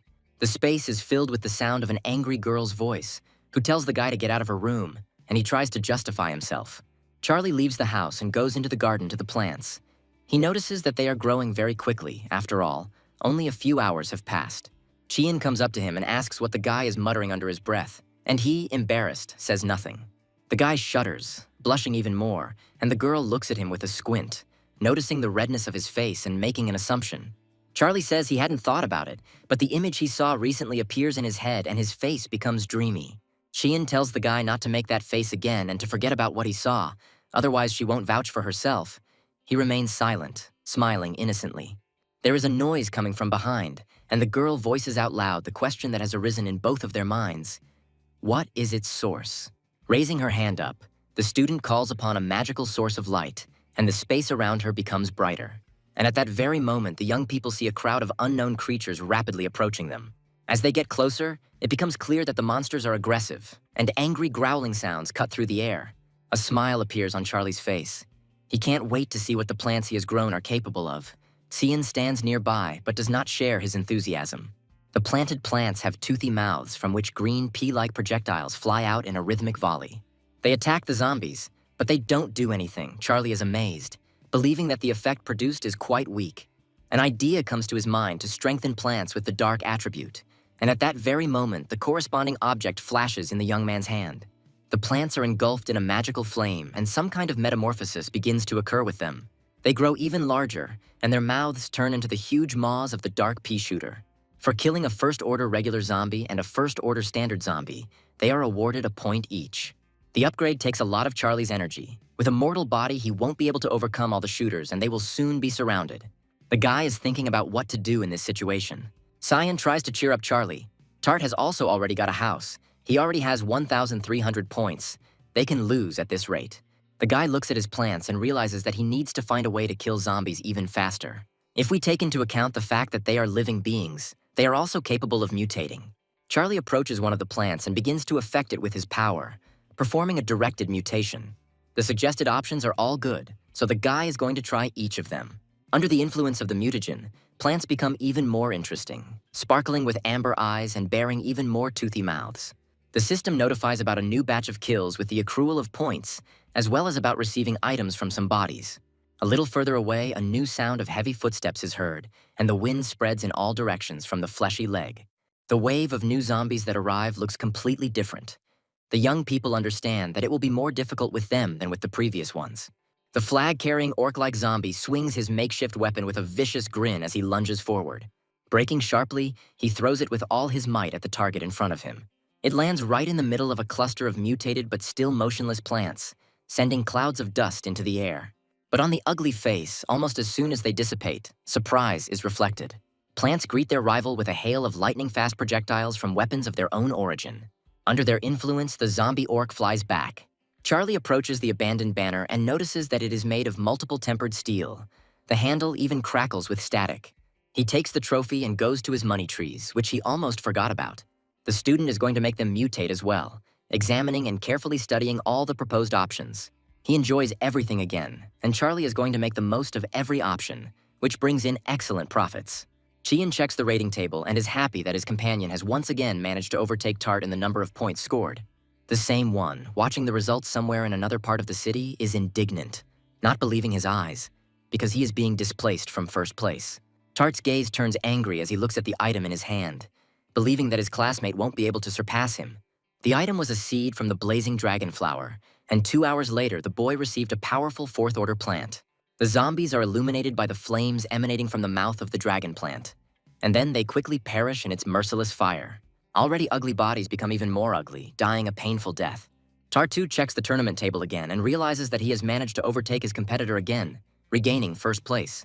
He smirks arrogantly, saying that he has found out all the ins and outs of Charlie. He wants to make his classmate regret it. Meanwhile, the night is coming to an end, and the first rays of the morning sun, coming out from behind the mountains, touch the city. The remaining zombies die under the influence of the heat of its rays, which are considered fatal for monsters. Tyan sits in front of a mountain of gold and notes with relief that they survived the first night, and then asks what Charlie strengthened their plants with. The guy shares with the girl that he recently acquired the ability of directed mutation, and notes that it came in handy. Chian looks at Charlie with eyes full of happiness, confirming the last words, but unfortunately, they are still behind on points. The guy looks at the rating and, smiling, says that this is just the beginning, and besides, they now have enough money to buy the best seeds. Night falls over the city again, and Charlie, standing next to the second and third order plants, notes that he feels more confident. Cyan watches the horizon from a height with binoculars. She says that completely different zombies have come to them. The approaching monsters are indeed different. They are dark silhouettes, including those riding horses. As they get closer, the girl notes that the current zombies are third order knights and the fourth order dance king. Seeing the latter, Charlie is amazed at where such a powerful monster could come from, and Cyan asks what they should do now. The guy suggests turning off the lights and hoping the zombies don't notice them, as they are sensitive to light and sound. They turn off the lights in the entire area and hide. Cyan asks if the zombies have left. Charlie thinks the plan worked. They ignore the house and go to the next one, watching the horde move away. The guy looks around for a certain zombie and, finally finding him, allows himself to breathe a sigh of relief. The most fearsome enemy leaves, and it is the student's turn. Charlie asks Cyan to use a light spell.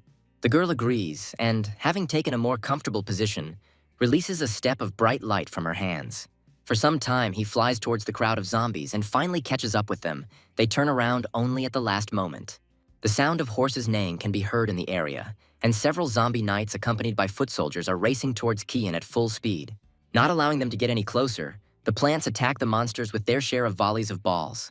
The zombies put their hands forward, trying to protect themselves from shots or at least minimize damage. A horseman gallops towards Kian, brandishing a formidable weapon, and now the girl covers herself with her hands. But she is saved by one of the new plants, of a higher order than before, hitting the enemy with a boxing glove. Charlie looks at the tournament table and is surprised. Another opponent appears on it, starting to press him from below. While he is perplexed, laughter and a question from that same Chaz Swift who is supporting him from below are heard from behind. The guy turns around towards the voice. There is a red-haired woman standing next to the student, whom he hugs, and she smiles sweetly at him. Meanwhile, the zombies find a new way to break through by imagining themselves as pole vaulters. Chaz gives the order to his plants, called oak snipers, to attack, and they readily obey.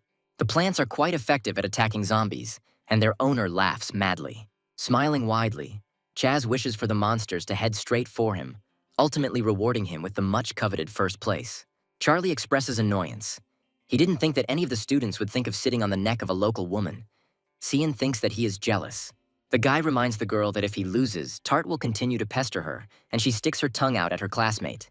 The zombie dancer enters the game, raising his hand to perform the great summoning, the twisting movements creating a small tornado. Second-tier zombie dancers appear out of nowhere next to the summoner, who stands proudly behind. They slowly walk towards the house that stands closest, the wind driving bright sparks through the air. Charlie notices that the king of dance still managed to break through the defense of their gigolo student. The zombie takes another step forward and belatedly realizes that he made a mistake. One of the enemy creatures appears under his foot, which immediately reacts to the intruder. The dancing king is thrown back with one sure springy movement and flies far away, doing several somersaults in the air. Charlie's eyes are about to pop out of their sockets when he realizes that such a powerful zombie has ended up on his own property. The guy can't recover from the shock, because he couldn't even imagine that this zombie could be so easily deceived. He orders his pea shooters to focus all their power on the king of dances, who open their mouths in anticipation. The shelling doesn't take long to arrive, and soon the aforementioned is shaking, trying to withstand a hail of pea-sized bullets. But suddenly he assumes a confident pose and begins to giggle, baring his bare teeth. Cyan notices that the plants are not coping and suggests taking shelter in the house, but Charlie understands that if they are not stopped here, nothing will help. He transforms into the Black Dragon, promising that he can handle it himself. With firm confidence, the guy flies straight towards the king of dance. First, he hits him in the jaw with his fist. Smoke billows from the skeleton due to the force of the blow, but the superior smile never leaves the skinless face. Charlie doesn't understand why the zombie didn't even move, knowing that he'll have to fight for real. He is going to pay tribute to his idol and kill him with his favorite technique, crossing his arms over his chest in a specific gesture. After properly preparing for the attack, Charlie delivers a machine gun punch, striking the enemy at lightning speed all over the body. The intensity and force of the king's skull will separate from his spine with a corresponding crunch. Charlie still stands in front of him with a serious face, watching as the enemy's body falls, the kill awarding impressive rewards. But the guy doesn't like that he was only awarded 500 points for the Dance King, since he was a level 4 zombie. Someone is watching this brilliant battle through binoculars, saying that Charlie is simply something. The observer is Loriana. She's sorry that she cannot see the rating, and Martin, standing next to her, is enthusiastically waiting for his turn to watch. He says that the guy is no slouch. Since he decided to team up with Cian, the question arises whether Charlie will be able to find the thing they need. It all depends on how the younger one perceives the city. If he considers this place to be a battle between zombies and townspeople and plants, it won't work. The girl, smiling, says that she is now interested in what place in the ranking this guy will take, and even had a crazy thought. Lena, who overheard the conversation, appears right behind Loriana, asking again if he is a merciless monster in the girl's eyes. The woman takes a step back and asks the students to admit who they decided to bet on. Smiling puzzledly, Martin and Loriana give an honest answer in unison. The woman smiles softly, satisfied with the answer, and asks the freshmen to follow her, allowing them to watch. She is focused on setting up a screen window through which the students will be able to observe what is happening. Stepping aside a little, Lena says that there is definitely something to see here. Charging forward, Charlie in his black dragon form knocks over the zombie knight, grabbing him by the head, his eyes angry. The next moment, he gives the command to the pea shooters, telling them to concentrate on a specific target. The guy himself takes off so that he won't be accidentally hit by the plant attacks, and the monster is thrown back. Martin notices that the younger archers have the power of second-tier plants, and Loriana understands why he lost to him. But the girl does not understand why the zombies attacking him have such a high level. According to her calculations, it should be lower. Meanwhile, the Spring of the Hour and his women throw another zombie back. Now everything becomes clear. They are simply throwing it at him. Although the guy's strength itself deserves credit, not everyone is capable of developing plants like that. Lena watches the battle from a closer distance and notices that no one supports Chaz. Martin does not believe. Loriana's cheeks turn red with anger when she realizes that the students simply took advantage of the townswoman. The first years are curious about the leader of the trio, Tart, and Lena shows him, whose dragon plant is frying another opponent. The guy laughs heartily, happy that he thinks Charlie won't even be able to try to beat him. The plant seems familiar to Loriana. She thinks that their rival decided to support Tart. Martin is angry. He already overtook him once. Lena confirms that the students have made an agreement. In exchange for financial assistance, Tart owes the elder a large part of his savings. The freshmen condemn their opponent for such a vile condition for the exchange, and he suddenly appears right next to them, asking who they are insulting. Martin turns to look at the new arrival. Shannon, noticing that the assembled group is watching the preparatory course students, suggests making a bet. Martin frowns in displeasure, saying that he is already aware of the dishonest deal made between him and Tart. Shannon insults not only him, but his friends as well, saying that people like them are ashamed to be called students of the Imperial Academy. Martin jumps up, wanting to teach his classmate a lesson, but Loriana holds him back, saying that he is deliberately provoking him in front of the teacher.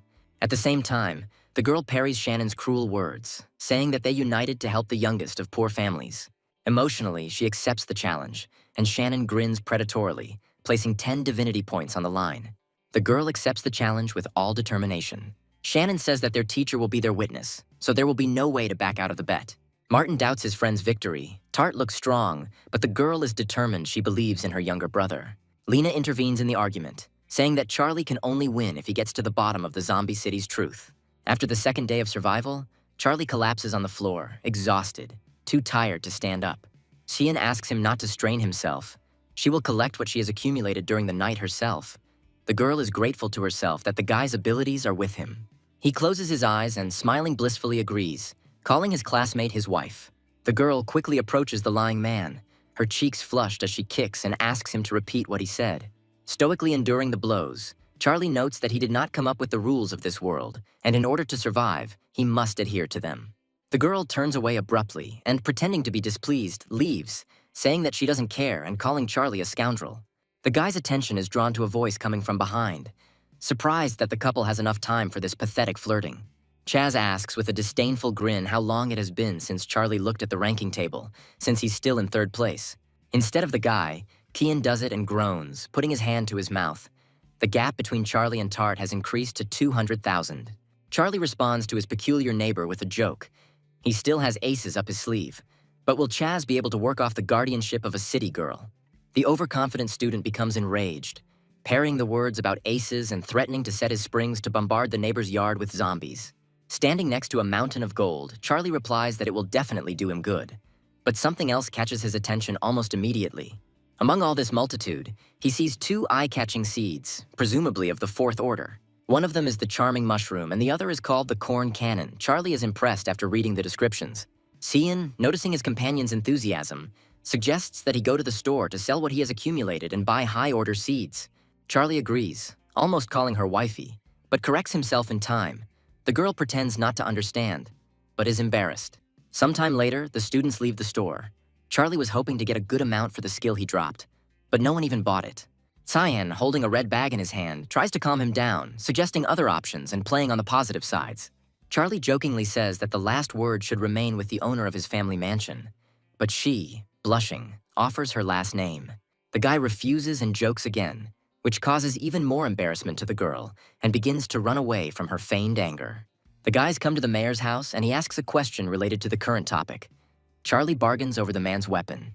The head of the city thinks about whether the embossed banner is actually rare, and the man allows him to choose something.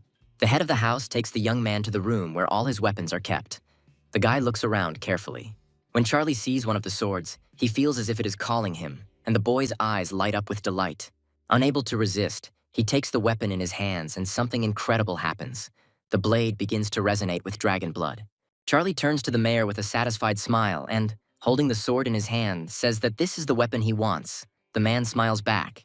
The latter says that the student has a keen eye, but the banner alone will not be enough for this weapon. Something else will have to be given. The boy hands the man a copy of the tap dance skill and some third-tier plant seeds, since that's all he has left. The man agrees to accept the seeds, but he doesn't need the skill. He suggests offering it to his neighbor as a former dance queen. Charlie takes the sword and invites Kyan to visit the golden woman of their academic friend, Chaz. Walking past Tart's house and seeing his yard, Charlie realizes that the student has remained just as pompous. These words are quickly confirmed. The guy approaches his classmates and begins to push his line. Charlie addresses Kian as his wife, asking if Tart is her friend, and she, a little embarrassed, answers in the negative. Tart becomes furious, angry at this treatment and believing that his classmate has no right to call Tyan that. They walk away holding hands, and Charlie suggests that the girl not pay attention to this narrow-minded man. Tart is beside himself with rage. He promises not only to disgrace his classmate, but also to ruin his entire future destiny. The students approach their neighbor's house and knock on the door, asking if she is home. The door is opened not only by the woman, but also by Chaz, who sarcastically notes that their neighbor, Charlie, has come to visit them. The woman also smiles not very kindly. She says that Chaz has already told everything. There is no need to count on compensation. She is not obliged to pay for the weakness of her neighbors. Chaz, with an unpleasant smile, tells his classmate that he shouldn't bother them. Charlie ignores his classmate's unpleasant words and begins to tell the woman about his receipt of the tap dance. She also thinks that the guy is sucking up to her, and smiling. She says that this way he won't be able to change her attitude towards him. Charlie decides to go for broke, showing the woman a book that is a copy of the skill with a pleasant smile. Chaz comes forward, clearly irritated, and asks if his classmate is being cheeky if he decided to buy them some book. But the neighbor has a different opinion. She is ready to literally give everything she has for the lost book of the King of Dance. Chaz begins to worry, believing that if Charlie asks to be kicked out instead of payment, the woman will be ready to make this sacrifice. Chaz is about to use hypocrisy, emphasizing that they are classmates, and begins to speak with a sweet smile. But he doesn't even hear him. He gives the book to the woman just like that, saying that they are neighbors and should help each other. She beams as she thanks Charlie and apologizes for her rudeness. She allows herself to be addressed informally and hopes to get along. The neighbors leave, waving goodbye, and neighbor Hannah waves back, clutching her lucky purchase to herself. The system awards points for befriending the neighbor, and Charlie comes up with an idea about the true meaning of the zombie town. Kian asks what her companion just did, since she was awarded a lot of points and the opportunity to trade with her neighbor opened up. The guy smiles slyly, noting that because of the marriage, the girl now also gets some points, which means that it was not in vain that they got married. He jokes again, saying that he does everything for his wife, and she, just as before, is embarrassed, calling him shameless. The guy is going to see what his neighbor's store can offer him and opens the corresponding window. Among the goods is the fruit of wisdom he needs, which his elders asked him to find. But Charlie is in no hurry to buy it. It is expensive. Night comes, and he is already standing next to his 4th-tier plants. Improved by directed mutation, the night will be hot. A little later, zombies appear, opening their predatory mouths, heading straight for the townspeople's houses. Charlie gives the command for the first glowing sphere attack while standing behind a neat row of corn-like plants. The charge hits the monsters, throwing them into the air with its explosion and scattering them in different directions. Watching the battle, Charlie couldn't help but wonder where all the high-level zombies had gone. Only the low-ranking ones were visible. Some movement in the background catches his attention and the guy switches focus.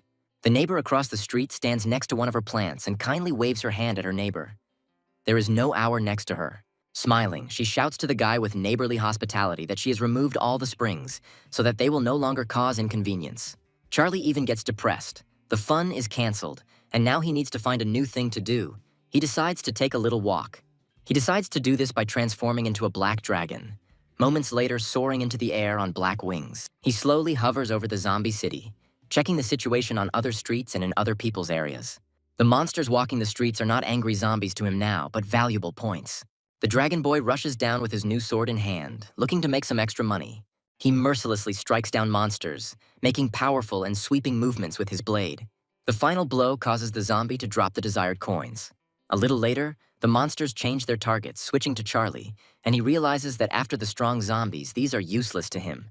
A few hours later, the guy climbs to the top of one of the tallest buildings. He looks at the ranking table and notes that the gap has narrowed, but it is too early to relax. The 3rd day of survival brings Charlie 3,000 points. He approaches his house, on the threshold of which someone in blue stands. Coming even closer, the student asks who this man is, and he turns around at the voice. Placing his hand on his chest, the armored guy smiles and introduces himself as Rick, the captain of the local guard, and invites Charlie in. The student asks to tell him more about this, and the captain explains, saying that they often encounter 5th-rank zombies. The face of the interlocutor lights up. Zombies from the 5th level are just what he needs. He asks to be accepted into the guard. The captain smiles back and places his hand on his interlocutor's shoulder, saying that this is why he came here, hoping that it will now be easier to defend the city. For this, the system awards even more points than for friendship with Hannah and opens a store with Rick, as well as with the guards. Thus, Charlie bypasses everyone and ends up in 1st place in the ranking. The guards say goodbye to each other until the evening, smiling and waving. As soon as Kian sees Charlie, he rushes towards him with open arms, asking how he managed to achieve 1st place. The guy smiles, getting ready to tell the girl an interesting story, but it ends before it really began. There is a loud knock behind them. Someone is knocking on their front door. Charlie becomes alert.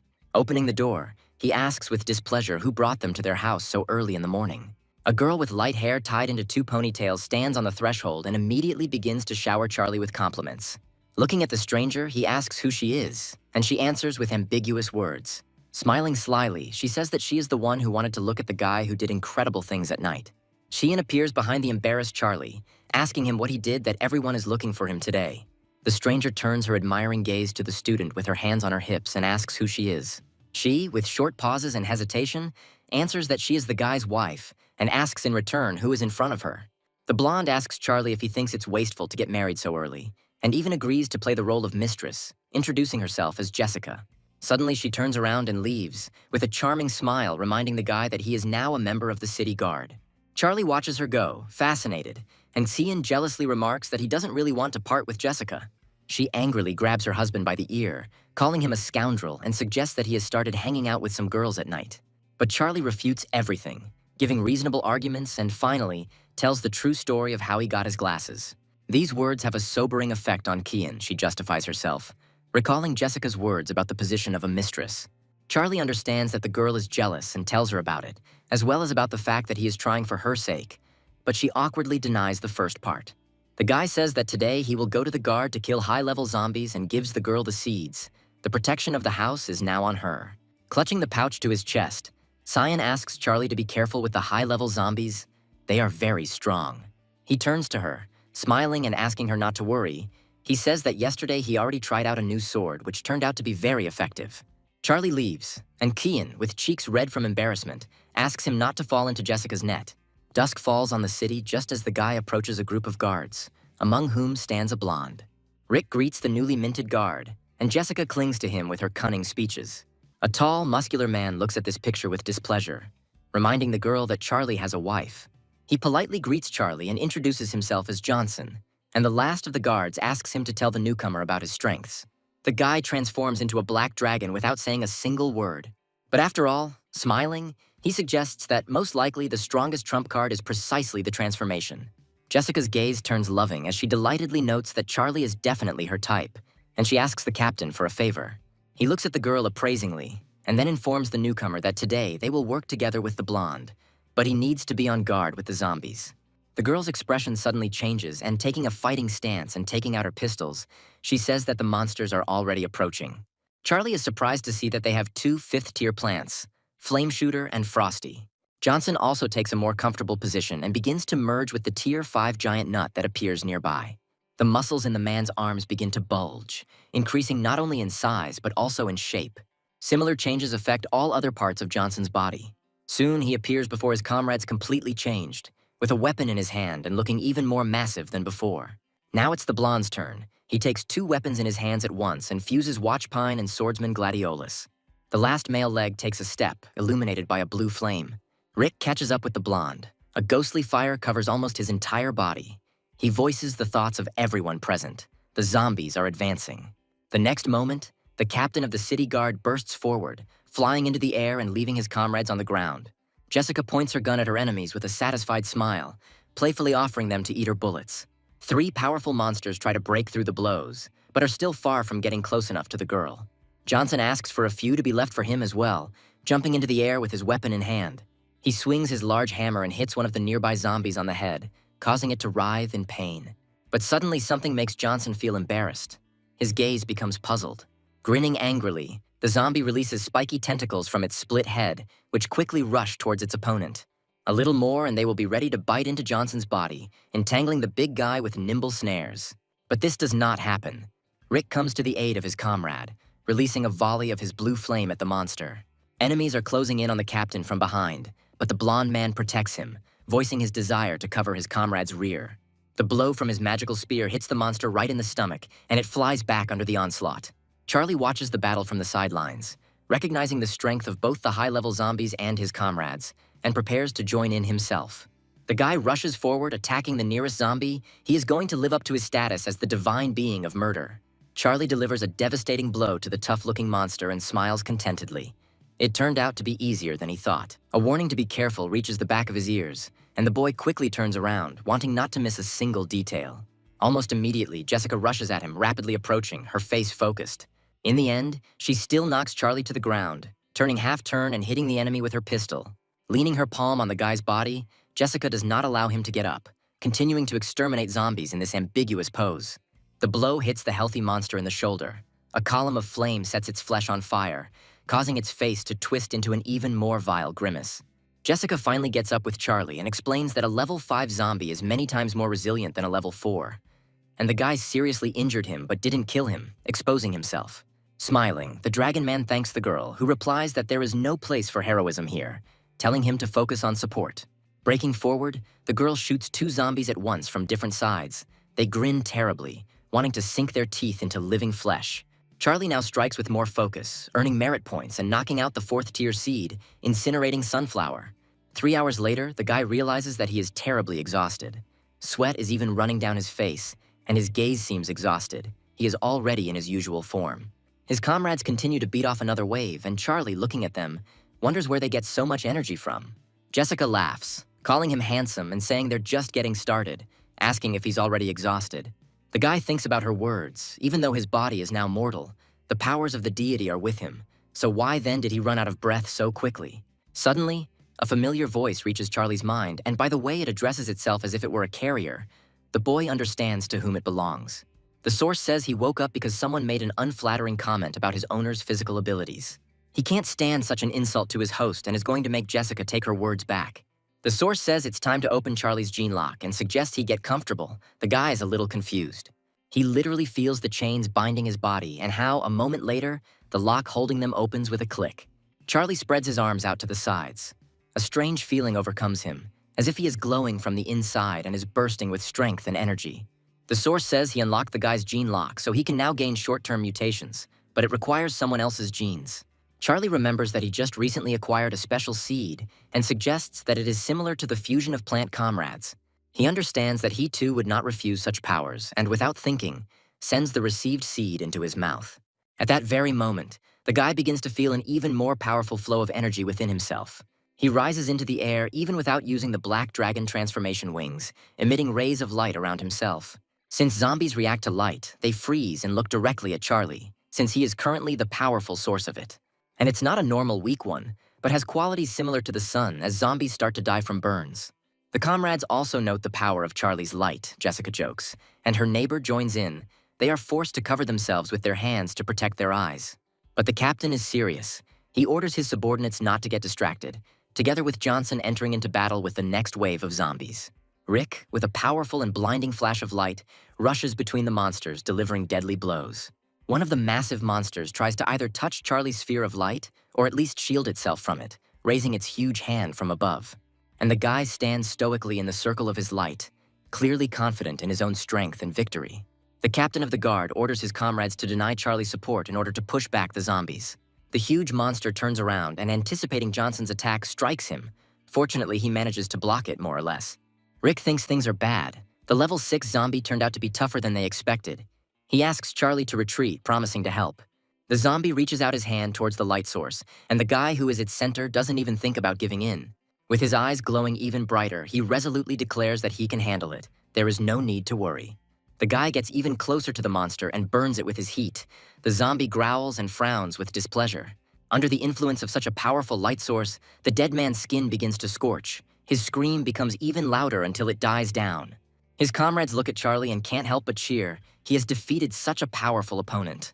The next moment, the guy throws several hands into the air, and the system notifies him that he has become friends with all the guards. Now he can trade with them and gets points. The source asks the owner about the feeling after removing the shackles. He expresses joy. The entity is also happy, but also wants to tell its host some bad news. Charlie is stunned by such information. He starts making excuses that he has nothing to pay with and asks what the source is going to do to him, and he talks about side effects. The first reaction is a calm exhalation and words about how it's not scary, but everything changes the next moment. The guy literally starts screaming, asking about side effects and why the entity didn't warn him, and she asks him to calm down. The problem with the shackles is that they cannot be used continuously and take some time to recharge.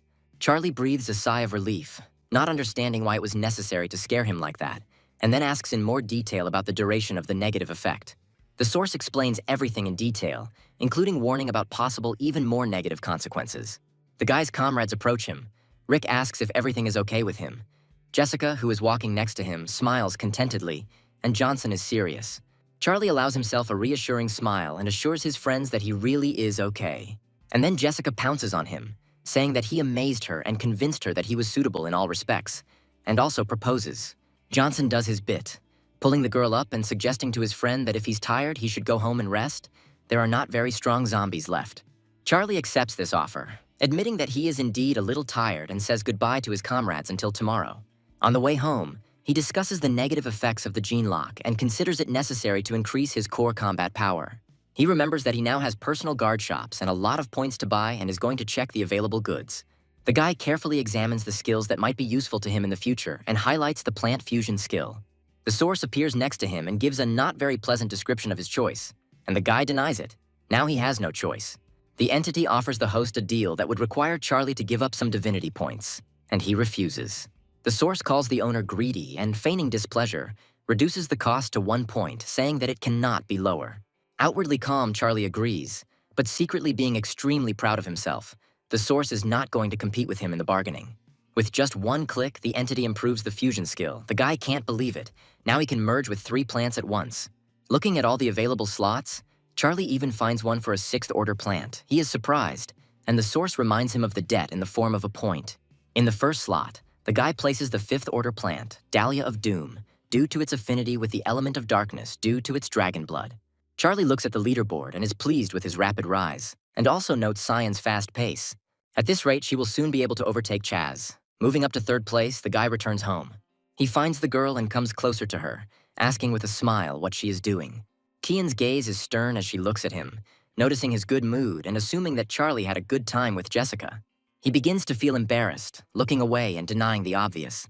Cyan throws a pile of things towards his companion, calling them his share and telling him to sell them himself. Smiling, Charlie says he doesn't need them anymore and allows him to sell them to the girl himself, joking about their marriage.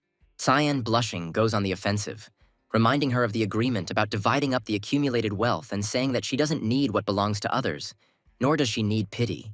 Turning around, she leaves, saying that she intends to take up dancing with a neighbor. Charlie asks her to return before sunset. A few days later, a happy boy comes to his elders and politely greets them, and Jessica reciprocates. Charlie notes his comrades' concerns and asks them about it.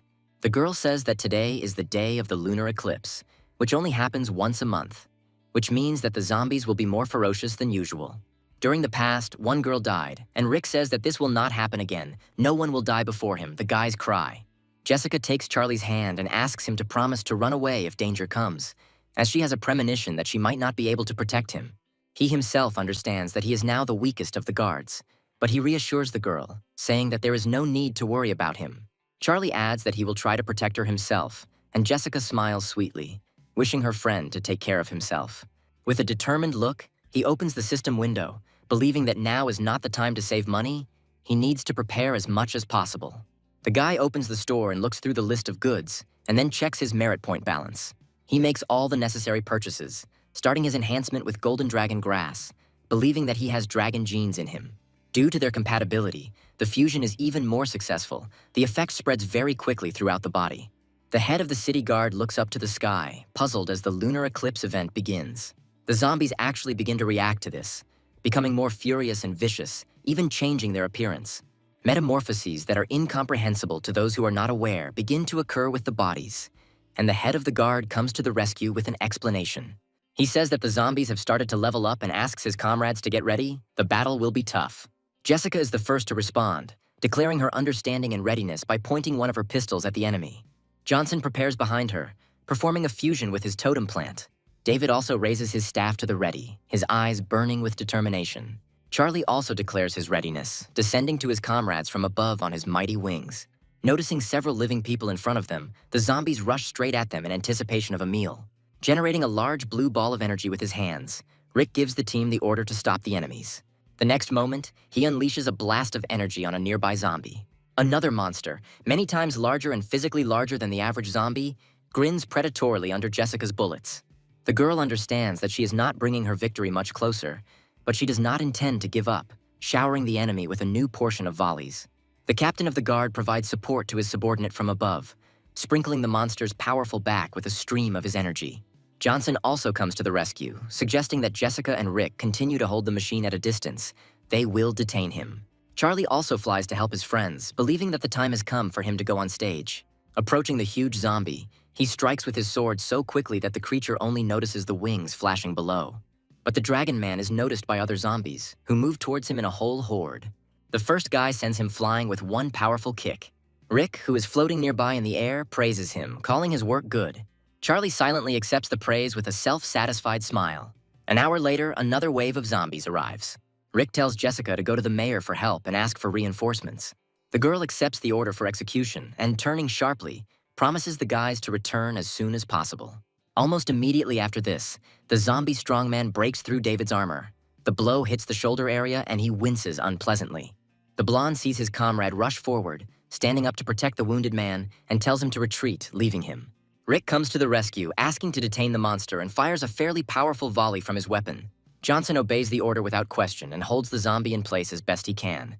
The captain approaches them and unleashes a blast of energy on the monster's head. Just in time, the system notifies that the 10th day of the gene lock recharge has come to an end. Charlie rushes ahead of all his comrades, promising to buy them some time. They look at him in bewilderment. The captain notes with fear that it is too dangerous. Now is not the best time for heroism. Charlie turns to him with a smile, saying that it is his duty to protect the city and he has no intention of dying. Instead, with all his determination, he opens the gene lock option, filling his body with impressive strength. The body responds to the flow of magical energy as usual, but this time, instead of light, something green comes out of the guy's back. Watching their comrades' merciless strength defeat the zombies, Rick and Jones note its incredible power. Sometime later, Charlie hangs in the air, exhausted, with mountains of corpses lying in front of him.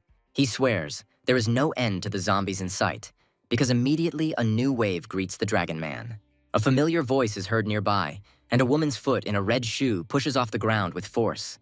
Jessica managed to bring reinforcements to her aid, and they rush as an angry mob straight to the city guard. The mayor rushes forward, offering to finish off the zombies, and a girl runs nearby, a little behind. Rick tells them to stop immediately as he senses serious danger ahead. The man peers through his binoculars, trying to figure out the source of what has confused the captain of the guard. He can't see anything except trees shrouded in fog, but it's clear that something is wrong with him. Rick flies closer to the mayor and says that everything is covered in fog. They can navigate in the darkness, but it's not possible to get through the fog. On the man's hand, there appears to be a seed of a fourth-order plant, wind-blowing clover. He is immediately and carefully planted in a pot. Very soon, there is a rustling sound in the ground, and the next moment, Clover jumps out of the soil. Charlie, watching everything from a bird's-eye view, is amazed at how quickly the plant grows.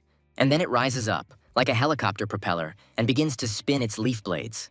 The zombies, seeing this and the light coming from the clover, distort their ugly faces with fear. Charlie can't calm down and uses his eye of identification. It's all in the pot. This wonderful flower pot increases the growth rate of the plants planted in it by 100 times. Noticing Charlie's delight, the mayor offers to give him a couple for his previous services, and he sincerely thanks the man. The system notifies that the guy has managed to make friends with the mayor of the city, as well as about the accrual of points and the opening of a store. Smiling contentedly, Charlie opens the store, believing that there must definitely be something worthwhile there. The boy's attention is drawn to a mushroom, the Black Death, which spreads spores that accelerate growth when in contact with zombies. Charlie immediately buys it and throws it in front of the clover fan, starting the process. Upon reaching the zombies, the spores instantly implant themselves into their flesh and grow from within, causing pain and screams from the monsters. Meanwhile, Charlie has an idea that he can't wait to try out. He waits until all the zombies are infected with spores and starts. Mushrooms are also living creatures, which means they are also susceptible to Harvey's ability, Life Sacrifice. A mystical fire engulfs a great horde of zombies, sucking bodies into its merciless meat grinder. There are also explosions going off inside, which is something new for Charlie, but either way, the outcome is the same. The ritual, as usual, produces 3 possible variants: the seed of the Tree of Wisdom, the golden flower pot, and the building.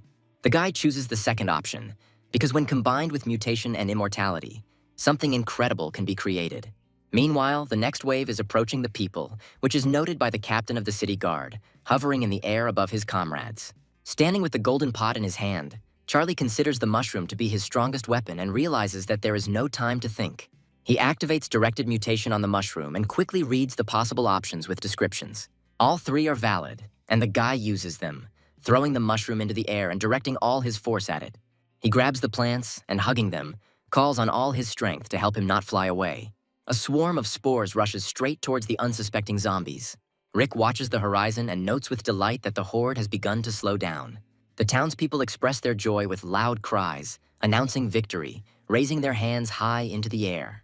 And the mayor warns Charlie, who has flown closer, that the eclipse is entering its final phase, making the monsters even more ferocious and ruthless. Indeed, when exposed to moonlight, zombies undergo even more sophisticated modifications. Already huge and terrible, they take on an appearance similar to horned giant demons. The mayor orders everyone to retreat back and focus on defending the main gate. The townspeople gather in a designated place, and their mood is in direct proportion to what happened just recently. Hearing their conversations, Charlie understands that at this rate they will simply lose all their fighting spirit. They need to be encouraged. He rises high in the air before them and tells them not to lose heart, because the rest of the townspeople are counting on his protection. The dragon guy shows how to behave by his own example, without panicking or whining from helplessness and fear. This has the desired effect, and the volunteers become inspired, replacing apathy with a fighting spirit. Pleased, but sweaty from overexertion and excitement, Charlie is already beginning to encourage them, when suddenly he breaks off mid-sentence. Something resembling a nimble green vine rushes in his direction, closing the distance with lightning speed. She grabs the dragon boy's body and pulls him towards the crowd of monsters. Charlie screams. Jessica stretches her whole body towards him, shouting his name and wanting to hold him. Fear can be seen in the girl's eyes. But Rick holds her back, saying that she will only senselessly destroy herself this way. There is no need to be reckless. They will save him. The next moment, the captain confirms his words. Asking his comrade to hold on a little longer, they are already on their way to help.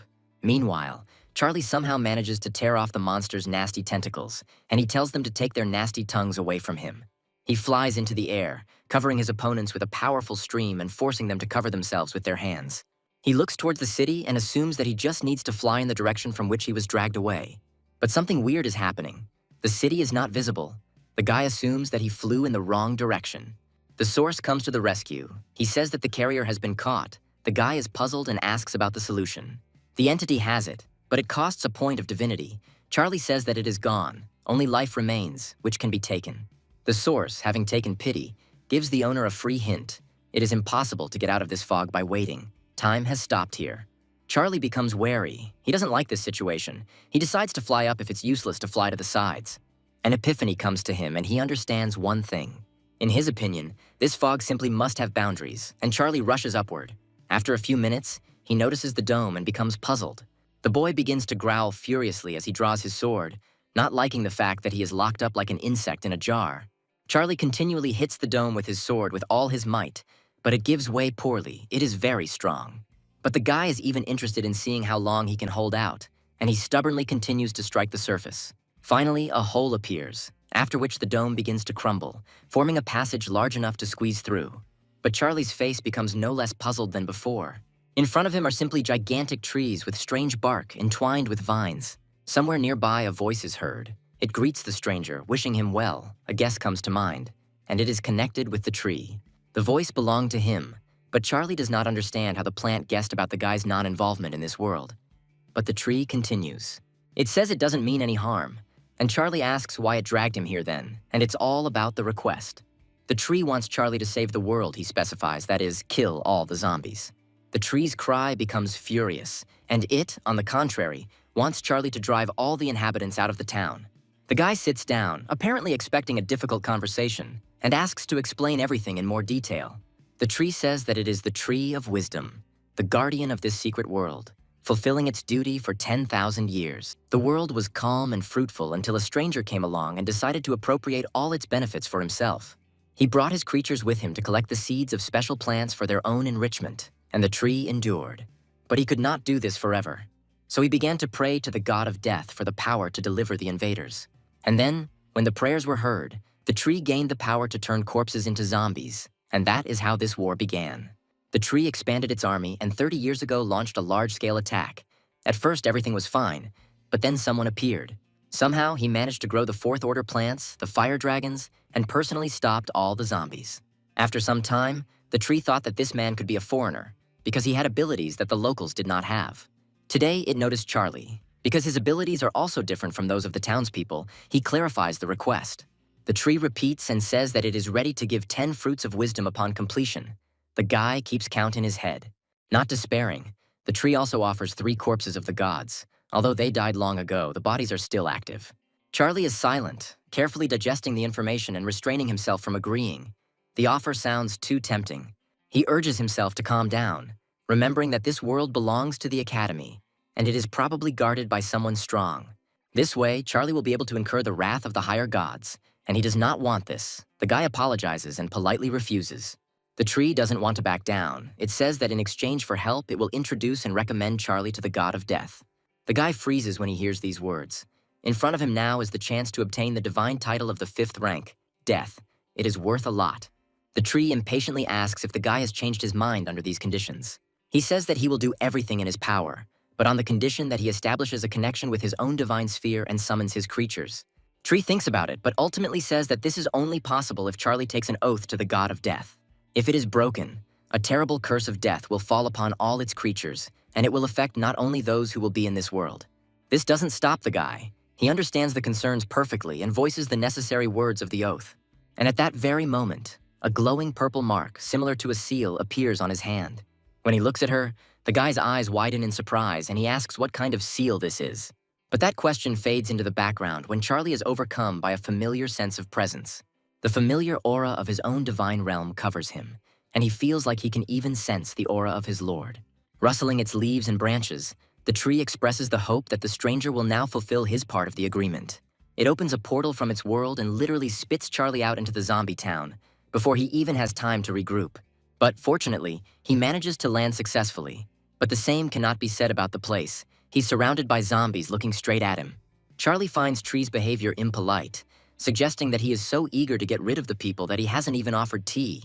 He tries for a long time to find his way to the necessary place, and finally he succeeds.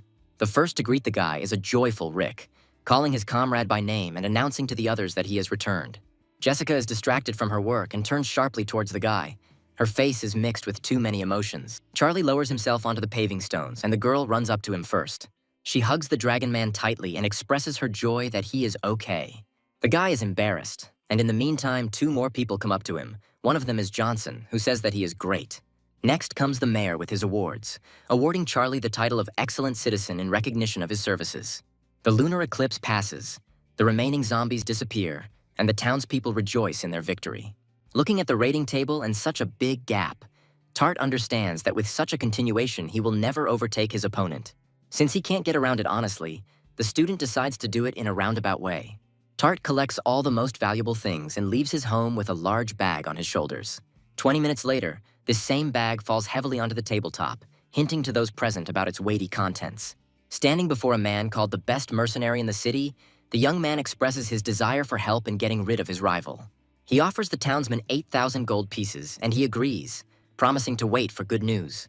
The student leaves the ill-fated building with a hurried and nervous step and is noticed by one of Charlie's locusts. The owner himself sits in his house, smiling, realizing that his opponent has decided to use dirty methods to win. Charlie intends to pay his classmate back in the same coin and orders his swarm of locusts to indulge in everything they want. The winged babies rush to get their fill of juicy plants, stuffing their bellies to the brim. Sheehan comes up to Charlie and asks how the guy managed to move his locusts here. She guessed everything. She also asks what the guy is trying to achieve with such methods, and he replies that it is a secret. He adds that if he tells, he will have to kill the girl, and she starts to get angry, saying that if it was a secret, she could have just kept quiet. An unpleasant voice is heard from behind the front door, telling Charlie to come out. Sheehan lets go of her husband and turns to the source. Tart came for his soul. He breaks in and tells his classmate not to say that he was not involved in what was happening. Charlie greets him politely and asks if he can clarify what exactly he is talking about. Tart says that his classmate has no honor and throws something covered with a rag in front of him, over which several locusts swarm. Tart accuses Charlie of using dirty methods and that the locusts are his, and he refutes this by asking how he could summon the representatives. And on the other hand, why does he need this? Because he goes around Tart and makes fun of him, and he, unable to bear it, swears. Tart is very angry, secretly allowing his opponent to rejoice, but promising that he will do everything to ensure that he does not see the next dawn. Almost the entire city shows up at the store, their eyes flashing angrily and demanding insect poison from the seller. He, fearing the wrath of the crowd, smiles nervously, saying that unfortunately it is over. But tomorrow a new one will be ready. Even the men are almost in tears, afraid that they will not survive the night.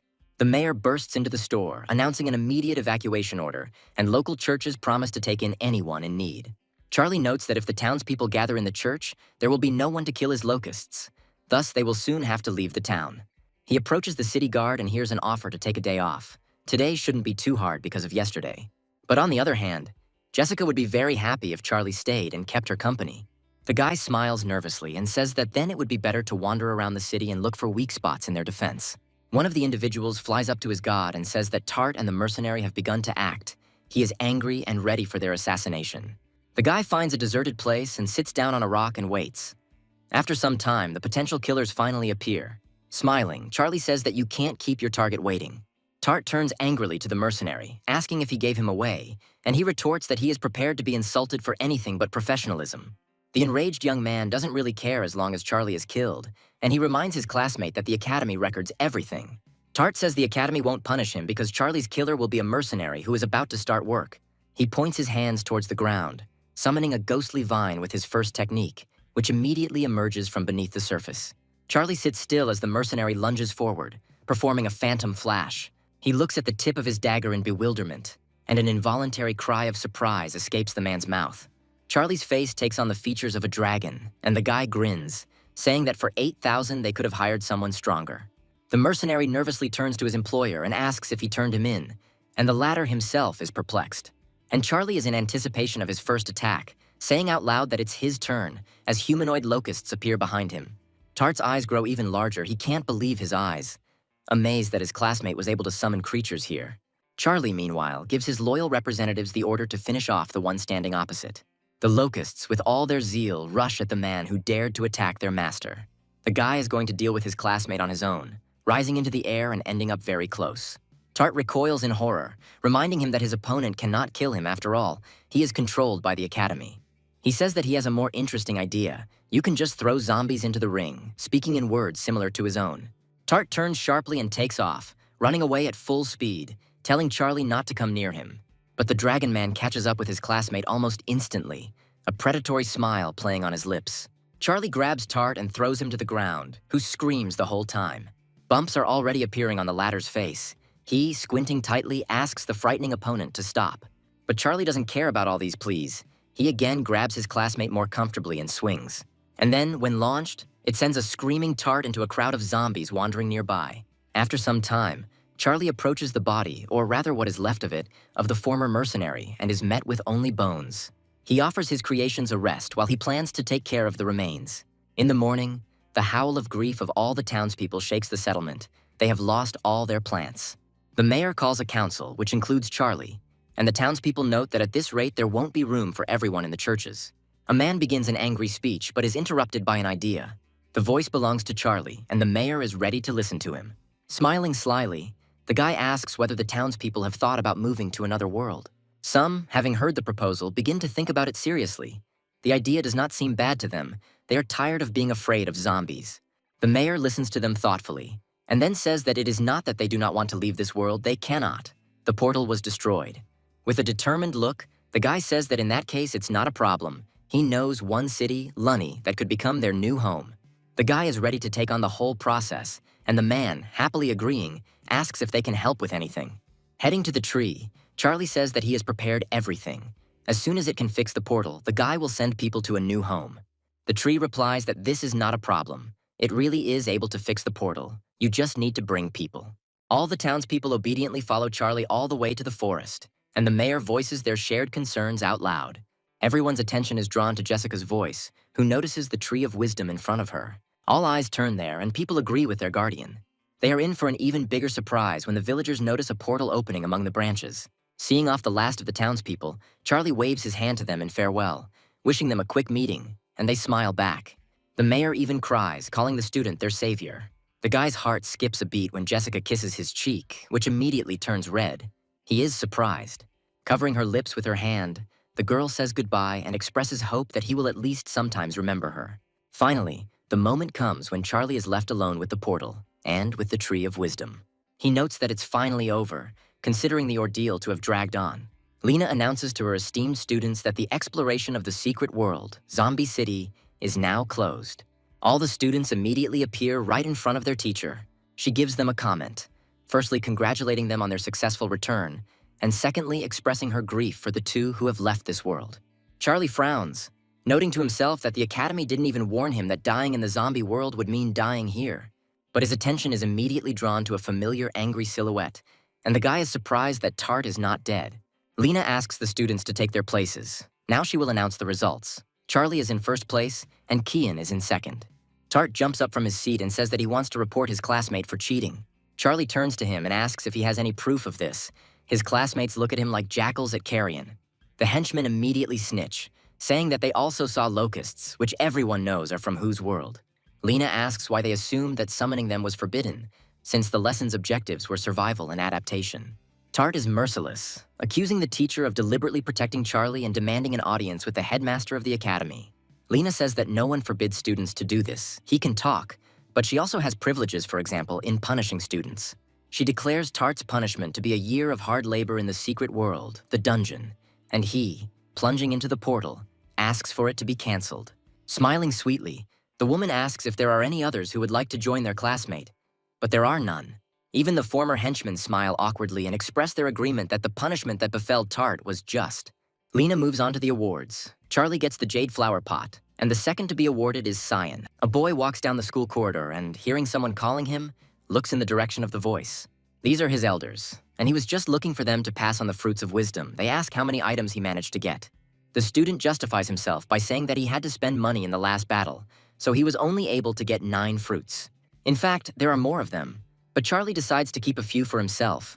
The older ones are surprised by the result and praise the younger one. The freshman received divinity points for the guy's win, and he is impressed when he hears the amount. And from the side, you can hear Shannon's angry voice. He approaches, filled with rage, and now he knows because of whom he lost a whole fortune. Martin stands up for the younger one. He decisively covers him with his body and asks his classmate what he is doing here. Charlie looks at this picture in surprise, asking what is happening, and Loriana, standing behind, says that Shannon cannot admit defeat. The elders introduce the stranger to the boy and share the details of their dispute, saying that he is the one who will allow them to earn some extra money. Charlie is amazed. He asks Shannon who he bet on, and Thornton answers for him with a malicious grin. The debater is embarrassed. Junior realizes that his opponent in this battle was Tart, and his smile also becomes predatory. He expresses regret to his patron. Shannon is about to teach Charlie a lesson when 3 of his elders immediately stand up for him, not allowing him to lay a finger on him. Red runs away in disgrace, threatening at the end that the next big lesson of the prep students will be held with the first-year students. Martin apologizes to the younger one, saying that now because of them Shannon is angry with him, and it might not be possible to help next time. But the boy is not upset, smiling a bright smile and reassuring the elder a lot has happened in his life in recent months. The elders accept these words, but still offer help in any matter. They are always ready to help in any way they can. Somewhere else, the ruler is informed that a demigod has arrived for an audience with him. The ruler condescendingly allows him to be invited. The demigod is asked what he wanted to talk about, and he greets the ruler, bowing his head, and introduces himself as Harry Bon. The reason for his visit is information about a special find, and the ruler says that if they prove useful, the demigod will be rewarded. Harry says that he found a locust corpse in the place where the king's men performed the ritual, and shows what he found, and also tells about Charlie. The ruler asks what the demigod knows about him, and he begins to share information, starting with the place of training. Harry continues his story, saying that Charlie grew up without parents and is still a divine being. The ruler becomes enraged, wondering how a divine being could kill 6 demigods and take the source. Harry falls on his face, begging the king not to be angry, and says that at first he himself could not believe it. But he checked the facts and questioned the witnesses.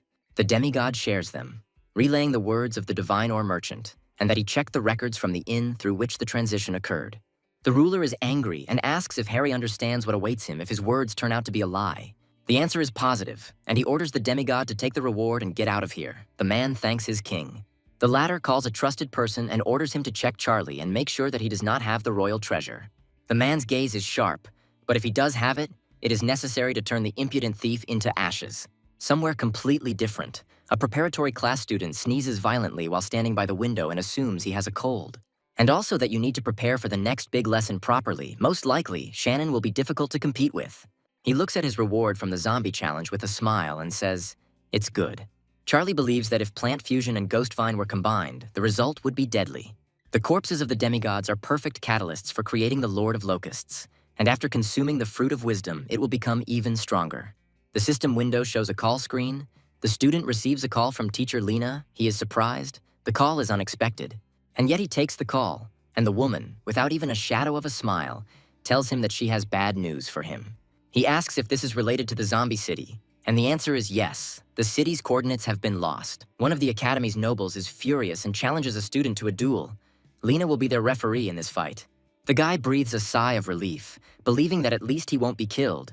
Lena confirms that she doesn't let anyone harm her students. Charlie lies on his bed and looks at the ceiling, admitting that what's done can't be undone. All he can do is look forward. On the appointed day, he stands in the arena of the Imperial Academy and hears the voices of his elders from the stands. They are rooting for him. Lena approaches the student and, with a smile, offers to greet his rival. His name is Teacher Snowden. Charlie says hello, and the older man comes closer and puts forward his conditions, offering to put only creatures on the line for his part. The guy smiles, agreeing and saying that he will try to do everything in his power not to disappoint his opponent. Lena suggests starting and says that the duel will take place on hilly terrain, and also asks the opponents to summon creatures. The conditions are set, and the three stand in the middle of the arena, and the woman takes her place between the competitors, as befits a judge. The man notifies his opponent that he is ready to begin, and summons a portal behind him leading to his god sphere. A moment later, the first of the creatures begin to emerge from it. They look like either articulated dolls or mannequins. The beings of the teacher continue to exist until there are as many of them in this world as were stated, namely, 1,000,000. The dolls open their eyes, revealing their eerie gazes to the observers, and Martin immediately finds their aura terrifying. The older Charlies sit on a bench and discuss the teacher's creatures.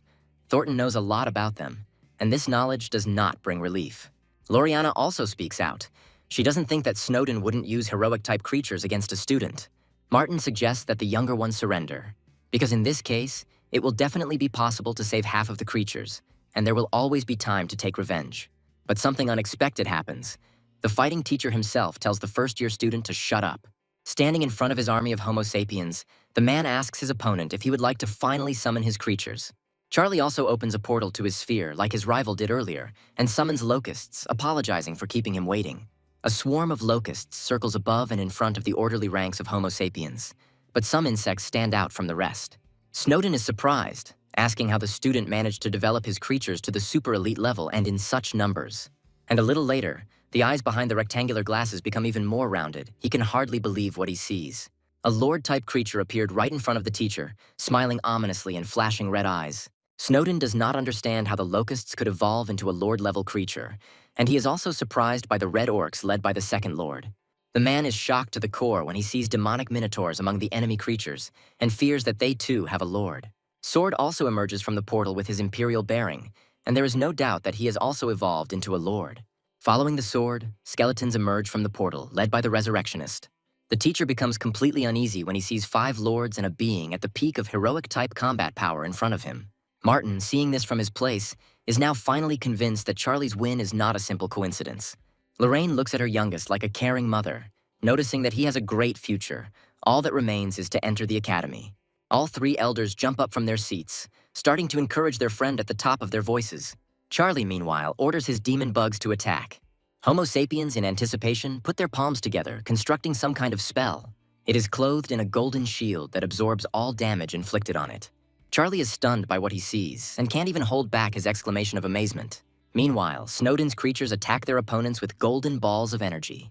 Charlie doesn't like this turn of events and orders the demon bugs to retreat and the fallen locusts to create a barrier. The latter obey the will of their god, creating a strong barrier that also absorbs all enemy attacks. But Snowden doesn't think so, saying out loud that it won't be enough to stop his creatures. He tells them to begin, and Homo sapiens simultaneously raise their arms into the air, setting the stage for the next technique. Charlie looks through his own barrier in amazement at the rapidly growing ball of energy. The teacher holds out his hand, commanding the creatures to release an incinerating wave at the enemy. Charlie is adamant that he needs to break the barrier, because if things continue like this, he will lose. He gives the divine hammer a command, sending it forward. He jumps high into the air and swings his weapon over the enemy's dome. The hammer touches the surface and a bright flash of light fills the space. The divine hammer twists with zeal, wanting to break the barrier. Finally, the efforts pay off, as cracks begin to spread across the surface of the dome from the point of impact. Charlie praises the Red Orc leader and sends the locusts to attack again.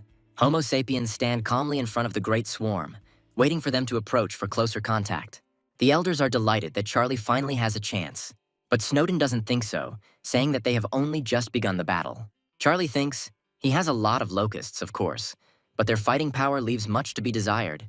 It is unlikely that he will be able to win with only them. He decides to try another option and sends the Skeleton Lord forward. The Homo sapiens attack the locusts from a distance, not allowing them to close the distance, and Charlie is surprised by their amount of skill. Things have moved forward, but the guy is still losing. He's going to strengthen the locusts with the help of the source of mutation.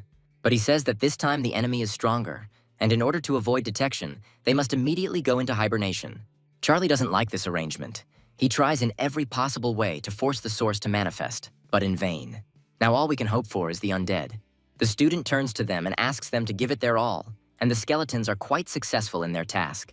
The resurrectionist uses his ability on slain enemy creatures, causing skeletons to rise from their bodies. Martin jumps up from his seat, recognizing the technique previously used on his own creatures, and is inspired. But something is wrong. An explosion shakes the space, and Charlie turns towards it, bewildered and puzzled. Snowden acknowledges the strengths of the undead, referring to the replenishment of their ranks with the corpses of the enemy, which used to be a big problem. However, he also shares a secret. Over all these years, it has been curbed, and every being above the rank of true God has a blocker. Charlie begins to reason, running through all the possible options in his head, and understands that for now he is at a clear loss. His creatures stoically resist the enemy's creatures, unwilling to surrender despite the losses. The sword furiously cuts through the robotic bodies of Homo sapiens. Defeat is clearly not for it. The demonic Minotaur also does his part, throwing enemy creatures away from him like dolls. And Charlie, seeing this picture, is seriously scared, realizing that two of his best creatures have penetrated too deep into the enemy camp. They have already begun to be surrounded, and if nothing is done, they will die sooner or later. Charlie orders his Dark Locust to fire, and it skillfully aims its bow at the target. The arrow hits a sphere above the battlefield, and some creatures look up in confusion as they follow its trajectory. And at the same moment, hundreds of arrows fall on the heads of Homo sapiens, who can hardly be saved even by fleeing. Charlie admires the effect of the fruits of wisdom. The Dark Locust's abilities have become much stronger. Meanwhile, Sword and Minotaur work together, breaking through. They mercilessly and deadly eliminate all opponents in their path, moving towards their goal. But Homo sapiens are no slouch either, and even Charlie notes their extremely fast recovery. The boy's eyes widen in surprise when the sound of a familiar voice reaches his ears. His indispensable ally, the black dragon Elphus, arrives to his aid, announcing his arrival with a thunderous roar. A squad of half-dragons appears directly below him. The elders, seeing the great creature, admire the younger one even more. Some of them suggest that Elphus has the potential to become a monarch. Martin's whole appearance exudes dejection, and Thornton states that his defeat was predetermined. Even the opponent is impressed, admitting that the student has a great future ahead of him, despite the fact that he is not even a freshman. Half-dragons descend before him, and the man looks at them puzzled, not recognizing the class of creatures, but later he still remembers. This turns out to be a decisive factor, and the teacher suggests that the opponent declare a draw. Charlie looks puzzled, frowning, as Elphus flies over him against the clear sky. The latter opens his fanged mouth wide and announces in a loud voice that he will never agree to this. Martin, shocked, asks again if he heard correctly, and the neighbor confirms, suggesting that the man saw his rival as a threat. Loriana smiles provocatively, saying that if this news gets out, something will happen to Charlie, but she is interrupted. Lena stands up behind them, explaining that Snowden didn't even use half of his capabilities. He just values talent. The man's offer of a draw meant he recognized Charlie's potential, and it looked like his rise would begin today. Snowden approaches his opponent and informs him that he has already cooled his head, so further losses will be simply pointless. As an apology, the man is ready to give him the rest of his army. The dragon is indignant, but Charlie asks him to be silent. Snowden confirms his intentions, but puts forward a condition. Upon official admission, the guy must become his student. Lena arrives, offering to thank the man for such a generous offer. He is one of the strongest mentors at the academy. The woman says that every year for this event, simply gigantic lines of students form, wanting to get to Snowden. The guy frowns as he counts and comes up with at least 1,000 potential students. Lena continues to stir up interest by saying that the academy accepts only 2,500 people at the beginning of the year. Charlie immediately casts aside all doubts, appearing before the teacher and saying that he is ready to become his student right now. The man takes this as an agreement, promising to send the remaining 820,000 beings to the disciples' sphere. But you need to wait with the apprenticeship and first fulfill 2 conditions: officially entering the academy and receiving demi-divinity. In addition, it will be necessary to receive divine knowledge from the god of death himself to saturate the body with divinity. If these conditions are met, Charlie will become an official Snowden student upon admission. After the battle was completely over, his elders ran up to the younger one, congratulating him on the draw, but he wasn't particularly happy. Snowden is surprised that they had an audience and asks not to tell anyone about it. Thornton hesitates, reminiscent of his teacher's disposition. And at the same moment, golden cards appear in the hands of all 3 at the behest of the teacher. He bribes the students. They giggle sweetly, saying that they have already forgotten everything they saw, and Lena is irritated that the first years dared to blackmail the elder god. The next day, an embarrassed Cian approaches Charlie and asks him to do her a favor. They are walking, and the girl shares her troubles. Her family wants to marry her to Tart. The guy is surprised by this. The decision was made by grandfather Qian, And since he is the only true god in the family, his decision is unquestionable. After Tart's defeat, the leaders change their minds, deciding to marry the girl to his older brother.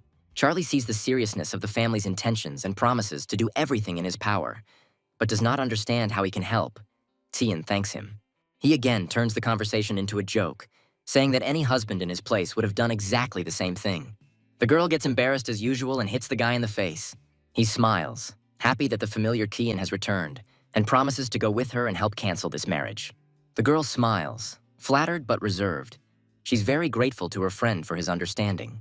A few days later, Charlie arrives with Kian in her family's city and cannot hide his shock, asking the girl if she is a princess. A man appears behind the students and gives the young lady the instructions from her parents, who asked her to meet and accompany her. Kian thanks the man for his concern, calling him Uncle Dorn, and introduces Charlie to him, Dorn politely keeping up the conversation. The man helps the students into the car, saying that they are already long awaited, and they are heading to the old residence. Kian's gaze is dejected. Her eyes are lowered to her hands folded on her knees.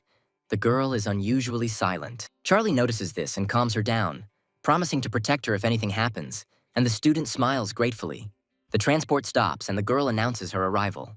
The cries of the Chien family members can be heard even outside the courtyard gate. Charlie clearly hears the struggle for the girl's freedom.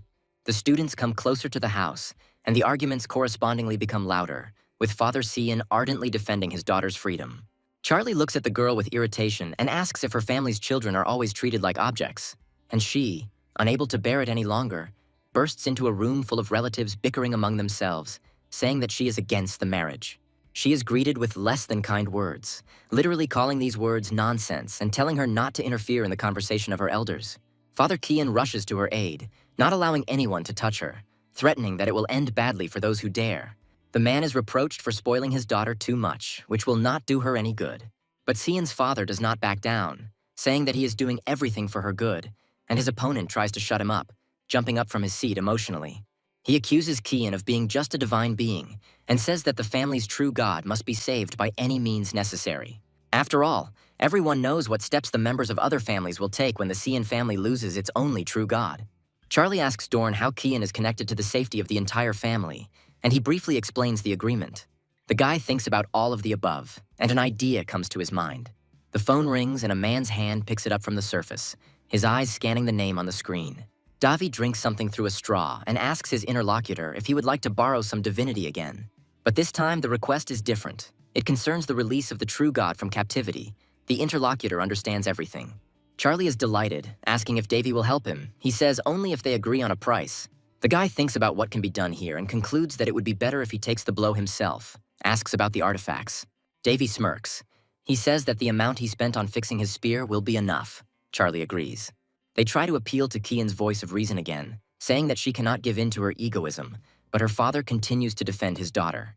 But then a voice completely unfamiliar to the family is heard from the outside, asking for permission to intervene, and everyone is surprised.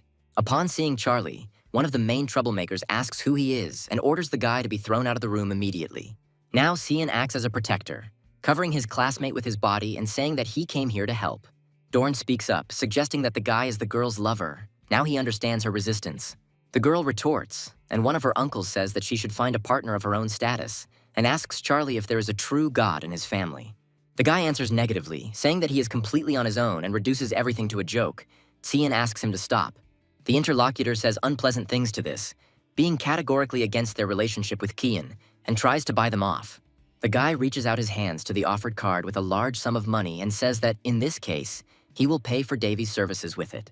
The bald man, looking smart, tries to prove to Kian that she was sold, but suddenly stumbles, considering the words about the help of the true god to be nonsense. The other uncles of Kian mock the guy, saying that no true god would take on the job for such a small amount.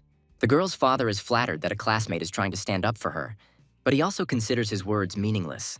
The bald man warns that his patience is not eternal, but since Charlie is so confident in himself, he is ready to listen to him.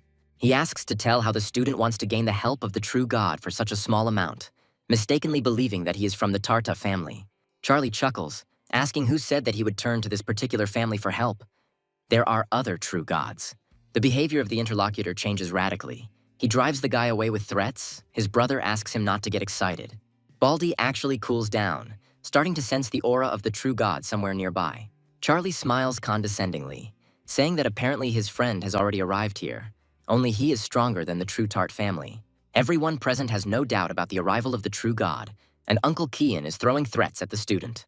He says that if they don't believe, they will see for themselves now, but for now, he is going to meet his friend.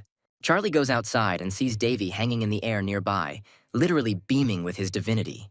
The true god descends down, enveloping us in his aura. The bald man rushes towards the elder at full speed, assuming that he came to his aid selflessly. Davy looks him over carefully, and realizing that he is a demigod, directly says that he is not interested in him. Charlie feels superior. He laughs quietly, seeing how the man is confused and at a loss. Davy asks in a demanding voice where Charlie is. At this time, Father Cian was wondering, looking at what was happening, whether this true god was really invited by this guy. The two men bow their heads together, saying out loud that they have heard Charlie's name from the lips of the true one himself. The owner of the name himself, feeling awkward, admits that it was him. Davy asks again in surprise. He finds it hard to believe that all this time he had been calling the divine being in front of him his master. The guy smiles shyly, showing off the source of the Davi artifact. The true god finally smiles, placing his hand on his friend's shoulder, saying that he never knew he was so young. As he walks inside, Davi assumes that the Cian family is Charlie's family. The same one, smiling, says that they have nothing to do with him. The bald man is puzzled, fearing that the student has harbored a grudge against him.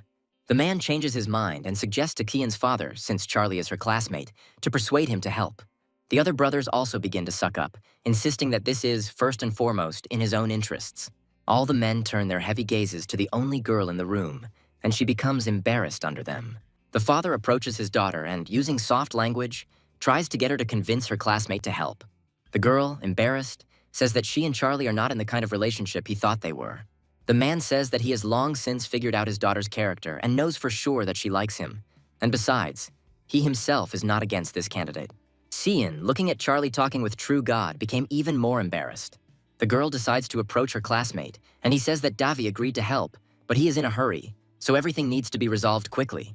Cian starts talking about the reward, but Charlie covers her mouth, saying that he will handle everything himself. She is embarrassed, realizing that the True God would never agree to such a small amount, and Charlie paid for her sake. Davy reminds Charlie of the payment he promised, and he promises he won't forget. The bald man smiles ingratiatingly. The True God soars into the air, and Charlie wishes for him to return as soon as possible. The three uncles of Cian now look hypocritically at their niece's classmate, inviting him to dinner or on an excursion. The guy pulls the girl towards him and says that if it weren't for her, he would never have agreed to help this family, and he needs to thank her. The proud father smiles contentedly, agreeing with the young man's words, while the embarrassed Cian remains silent. 2 days later, at the Imperial Academy, Tart asks his henchmen if they have found Charlie and Cyan, and they answer no. The student is angry, assuming that they have gone to her family, and vowing not to let his family's plans be interfered with. He returns to his family's city and snitch on his classmates to his grandfather. He becomes furious at what he hears, fearing the blow that might be dealt to the family due to the stupidity of his daughter-in-law.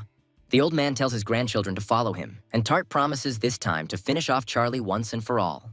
The latter sits next to the meditating girl and discusses how to most logically manage the funds received. He will be the winner. Charlie giggles evilly, and Cian wonders what he's thinking about that he's even drooling. The teenagers hear a worried voice approaching. Dorn is calling his young mistress. The young men are struck by electricity, and Cian asks the man what happened. Dorn says that the True God of the Tarta family came to them. He and his older brother, Father Cian, asked to convey this to his daughter and hide her.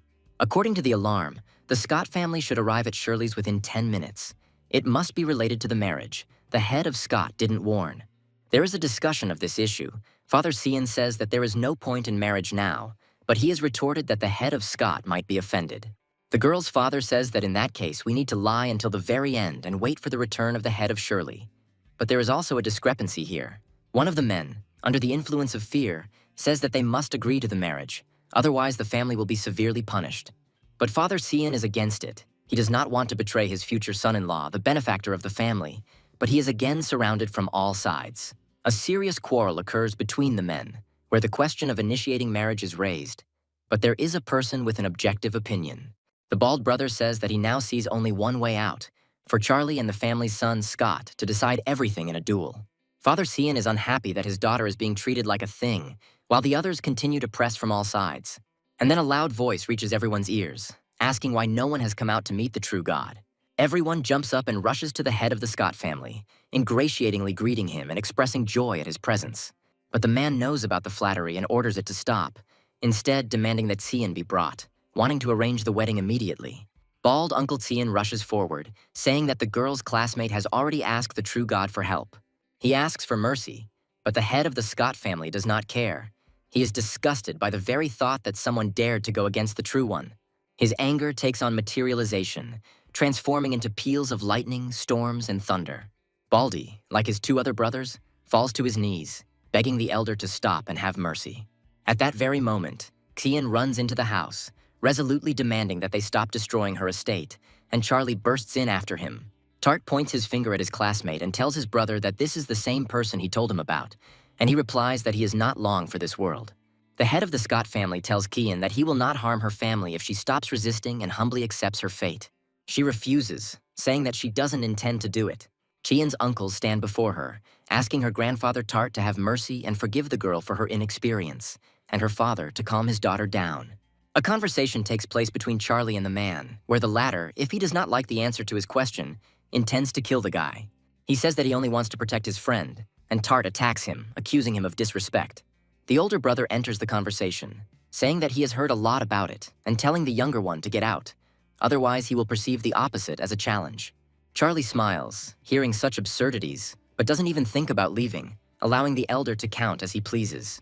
He rushes forward with a glowing red card, saying that then, because of his pride, Charlie will die today. Father Xian rushes forward, but his path is blocked by Tart's grandfather, who says that his grandson is going to defend the honor of the family. There is a sudden transfer to the divine sphere, and Charlie is a little lost under such a powerful and sudden pressure. Garth, smiling provocatively, calls the lands of the opponent's sphere of gods undeveloped and wild, and himself, sarcastically, a benefactor. In front of him, a wall of super-elite steel warriors is lined up. Reading their description, Charlie learns that the creatures can modify their armor, and that they are more dangerous and stronger than the Knights of Tarth. Garth screams, ordering his creatures to crush anyone who gets in their way. Charlie responds by calling on his primary representatives.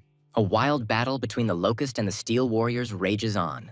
One of the humanoid-type representatives raises his bow to the ready, placing an arrow on the string. One of the Steel Warriors rushes forward, his sword flashing ominously. The Locust spearman attacks, but the warrior quickly dodges, moving upward. Another Locust manages to successfully catch up with its opponent from above, driving him into the ground with its feet. Garth grins angrily, admitting that he underestimated his opponent, but promises that it will not happen again. He spreads his legs wide, sending another batch of steel warriors into the attack. A steel hand emerges from the portal of the gate leading to the divine realm, but it is not like the hands of the previous warriors. The thing is, Garth summoned a divine steel warrior that surpassed the ones before. The giant's eyes flash and he rushes forward, rushing towards the enemy with a weapon to match. Locusts standing with a bow are lost due to the element of surprise. The divine steel warrior swings almost playfully and cuts off the paw arm holding the bow. A look of disappointment crosses Charlie's face as he realizes that Garth was aiming right at his lord. The opponent throws out evil words, saying that no matter what type of locust it will remain pathetic and incapable of anything. The master of the creatures does not agree with this at all. He's going to show the enemy personally what his children are capable of. The next moment, the guy subjects the locust to directed mutation. Garth's eyes widen as he sees what's happening right in front of them, and a swarm of giant locusts is heading towards him at the behest of their god. The mutated locusts are next to enter the fray, moving straight towards the divine steel warrior. Garth decides to strengthen his steel armor using steel transformation. Next comes the giant sword transformation, and the giant warrior puts up a translucent shield in front of him. And Charlie is amused by this. He smiles, saying that he didn't think the opponent would go on the defensive, but he himself has only just started. He releases a heroic type of locust, giving the command to attack. Using the source, the boy initiates the directed mutation again. Locusts with new characteristics appear on the battlefield. She furiously rushes forward, wanting to protect her master, and tears the armor of divine steel warrior Garth, who becomes confused. A satisfied smile appears on Charlie's lips as he asks his opponent if he now thinks his locusts are pathetic and insignificant. The enemy remains angrily silent, and the interlocutor, taking advantage of the moment, allows himself to show him something else. Charlie feeds one of his own 1,000 poison crystals, telling it to show the divine steel warrior where he belongs. The locusts are becoming noticeably stronger. This can be seen even with the naked eye. She extends her clawed handpaw forward and begins to undergo poison-induced modifications. Locust gains the ability Corrosive Poison.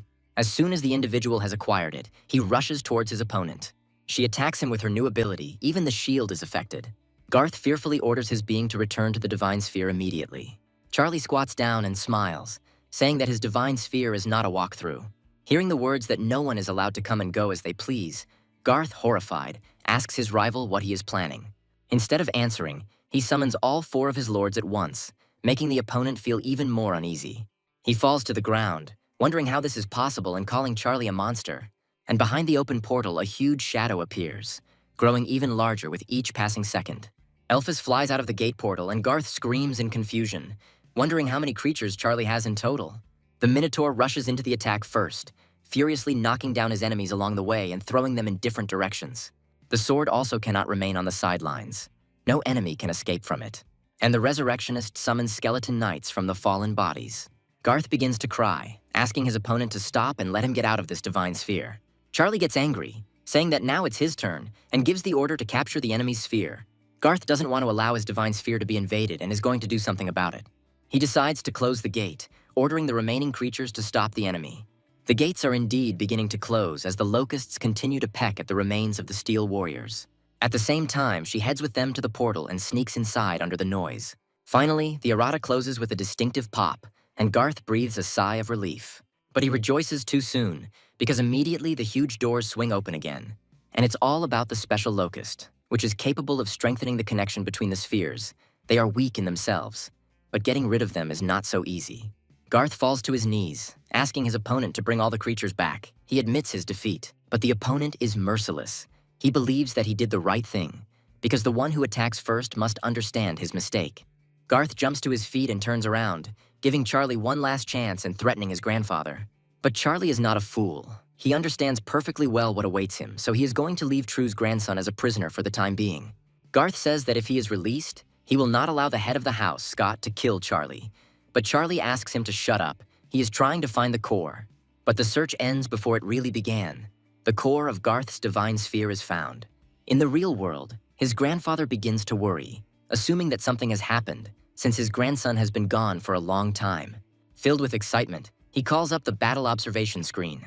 The brothers of the Shirley family also offer their eldest to observe what is happening, and he obeys. He himself is interested.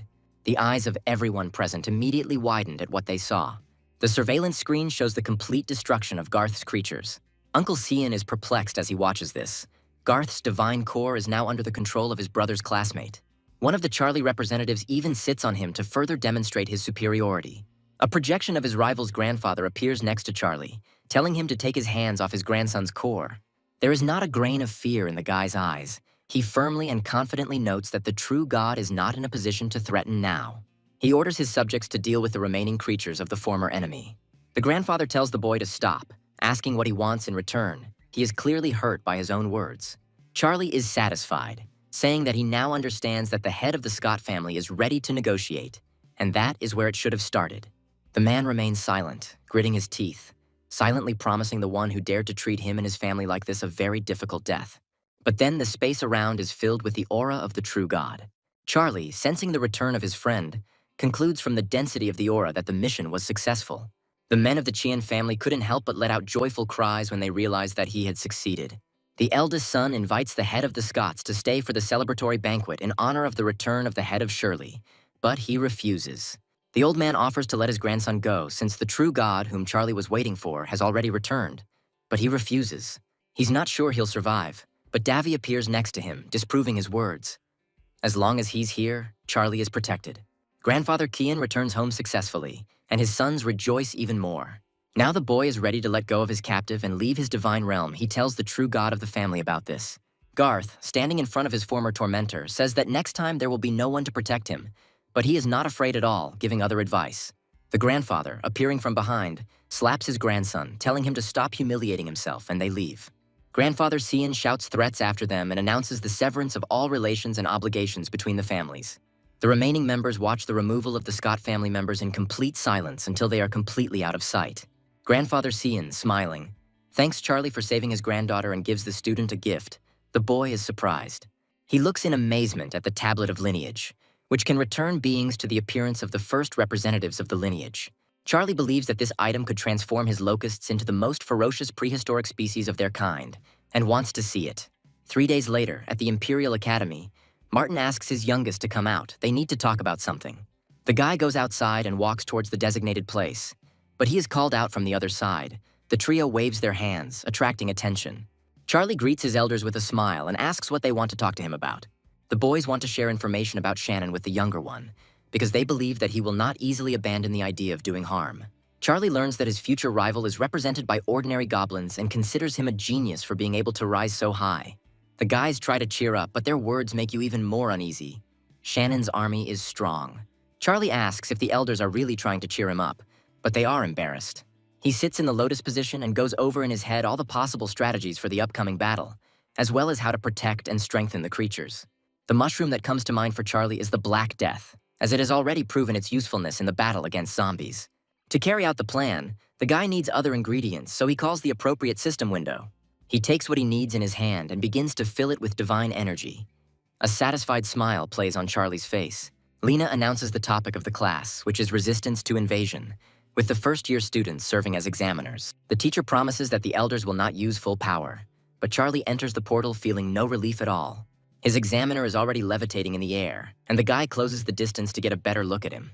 By a strange coincidence, it is Shannon, who smiles evilly as he recalls the past.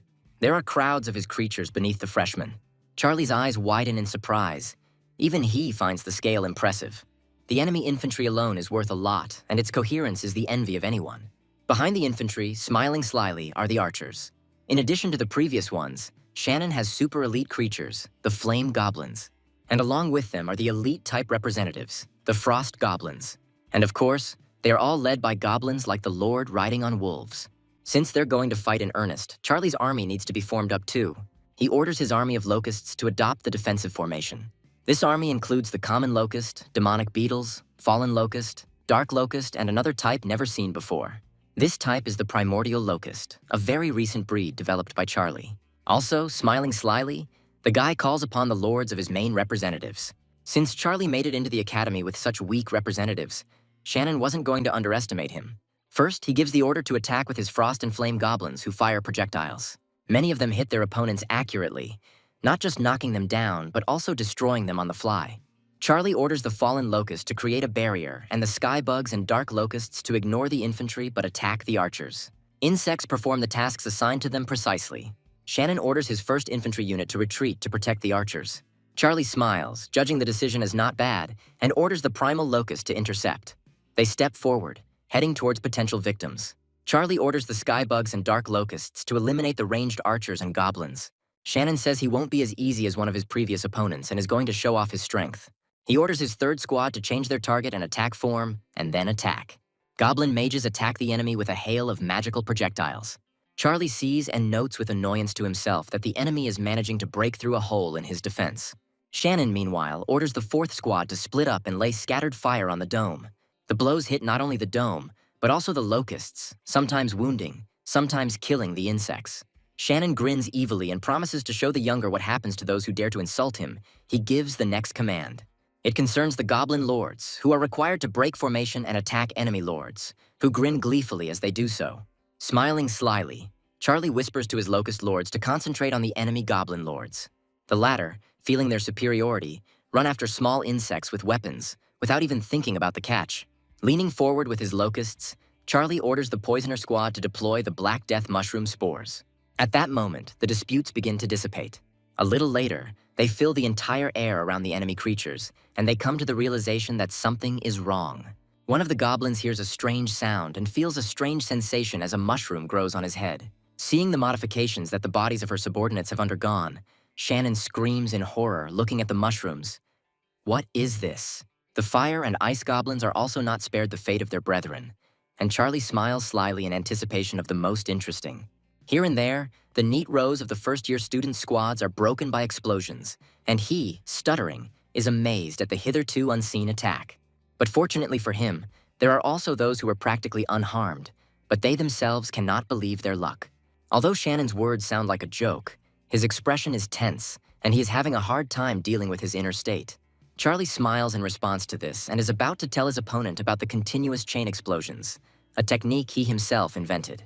Following the explanation, a visual demonstration occurs, and a new series of explosions occurs, more powerful than the previous one. This affects more goblins, causing them to fall to the ground literally from the shockwaves. The angry freshman throws both hands up and, filling with energy, calls upon divine magic for help. A shimmering blessing is cast across the entire perimeter of the battlefield, and Shannon uses a restoration spell. Charlie smiles, thanking his elder for healing the enemy creatures as well, which were also affected by the positive effect. The freshman smiles evilly, believing that his army is still in a more advantageous position. He is confident that he will win in the end. A new round of explosions shakes the air, breaking up Shannon's ranks. An even more powerful attack follows, laying his entire army at the feet of the first-year student, who freezes in shock. Unable to find anything more substantial to complain about, he is indignant that his opponent did not talk about power growing exponentially. Charlie smiles sheepishly. He himself did not expect this, and assumes that divine magic contributed to such a strong effect. The goblins' heads are sprouting mushrooms again, and Shannon is seething with rage, not even knowing what to say in response. Charlie gives a mock guilty wink, saying that the situation is a little out of control and the next explosion could kill the Goblin Master too. Shannon remains silently angrily, but looks puzzled. He thinks that he shouldn't lose to a preparatory course student. He is a genius after all. He acknowledges the younger's strength out loud, but says it's still not enough to handle him, and Charlie smirks. Shannon uses the divine magic, Flame of Battle, which increases fighting spirit, increases physical strength, and reduces sensitivity to pain, and then adds military divine magic to everything. Now, when killing an enemy, creatures can restore 25% of body damage and convert the excess into physical indicators. But that's not all. It seems Shannon has decided to give it his all. He calls on the divine magic of the earth for help. The earth begins to nourish the creatures with its power and significantly strengthens their defenses. The freshman smiles maliciously, announcing that it is his turn to attack. Thanks to the miraculous power of his magic, even the mushrooms that were previously sown on the creatures fall away, and the goblins are ready to fight again. Charlie's face takes on a stunned expression. He can't believe that Shannon just got rid of all his mushrooms. One of the goblins raises his blade and chants an ode to his revered god, who favors them, calling his brothers to arms. And all creatures, as one, rush into battle for the glory of their lord with the intention of destroying all the insects of the enemy. Charlie takes a defensive stance, ordering his creatures to stop the enemies as explosions thunder behind him. Lena and other teachers observe the exam through the corresponding system window. The woman asks her colleagues if they have any thoughts about the preparatory course. One of the teachers says that he was most impressed by Kyan because she managed to raise the Lord of the Thunder Sparrows. She is worthy of admission. The woman with glasses chooses Tart and his older brother as her favorite, who can be persuaded to enroll in the Imperial through the younger one. The third teacher liked Chaz. He considers him promising, because the average level of creatures can be compensated by analytical abilities. Then, not very happy, Lena herself asks what her colleagues think about Charlie. They watch the Battle of the Locust Master in absolute silence. The first to speak up is a woman, who says that it looks as if the student's defeat is inevitable. The man who chose Kyan disagrees. Shannon's rise proves that Charlie can follow in his footsteps. Lena notices that the guy is now using only his main representatives to confront one of the strongest first-year students. Everyone agrees with her when the woman says that expelling such a capable student for losing this battle is unacceptable. Meanwhile, Shannon is on the battlefield, once again ordering his goblin army to focus on the enemy lords. The creatures rush towards the locusts, and Charlie doesn't want to believe that he can actually lose. Suddenly, the battlefield is filled with a voice belonging to the teacher, announcing that the battle must cease. The lesson is over. Shannon is beside himself with anger. He was so close to victory. While losing a significant part of the army, Charlie was even able to finish off one of his lords. Teacher Lena stands at the board and, smiling sweetly, reminds us of the rules for participation in the lesson that has just ended and is about to announce the results. First of all, the woman names those students who received the highest score. Charlie's name is not heard on their list. He is sad, thinking that he lost and will now be expelled, and Tart grins, saying that his classmate has finally shown his true self. Sitting on the left, Cian reassures Charlie, believing that even despite his loss, the teachers saw his potential, because the opponent was strong. But the guy's name still sounds, albeit the last one. Tart is stunned, his mouth wide open, not believing his ears. Scott raises his hand, announcing that he has a question. The teacher asks what it is. Tart asks about the judging criteria, because how could Charlie get the highest score if he lost the battle? Lena says that she cannot voice the criteria, but the decision is objective, since it was made by the entire teaching staff. She asks with a sweet smile, but behind the woman there is a deadly aura swirling. Will Tart be satisfied with such an explanation? he fearfully agrees. Already addressing the entire class, Lena dismisses the students, first reminding them that the excellent students only have one day to prepare. Tart, filled with anger, leaves the class, throwing over his back at his rival as a farewell that he doesn't have long to rejoice. Chaz runs up to Charlie and, smiling like a fox, warns his classmate that the offspring of the Scott and Shannon family is in cahoots again. But the blonde quickly leaves, saying that he has a date with a rich beauty waiting for him. Cian approaches Charlie and reproaches him for envying his classmate. The guy says that he is not going to stoop to such a level. It is better to earn money himself. The girl is clearly satisfied. Martin looks into the office and, waving his hand in greeting, invites the younger one to have lunch together. At the moment, the Imperial Academy has only 3 outer worlds that would be suitable for the invasion preps. They are the Rune Civilization, the Totem Civilization, and the civilization that followed the path of biochemical development. Charlie believes that he needs to become a demigod as soon as possible in order to join Snowden's disciples, which requires successfully completing the invasion. The elders encourage him with all their might and in every possible way, saying that they believe in their youngest. Lena hands the students special bracelets, saying that they are needed to maintain contact with the divine world. The ship leaves their world and goes to one of the outer ones, chosen by the Academy for the exam. Sometime later, it lands and Charlie gets out of the transport. The invasion mission begins. Standing on one of the small plateaus, the boy takes out some bags from his pocket and is going to find out what the elders have prepared for him. But then something strange happens. 2 of the 3 miraculously evaporate, leaving behind only a dark haze. Charlie is amazed. He thinks about it, but is still glad that at least one is left, and opens it, looking inside. The bag contains something that looks like old parchment and some blue cards. From the note, the guy learns that he found himself in a world of runes. There are only 26 of them, and each has unique properties, as well as combinations. He looks at the blue cards and understands that they contain energy that is capable of pushing through the will of the external worlds. After analyzing the situation, Charlie finds it necessary to summon his creatures, and his choice falls on the half-dragons. He is going to start hunting local creatures in order to obtain the sources of the universe, because according to Lena, this method is the easiest. An hour later, the boy has a fit of hysterics. During this time, we managed to earn only half of the source of the universe. It's too slow, and Charlie summons 50 more creatures, leaving him with 5 cards. He manages to find his next target, and the guy sends the main representatives out to hunt. He orders the locusts to capture the camp with the minotaurs, and the insects dive down on the enemies in unison. Tart is somewhere nearby. He really has conspired with Shannon, and right now he has a premonition of his imminent meanness. He plans to give the iron-blooded demon given by the elder the hair of his rival, so that he will hunt only him. Surprisingly, the student has the necessary biological material, and he sends it to the demon's urn. The object in the young man's hand is immediately enveloped in a dark haze, and Tart steps back in fear, not wanting to fall under its influence. Throwing the container into the air, he orders his creature to move away and break it, which it does without question. And right there, right before their eyes, the demon that had escaped to freedom began to take on flesh with its characteristic roar. Seeing what the creature is capable of, Tart laughs maliciously, firmly convinced that it will not leave a single wet spot on his classmate. The hatred that this demon has accumulated for 1,000 years while he was imprisoned can only be washed away by the blood of the one who became his target. Charlie, unaware that he is being hunted, goes about his business, holding several small particles that look like seeds in his hand. He believes that this should be enough to unlock the transformation into a black dragon. The guy intends to use the remaining 5 cards to summon the rest of the half-dragons. Suddenly, a light-haired ox appears before him, with a red stone glowing on its forehead. Charlie orders his creatures to deal with him, and they rush to attack the enemy. A moment later, his mournful final howl reverberates through the surrounding area. In the Wolf King's lair, Charlie finds some curious objects and is eager to learn about their properties. The first student unrolls the scroll and notes with delight that it is the rune word. Now all that remains is to collect the rune combination, and he lays out all the runes in front of him, beginning to peer at them with tension. Having familiarized himself with the necessary information, the guy decides to cast the word on his body, since he does not have a suitable weapon. He feels changes in himself almost immediately, believing that he has become much stronger. But the guy's activity is interrupted. He notices something strange. Wanting to figure things out, Charlie transforms into the black dragon and flies towards the irritant that bothered him. He lands next to his half-dragons and looks at what dared to put a spoke in their wheels.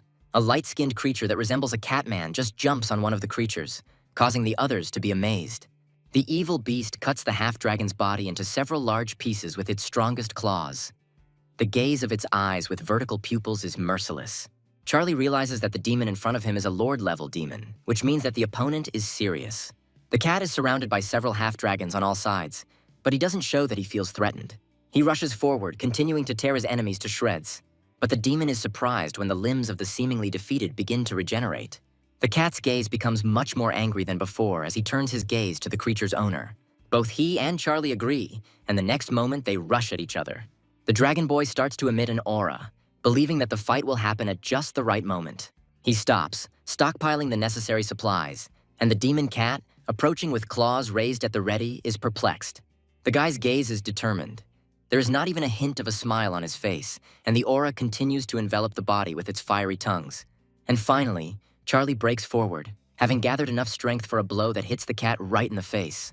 The system notifies that one of the lords of this world has been defeated, for which the student receives 2 sources of the universe. Charlie smiles contentedly. Now he will be able to summon his favorite skeletons, and perhaps this will contribute to a faster rank increase. A few days later, one of the locusts informs its god that it was able to find a cave with fire crystals. The guy announces that this very cave is their next target, and the expedition, led by him and the undead, sets out on their journey.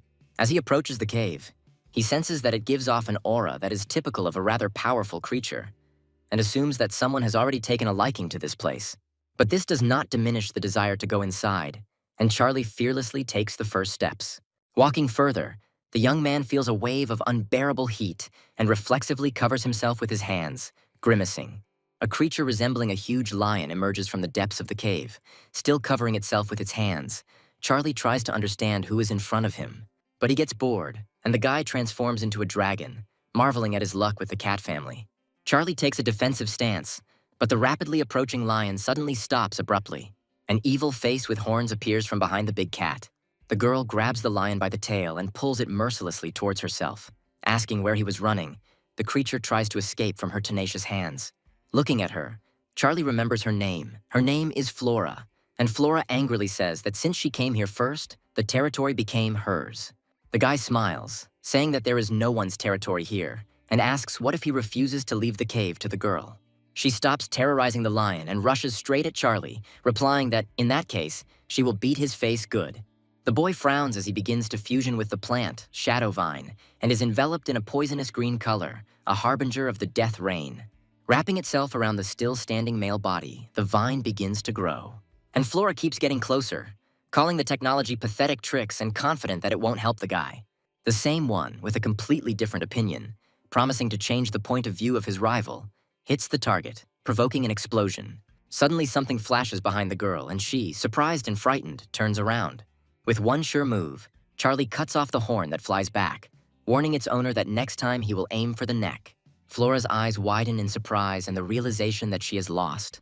She admits her loss and allows Charlie to take the lion, but the guy says that he doesn't need the lion, he came for the flame crystals. Flora says that in that case she will take it for herself and suggests that they join forces after that. But the guy ignores these words. Clouds are starting to gather in the sky. The undead stands near the entrance to the cave and looks at the source of energy that is beginning to form and rapidly increase in size. Flora asks if Charlie is his creator, and he says that among his creatures there is no one with such a suffocating aura. But soon the creature's owner appears, and at first the student's attention is drawn to a huge red-clawed foot.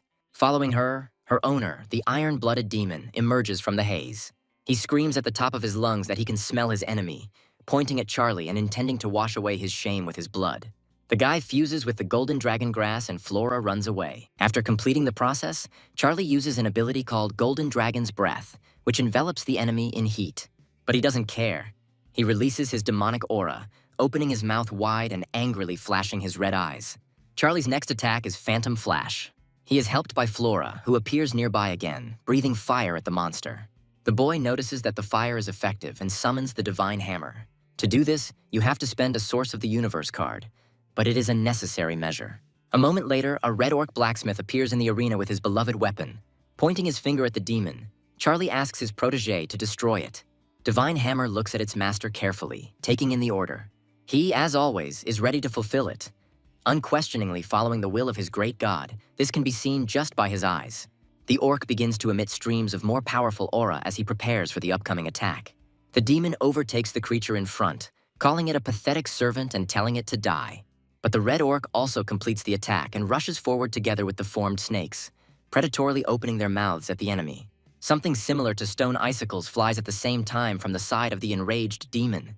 But the attacks of the hammer snakes prove more effective to the point that the demon asks him to stop them, for his body is riddled with holes. But Hammer doesn't even think about stopping, jumping into the air and wanting to deliver the final blow surrounded by snakes. A big explosion envelops space. Charlie is delighted for his charge, praising him and saying that he never doubted him, and asking him to continue in the same spirit. And Hammer takes this phrase literally, continuing to hit the enemy with his impressive weapon. This goes on for a very long time, but for some reason the demon's soul is not destroyed. Charlie cannot leave him here in this state. He comes up with the idea of asking the collector to absorb her, but the demon begins to ask for mercy on his soul in exchange for loyalty. Charlie approaches the creature's patty closer, saying that he cannot believe until a contract is made. The demon agrees. The guy immediately finds the necessary documents in the system and enters what is needed in the empty fields. He does not intend to waste time. He giggles maliciously, and Flora, who is watching all this, notices that her classmate is behaving worse than the most notorious swindler. The air is cut by bluish threads of energy. The system notifies about the successful conclusion of the contract. Charlie asks his slave about his abilities. He replies that he can turn a body into metal and even corrode living things. But even after hearing this, the guy believes that his new creature has more disadvantages than advantages.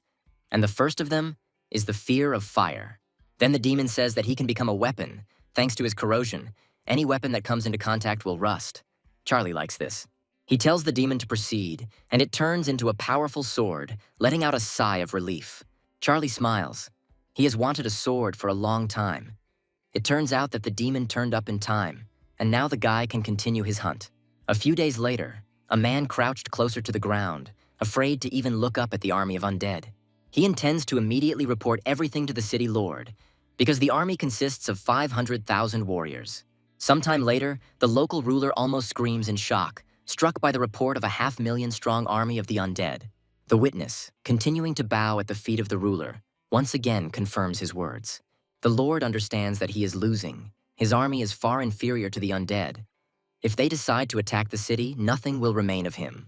The Lord gives the order to immediately send messages asking for help to the nearest cities, and his subordinates rush to carry it out.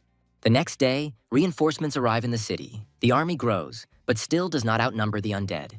The Lord is confident that they now have every chance of victory. The forces of the Holy Court have always been famous for their effectiveness. He delivers a fiery speech to his renewed army, giving the order to defend the homeland and stop the enemy. He himself goes into battle armed and on horseback, wanting to inspire the warriors with his own example. Charlie and Flora are sitting under a huge tree. The guy is informed by his representative about the approaching army of people. The guy is inspired, happy that they decided to meet him after all. The girl looks around at her classmate in bewilderment. Charlie duplicates the information that was reported to him and offers to join him. The girl sees a catch in this. Nevertheless, she agrees. And a little later, both preparatory class students are sitting in ambush. The guy says that he likes Flora's fighting spirit, finding it cute. The girl, embarrassed, tells him to take his hands away. He needs to concentrate. Numerous ranks of horsemen are getting closer and closer. Charlie orders his skeleton army to leave the ambush. They do so, and the people, seeing the undead, become frightened, giving a hasty order to raise their shields. The warriors scream in fear, trying to retreat with their backs. They regret that they got involved in this matter, realizing that they were in an ambush.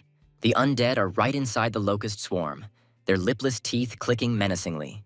While the rank-and-file skeletons fight on the ground, the resurrectionist flies higher, looking out for its potential victims. He is ready, at the right moment, to raise the dead from the bodies of murdered people. With a determined look, the Lord orders the priests to do their part of the job. They immediately surround him, carrying out their plan. The skeletons immediately begin to feel the influence of divine power. Charlie is puzzled, considering the first priority to get rid of the priests. He guessed that they would appear.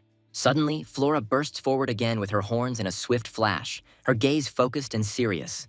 But Charlie is not going to sit back in the rear either, taking the form of a black dragon and rushing after the girl. And she already appears near the priests, disrupting their perfect formation and forcing them to fly apart in different directions. And Charlie destroys enemies even from a decent distance with a flash of a blade, tearing their clothes to shreds. The students stand with their backs to each other, and the dragon boy stretches his hand forward and uses suppression. The skeletons rush forward with renewed vigor, stunning and destroying the enemy in hot pursuit. One of the soldiers returns to his lord, bringing bad news. The people have been defeated and the undead army continues to advance. Watching what is happening from a height, the ruler understands that they have lost and gives the order to begin a complete evacuation. After the capture, Charlie is disappointed. He expected much more, which cannot be said about the extremely pleased Flora. The guy melancholically notes the girl's joy out loud and suggests why this is so, and then suggests dividing the runes.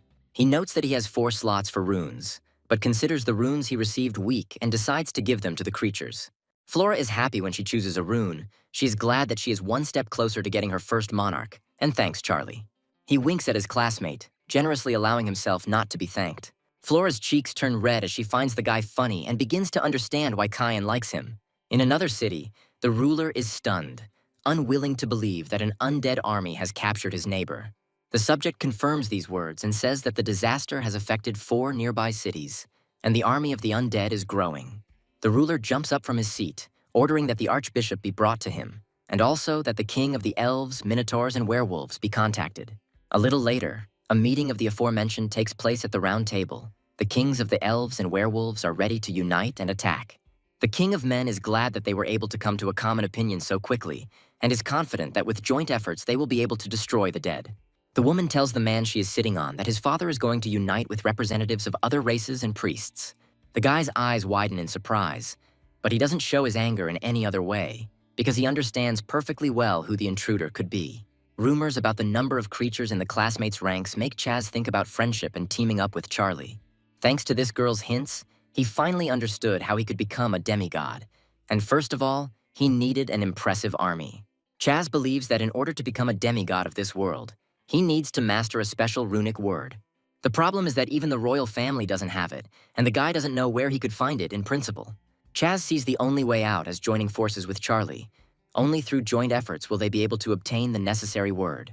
The girl asks what he is thinking about, because she is talking to him, and tells him that the elf queen will come to her father tomorrow. The guy comes to his senses, finally returning from his thoughts, and says that no elf queen can compare with the princess's beauty. He sets the following goal for himself, because he believes that there is not a single woman in the world with whom he cannot cope. He grabs the girl by the waist, and now she ends up on the bottom, giggling and noting her partner's depravity. Charlie's surprised voice carries over the city, repeating the words about the union of the 4 kingdoms and the Holy Church. Flora looks at her interlocutor sullenly, asking what he was surprised about since he has a huge army. He agrees, but only partially. It's not about quantity, but about quality. The skeleton army is weak. They can only overwhelm with numbers, so it will be quite troublesome. The source intervenes in the conversation. He has another idea, but the price also does not change. Divinity must be at stake. Charlie asks to share at least part of the idea, because otherwise he will not be able to understand whether it is worth wasting or not. The source knows some words. Charlie asks what, but the entity refuses to say until it receives its payment. Having thanked the owner, he shares with him, but only whispering in his ear. Hearing them, Charlie thinks that this might actually work, and Flora, noticing the change in her classmate, asks about her. The guy's gaze becomes sly. He says that soon she will see everything herself. The locusts approach the Alliance army, and the warriors are going to destroy them, realizing that they, like the undead, serve the same ruler. They start swinging their swords in the air, and some manage to cut through the small bodies. The people are inspired, but a suspicious black fog begins to swirl around the locusts, and the warriors become frightened. And for good reason, mushrooms immediately begin to grow on them. Men pluck them, but it doesn't help much. At that very moment, they are surrounded by dark hordes, and people become even more frightened than before. The undead mixed with locusts are getting closer and closer. Charlie can't help but notice that it turned out even better than he expected. The mushrooms, the Black Death, became even more effective. He smirks, thinking it was worth his investment and effort, and the source echoes next to him, all thanks to the effect of the word he shared. And this word was a mid-level rune, Plague, which imposes an effect on the body that makes every cell become a carrier of the plague. Standing on a hill, Charlie gives his troops the order to go into battle. The archers release their deadly arrows. Thanks to the Black Death and the Locusts, he managed to defeat the first units of the Union Army and acquire 5 skeleton heroes. The king asks if anyone has any ideas, because if they keep losing people and retreating, there will be nothing left of the kingdom. The man is furious, believing that this cannot be allowed to happen. One of the council members suggests that the only option left is peace, and the king asks with whom, in his opinion, they should negotiate. The question is good, because the opponent has not shown himself during all this time. The door opens, interrupting the council. A smiling Chaz enters the hall with the princess and the queen of the elves, asking to be given the opportunity to negotiate. The werewolf king does not believe in him, believing that the guy has never been to war, since he will be able to negotiate with the lord of the undead. The bishop is angry, glaring at the young man and asking who let the princess's favorite in here in the first place. And Chess himself, looking straight at the representatives of different races who don't believe in him, smiles slyly. The princess enters the conversation, putting pressure on her father and asking if he doesn't believe his daughter's words, since she has confidence in this man. The Elven Queen also vouches for Chaz's intelligence, saying that she will cast her vote in favor of his candidacy. The king notes that they have no other options anyway, so he suggests giving this young man a chance. Sometime later, the blonde enters the territory of the skeleton army and confidently moves towards his classmate. Seeing him, Charlie grins, saying that he didn't expect to meet him here. They hug like good friends, and Chess says that he has come here to propose a truce on behalf of the Union of 4 States. Charlie grins and says that he is ready to stop his mighty army only if the price is right. Chess confirms that this is exactly what he came here for, and his interlocutor voices a list of what he wants to get, most of which concerns runes. The blonde, smiling slyly, sums up, voicing how much of what the kingdom can provide to the usurper. He continues by saying that the elves will pay more than the humans, and the werewolves and minotaurs with the church will quadruple everything. The young man does not want to offend the Elven Queen, because he will still have dealings with her, so he dumps most of it on the latter. Charlie says he agrees to these terms, and a slightly puzzled Chess promises that there will be no problems. He shares information about becoming a demigod with a classmate, and he agrees to work together. Chess leaves to hand over the terms, and Charlie says that if he refuses, he will raze everything to the ground. It's not the first time for him. The king of the Minotaurs is perplexed as to how his kingdom and the werewolf can fulfill their agreement, since they simply do not have that many rewards. Chess suggests replacing the items with something equally valuable, such as information about ancient relics or divinity points. The Elven Queen asks why her people had to pay so much, and only the humans have little. The guy has an excuse. The human princess says that her father asked her to convey that he agrees to the conditions. Chess flirts with her and asks if she wants to personally reward him for his bravery, and she, embarrassed, agrees. A bishop enters the room with complaints. Not only does he not like the conditions, he says that his order will never bow to the darkness. Chess smiles sweetly, saying that his job is just to pass on information. The kings of the Minotaurs and werewolves agree with the priest. They want to try to fight, and in case of failure, they are ready to pay off. In previous clashes, the church did not use its elite, so their losses were minimal. But the leader prepared for the upcoming battle by summoning the core of the Holy Land, 3 whole legions of the Holy Church. These warriors came close to receiving the title of demigods, never suffered defeat, and never let the bishop down. The head of the church is angry, vowing to stop the followers of death who have come to the Holy Land. Charlie scouts the area and notes that almost all buildings are reinforced with light crystals that are harmful to skeletons. He is convinced that the Patriarch has indeed called all his elite troops. But fortunately, Chess told him about it in advance. Charlie grins in displeasure, noting that the light crystals do indeed irritate him. Because of them, the Harbor of Light turned into an impregnable place. It's good that the guy ordered the undead to simply surround the city. He thinks that it would be ideal to create a breach and plunge the harbor into chaos, and an idea comes to the young man's mind. After ingesting the special seeds, Charlie activates plant fusion, causing a giant vine to instantly grow from the ground. She entangles the guy, penetrating his body and illuminating the space green. Charlie smiles. He is about to try out a technique that has come to mind, and shoots burst out of the young man's hand. They become longer and thicker, and then move upward, directed by the will of the owner. Charlie smiles contentedly. He likes the result. The power of the ghost vine exceeded his expectations. He decides it's time to have some fun with the saints and rushes forward with anticipation. One of the priests, hearing strange sounds behind him, looks over his shoulder and is surprised to see Loza. He and his colleague ask who Charlie is, and instead of answering, he waves his sword with a satisfied look. He rushes forward, jumping in the air and flying straight towards the church ministers. They gasp in fear. One even instinctively covers himself with his hand to protect himself either from the vine or from its owner. But the plant manages to catch the wrist through the clothes. The priest begins to emit filth, and his companion orders him to immediately use cleanse. But it does not work. Warriors run to the scene. One of them offers to capture the troublemaker. He leaps into the air with his powerful weapon, attempting to bring it down on Charlie's head. For a while, he stands there, motionless, with only a smile on his face, while the blade approaches menacingly. But at the last moment, the young man escapes the blow, and the huge axe only reaches the tile. The attacker wonders where he went, and the disappearance is announced, inflicting a fatal blow to the man's stomach with his blade. Tearing his gaze away from the corpse at his feet, Charlie notices another warrior approaching him. The guy grins, continuing to stand under the approaching axe. Like last time, deja vu arises. But he decides to add some variety to the events by appearing not in front of, but behind, the enemy. Charlie strikes and the warrior collapses, clutching his stomach, and begins to reek of filth. Charlie turns to face his now invisible opponent, smiling as he notices that he is the only one left. This warrior is different from all the previous ones. He is enveloped in a golden glow, and in his hand, instead of an axe, he has a pike. Charlie grimaces, noticing that the opponent is stronger, as is the surrounding holy aura that resists death energy. And from behind, two priests appear, one of whom shouts that they have a chance and wants to stop the enemy. Charlie smirks as he turns around, deciding that since he can't reach the warrior with the pike, he'll finish off his support. But the man under protection doesn't want to feel useless either, attacking the guy from behind, and several more priests join them. There is a roar nearby, and the wall of one of the buildings collapses, spitting out a stream of filth. Along with him, corpses engulfed in it, dressed in priestly robes, fall out onto the platform, the filth dancing on them like tongues of flame. Charlie smiles, calling for Loza to help and noting that it's time to get started. He sends his loyal army of skeletons into attack, and they begin moving towards the city in a special formation. A squad of armed soldiers awaits at the gate, but this does not stop the undead. In the battle for the harbor, about 2 million followers of the church die, and 3 holy legions are completely destroyed. However, they still manage to significantly reduce the number of the undead army. Charlie loses 15 million of his fearless warriors. A voice comes from within the building, its owner believing that such a large number of losses were beyond his expectations. The bishop lowers his head guiltily, admitting his mistake, because of him, the Holy Order suffered catastrophic losses. The man is confused as to whether he should continue to fight or whether it would be better to admit defeat. An interlocutor enters the room and says that he is ready to help the man fight off the attack of the undead.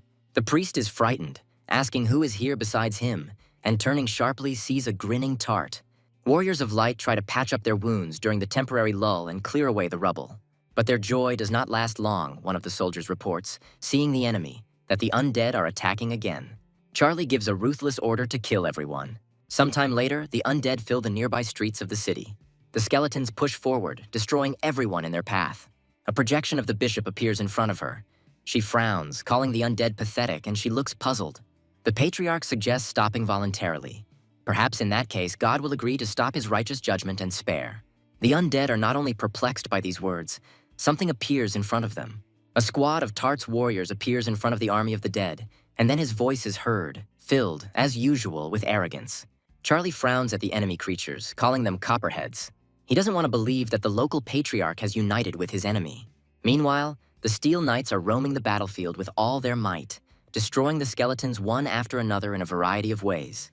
The priests are inspired by such heroism and join the creatures of their savior, wishing to drive out the undead once and for all. Charlie's patience runs out and he decides to summon the Bone Giant. He falls from the sky immediately and, surrounded by the filth that strengthens him, attacks the enemy. It doesn't take much of his effort to break the knights. They die just like the little undead a little earlier. But behind the wreckage of the Steel Knights, a dark shadow with a red eye appears, and then they, circling, disappear into its funnel. A moment later, the combined knight rushes at the Bone Giant, landing the first blow and pushing it back. The Patriarch orders Tartu to continue releasing his Steel Knights. No matter how many sources it takes, the order will provide. The guy smirks contentedly, expressing understanding. Once again, the horde of Steel Knights rushes to attack. The guy remembers his negotiations with the Patriarch about providing the sources. At first, he was wary of the stranger, but Tart decided to take the man by manipulation, pressing on the most painful part, the fear of the merciless lord of the undead. The Patriarch walks through the streets, preceded by several priests of lower rank, who exterminate the undead at his command. Charlie realizes that if things continue like this, he will lose his entire army, in which case it would be wiser to retreat. He does so, giving orders to each of his warriors. The skeletons gather behind their master, looking back. Flora asks what Charlie will do next, since the Order of Light has secured Tart's support and is protected by his knights. Charlie is angry, regretting that he did not deal with his classmate earlier, and the girl notes that the situation has changed not in their favor. The Minotaurs and werewolves, seeing the church's success, began to suck up to it. But the guy plans to deal with them later. A skeleton comes up to them and says that the King of Men has sent a messenger to them. Charlie is surprised. He has a bad feeling, but the guy still asks to bring the parliamentarian to him. Chess says that the king agrees to the conditions and asks not to attack. The interlocutor notes that he turned out to be wiser than the others. The blonde smiles slyly, wondering what his classmate intends to do with this holy order. The answer is a temporary lull. Charlie is going to deal with the other enemies for now. Chess joins in, also sharing that he has come across the trail of what they are looking for. Charlie finishes his preparations and sends his slightly thinned army of skeletons straight to the werewolf kingdom. The war lasts only 5 days, as the werewolves have no effective weapons against the rebirth of the undead and the Black Death. They quickly die, unable to fight off the enemy invasion. The result of the battle is that the army of skeletons is replenished with 12 million werewolves. The kingdom of werewolves itself completely disappears from the face of this world. Charlie stands before the king of the Minotaurs with a superior smile, and the latter, falling to his knees, promises to do whatever he asks. Smiling contentedly and folding his arms across his chest, the boy notes that all 10 rune words that he was given belong to the highest category. But his capabilities in this regard are limited, and he will have to choose only the most useful ones. He makes his choice by touching the words with his fingers. The guy's choice falls on the Emperor, War Fury, Nature, and a rune that improves all attributes by 500%. Charlie flies into the air in a blue-violet tornado, feeling like he has become much stronger. The supreme runes are a completely different level. Smiling with anticipation, he orders his undead to attack Light's Haven, intending to wash away the shame of last time. The army, ready to immediately carry out absolutely any order of its god, immediately forms up and moves from its place, raising its weapons. Charlie's gaze becomes serious at the memory of Tart. He's firmly convinced that his classmate will not get away with it this time. Upon reaching the Harbor of Light, he and Chess look around in surprise. There is no one around. An undead bodyguard stands nearby just in case. The blonde is the first to speak up. He can't believe there's not a soul around and wonders what could have happened here. Charlie is also puzzled. He approaches one of the bodies to examine and says that it looks like these people were beaten with fists. Suddenly, he hears a strange, weak voice mentioning the Steel Knights, and he turns around abruptly. Ches also doesn't want to stay on the sidelines and echoes his classmate, and amazement freezes on both of their faces. The voice comes from around the corner, addressing Charlie with a question, asking if he is the Lord of the Undead. Following the sound, the boy finds the source of the voice and sees a bishop lying face down on the ground, blood splattered around him. Both young men run up to the patriarch, and one of them impatiently asks where Tart is, while the other watches the unpleasant picture in silence. The man replies that the former ally left, having first emptied the treasury of the Holy Order. Along with this, the guy took away all the sources of dimension and ordered his creatures to kill all the servants. The priest is thirsty for revenge. Ches looks at him with disapproval, noticing that the man himself let this wild wolf into his house. But these words hang in the air without an answer. The priest gives up his last breath, and some things become clear to Charlie. The Order did not react to the invasion of the werewolf kingdom in any way, because by that time it had been destroyed. Ches thinks that it's too late to do anything, and Charlie is not going to leave this place empty-handed. He wants to take at least the light crystals. One of the guys thinks that it is better not to let down one's guard, since it is unknown how many traps are hidden in these ancient ruins. Before the treasure hunters appears a rune in pink light, around which several transparent spheres, embraced by the same color, float. Ches explains that he asked his creatures to mark all the important places in advance, so they wouldn't have to go blind. In other areas, there are arrows highlighted in blue indicating a safe direction, but something is going wrong. Ches turns around sharply, sensing something was wrong before his companion, and tells him to take care of himself. A silhouette appears next to them. The thing that appeared before them outnumbered the students by almost 2.5 times, and they all turned their attention to it so as not to get confused. Something takes the form of a ball and begins to spin rapidly, choosing Charlie as its target, who jumps aside in time. The guy's look is determined. He uses the highest rune, Emperor, increasing all his skills by 100. The creature jumps out of the round form, standing in front of the man at full height. Noticing this, Ches praises his classmate, admiring the fact that he mastered the power of the highest rune so quickly. He really likes the Emperor's aura. They successfully manage to deal with the creature, and the guys continue on their way. There are now 2 guards on the way, similar to the previous one, and Charlie uses another higher rune, Nature. It allows communication with any creature, and he addresses the couple, saying that they are not here to destroy and plunder, but for a test. But the creatures don't react, leaving Charlie with no choice, and he jumps into the air, deciding to get his way another way. He forms energy in his hand and attacks the guard standing in front of him, who, due to the force of the blow, is inertially pushed back. Another one appears on the way, and Charlie, using enlargement, becomes several times larger, equal to the thug. He strikes his opponent in the chest with a sweeping motion, his gaze sharp and focused. But an unpleasant surprise awaits the guy. 3 more guards appear on his way, and he is momentarily at a loss, frozen in indecision. Ches exhales in dismay, expressing his frustration out loud. He had expected that his rivals had run out of options. The boys stand motionless in front of the guards, and one of the creatures decides to take the initiative into his own hands. giving in to the uninvited guests. This time, Charlie decides to deal with things differently. He calls the Skeleton Knights, who immediately appear before their master. Ches also does not want to stay on the sidelines. Calling on his creatures for help, several foxmen appear behind the guy. Both creatures rush at the guards at the wave of their owner's hands and begin to attack, while the latter take a defensive position. As he retreats, Ches praises himself for deciding to take Charlie with him. Without his classmate, he could have simply been wiped out. Entering the room with islands, above which energy clots with runes rise, Ches says that this is the very miracle they were looking for. If they can pass the tests that are prepared for them, they will not only ascend to the rank of demigods, but will also receive the corresponding rune words. There is a loud sound from behind, and turning around, the students notice that the door leading back to the exit is locked. There is no turning back now, and Charlie suggests starting the first test. Ches, with a sly smile, breaks ahead. He rushes straight to the rune that he has chosen for himself, believing that it is the best fit for him.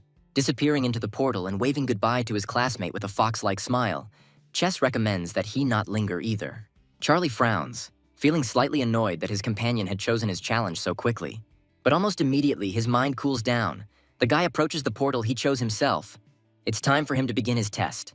Charlie finds himself on cracked, windswept land with rocky terrain. These lands are covered by the curse of hunger. In order to survive here, you will have to constantly eat something. The guy's stomach rumbles indignantly, confirming, and he thinks that the name for the curse is appropriate, but he is not going to die of hunger. He tries to contact his divine sphere, but the attempt fails, and the thought arises that in this dimension, this possibility is blocked. Behind him, the guy notices two suspicious dark shadows and becomes wary, wondering what it is. The answer comes quickly. The silhouettes belong to the starving, undead born from those who died of hunger. This could be a problem. This dimension is empty. Charlie assumes that the creatures standing before him are not only enemies, but also food. The starving people are not going to silently look at the uninvited guest and rush at him, seizing the right moment. The guy is saved by the undead who arrive in time. One of the skeleton knights cuts off the enemy's right limb, capturing part of the body. Charlie fishes out seeds from his inventory and, filling them with his energy, throws them into the air in the desired direction. They sink into the soil, sparkling with the divine power they are filled with. And soon a green sprout breaks through the earth. The seeds grow into a dahlia flower and dragon grass, forming a combined ghost vine with Charlie sitting in the center. He admits that he is capable of murder, but not cannibalism. The guy wants to call upon plants to saturate his body with nutrients. At this time, his undead will take care of the starving to ensure his own safety. The guy's look is determined. Charlie can clearly sense the suffocating aura emanating from the local undead, but decides to trust his creatures. He decides to hibernate and remain in this state for 30 days, because the energy costs here are astronomical. But there is still concern.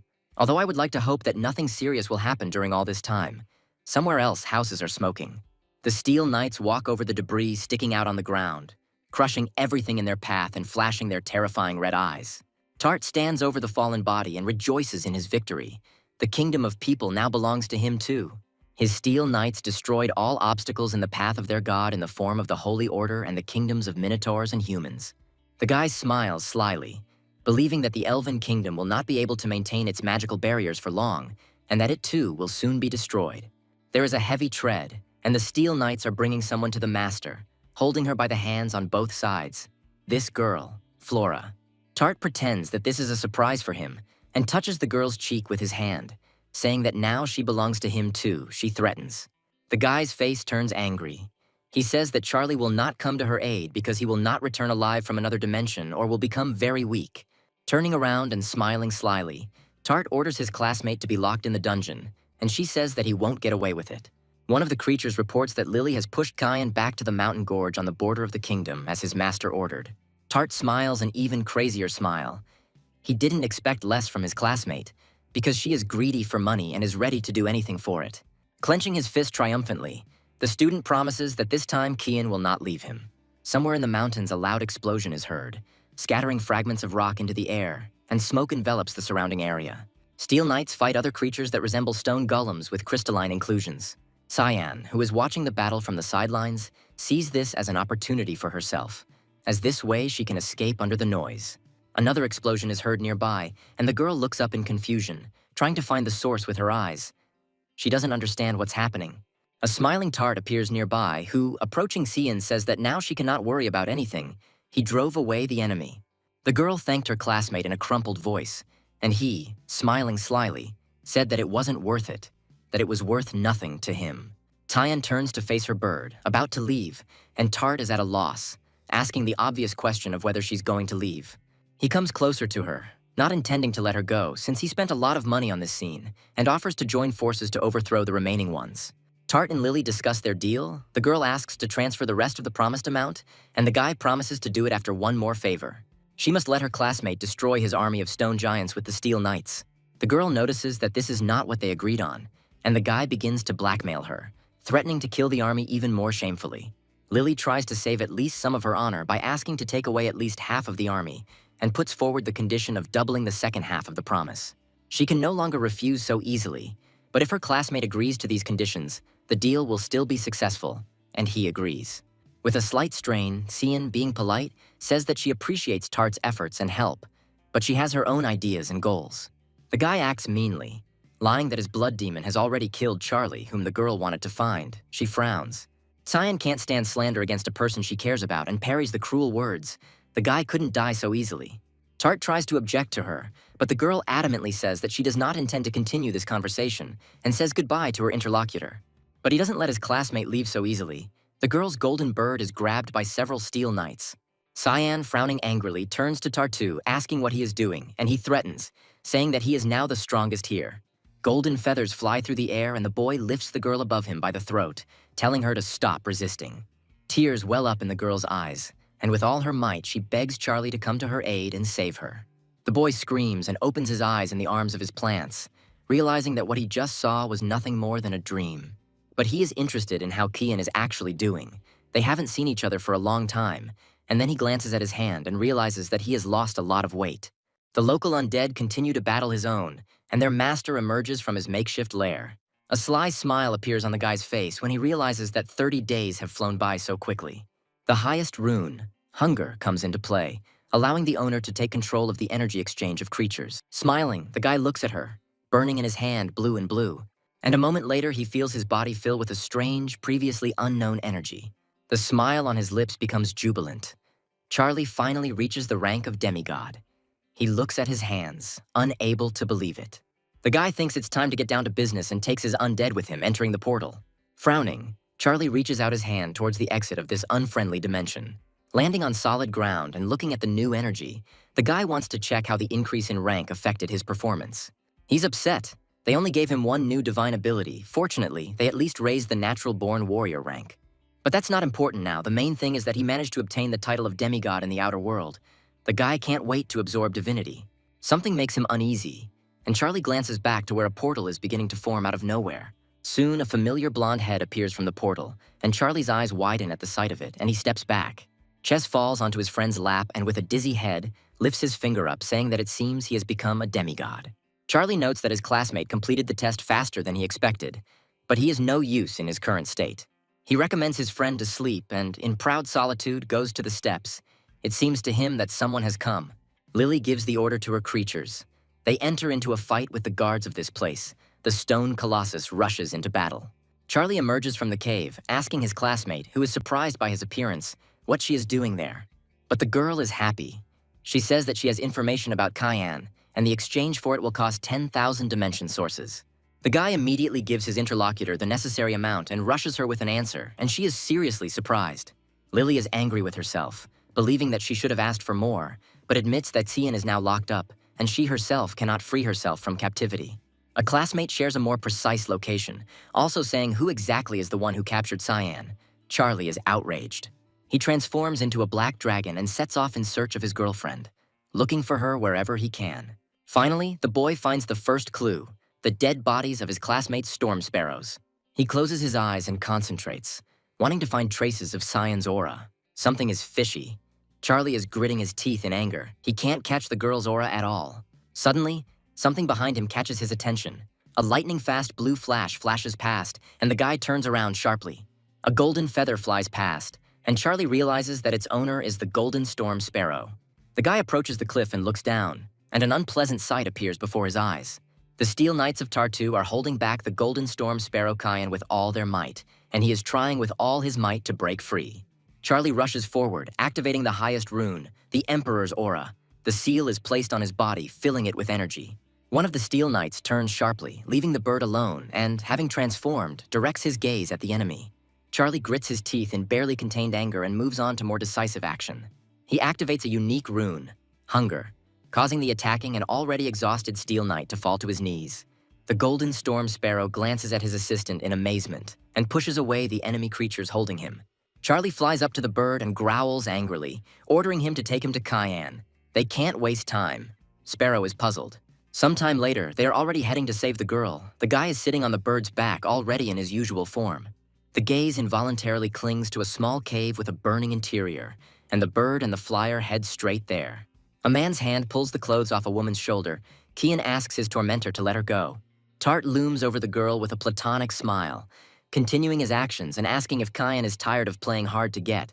Charlie, who had arrived just in time, tossed a stone into the air and sent it towards the tyrant with poorly concealed anger.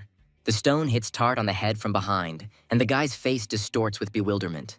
He doesn't even have time to fully feel the pain yet. Holding the back of his head, he turns around in shock towards the exit, asking who dared to enter here without his permission.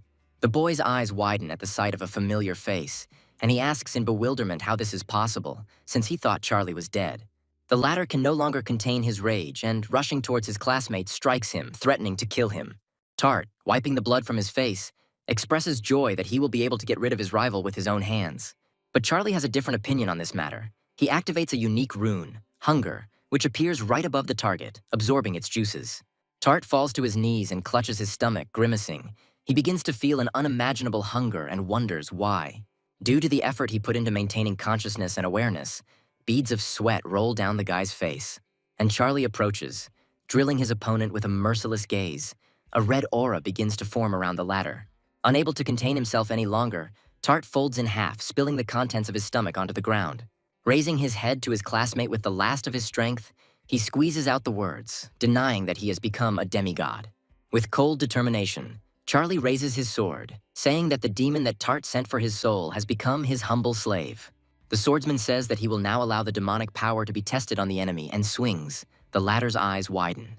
After defeating the enemy, Charlie approaches Kian and kneels next to her, hugging her and telling her that it's all over.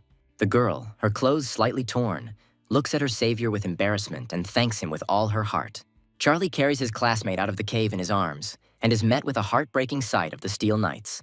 Now that Tart is gone, his creatures cannot find his traces and become nothing more than puppets without a puppeteer. Charlie stands on the Golden Storm Sparrow's back, not letting go of the latter's owner from his embrace, and they leave this place. Charlie asks Kian how she feels. She's already better. She asks, in turn, if the guy really became a demigod. Charlie confirms this, and the girl expresses her sincere congratulations and joy for him. He offers Kian his help so that she too can rise. But the girl expresses concern about whether the dimension sources will be enough. The guy reminds us of the abandoned lands of this world and, smiling, suggests trying our luck there. They fly over the desired mines, and Charlie offers to collect them all in order to later fish out what they need using the disintegration mechanism. An ominous roar is heard, and Kian, who noticed the source first, asks to look in the direction of the sound and her classmate. Below them stands a bear-like monster, with ultrasound-like waves radiating from its mouth throughout the area. Charlie smiles slyly, asking the creature not to growl. He says that he is not going to share the dimension ore with him. Cyan is puzzled. Turning around, the guy asks the girl to wait, and she, frowning with displeasure, asks why he should risk it alone. Cyan snaps her fingers with a satisfied look, and her birds, gathering together, begin to circle above the bear. Among the storm sparrows is the golden, and it will fearlessly dive down on an enemy creature, razor-sharp claws out to attack. The undead Charlie comes to the aid of the sparrows, appearing as if from nowhere, surrounding the bear from all sides and taking over with numbers. An aggressively disposed creature begins to emit an unpleasant aura, the clouds of which become almost tangible. An eerie aura surrounds the creature from head to toe, and it resolutely moves towards its kinsman standing nearby. Without thinking twice, it sinks its fangs into the bear's shoulder, and its eyes, instead of red, glow acid green. The creature does this with several more opponents until it achieves the desired result. This is how the absorption of the sources of dimension occurs, and the satisfied students rejoice at the success of their idea. It worked perfectly. Charlie stands next to Cyan. They are surrounded by undead with spears and a golden storm sparrow. The young man speaks first. He notes that they will have to stay late to collect ore and extract the dimensional sources and asks if the girl minds his company. She says she doesn't mind, and Charlie's creatures begin their work, laboring for the joy of their venerable god. Cyan suggests going to the ancient ruins. They have been stuck here for 10 days. But Charlie notices that she has only just recovered from her wounds. Ches appears out of nowhere, jumping up and down cheerfully and announcing to those present that he had slept well. Cyan is amazed. She shyly greets her classmate, who is perplexed as to when they managed to get along, and asks about their common location. Charlie shares with Ches the information he received about what the late Tart did here during their absence. When the blonde learns that his former classmate destroyed almost all the kingdoms and killed the human princess, he becomes furious. Ches is puzzled by how Tart managed to mess up everything in just a couple of months of his absence, and is saddened when he remembers his princess. But he soon comes to his senses, noticing that the dead can no longer be brought back, and he was also close to the elf queen, which means he needs to help her. After saying goodbye to his classmates, Ches leaves them, and Cian says that she didn't know he was so caring, and also talks about his girlfriends. The next moment, the girl expresses concern that the Tart family will take revenge on Charlie. But he's more worried about the Academy's punishment. At the same moment, a hologram of teacher Lena appears nearby. She tells the students in a strict tone to urgently return to the Academy. This is very important. The girl asks Charlie not to worry, promising that she will be there. A man's fist hits a hard surface with a deafeningly loud sound. Tart's father stands in front of Lena and pokes her with his finger, saying that Charlie must pay for the murder of his son, while a woman cries nearby. The guy carefully says that now is not the best time for Cian to participate in the test. Her wounds have only just healed. But the girl, smiling, says that this is not for him. She dreamed of becoming a student at the Academy, having first risen to the rank of demigod. The guy is about to say something else, but Cian silences him by placing her finger on his lips and assures him that she will be okay.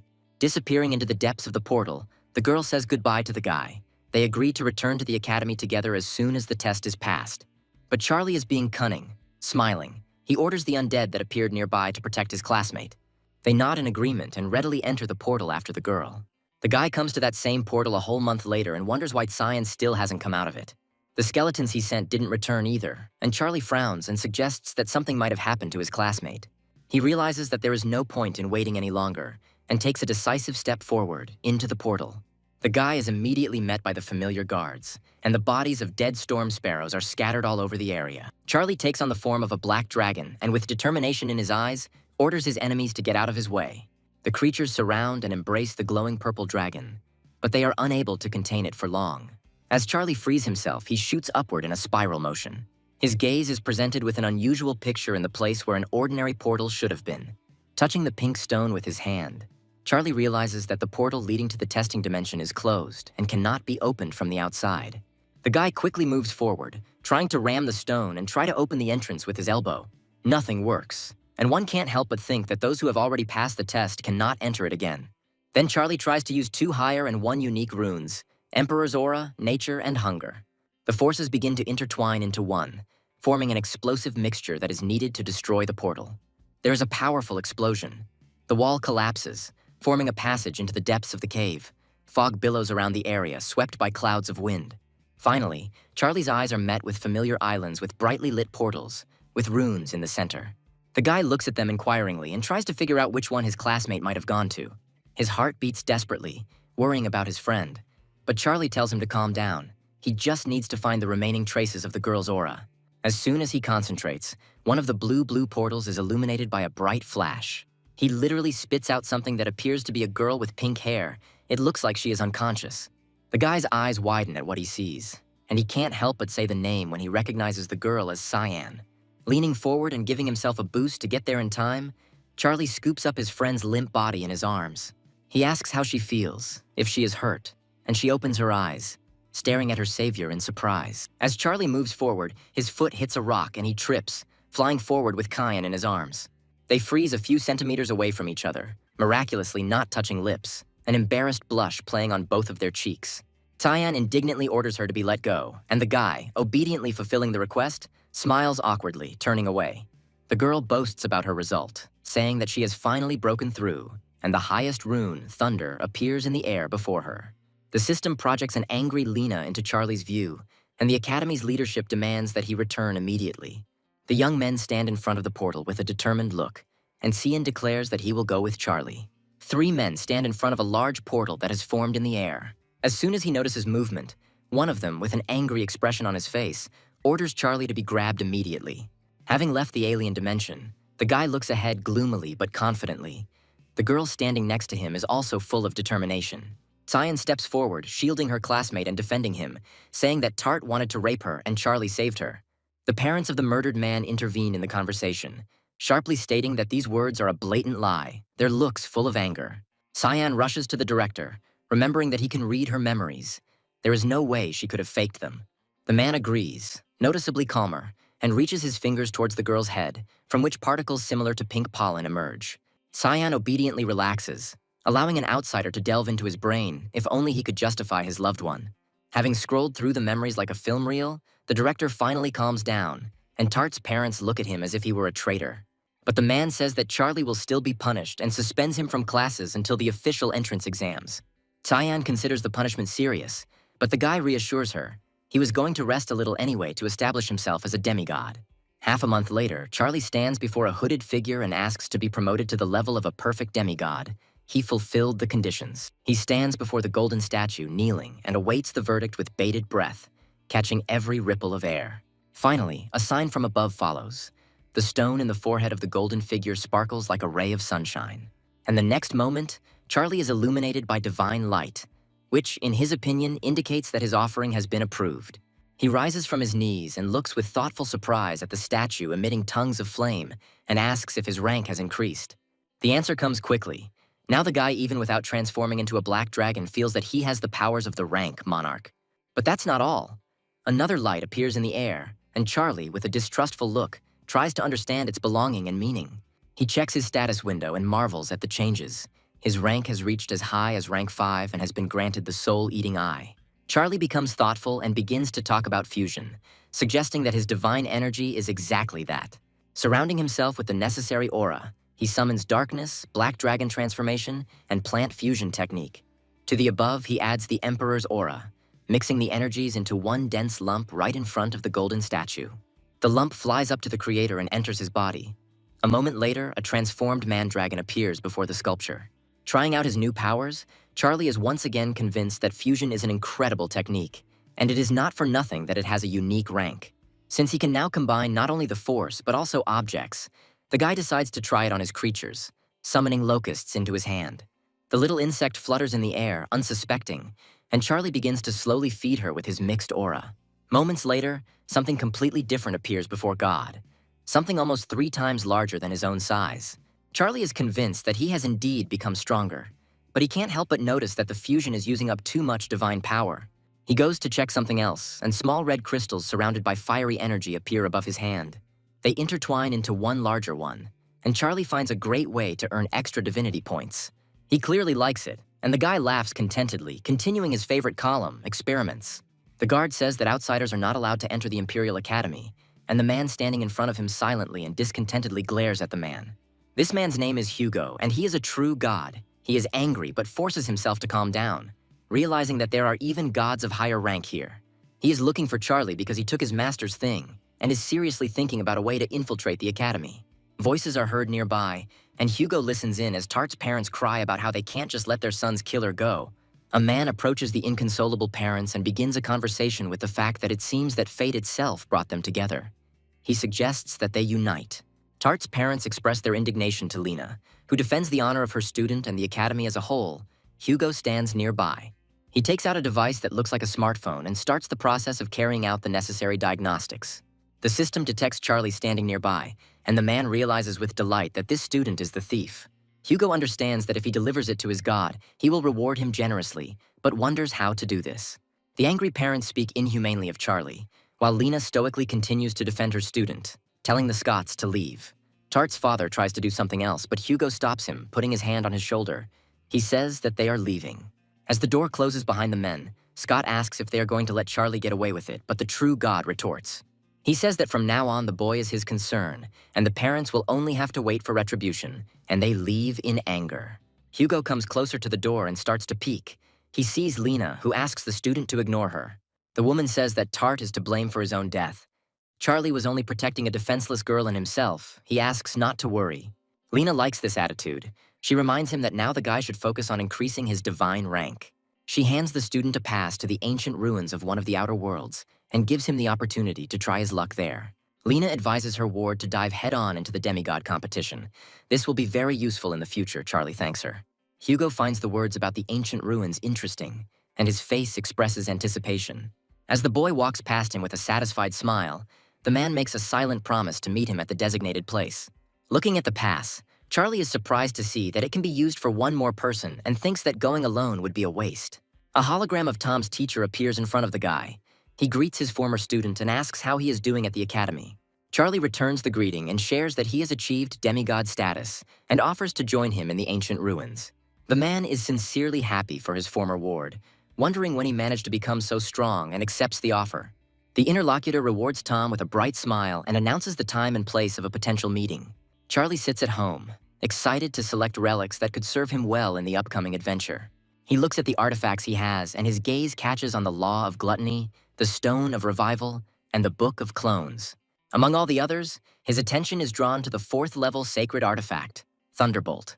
Smiling serenely and resolutely clenching his fist, the guy promises himself not to give in to anyone this time. Remembering Cyan, Charlie suggests that it might take months to return, during which time the girl will immerse herself in meditation. He comes to her, and the classmate asks about the purpose of the visit, and the guy shares that he will soon go to the outer world and wanted to say goodbye. The girl wonders why he wants to leave so soon, since they only just arrived home, and he says goodbye, feeling awkward. Charlie turns to leave, but Cyan grabs his elbow, offering to walk together. The girl is glad that she postponed the meditation, because otherwise they would not have been able to say goodbye, and she is also worried. The shadow seal appears in her hands and a smile blossoms on her face.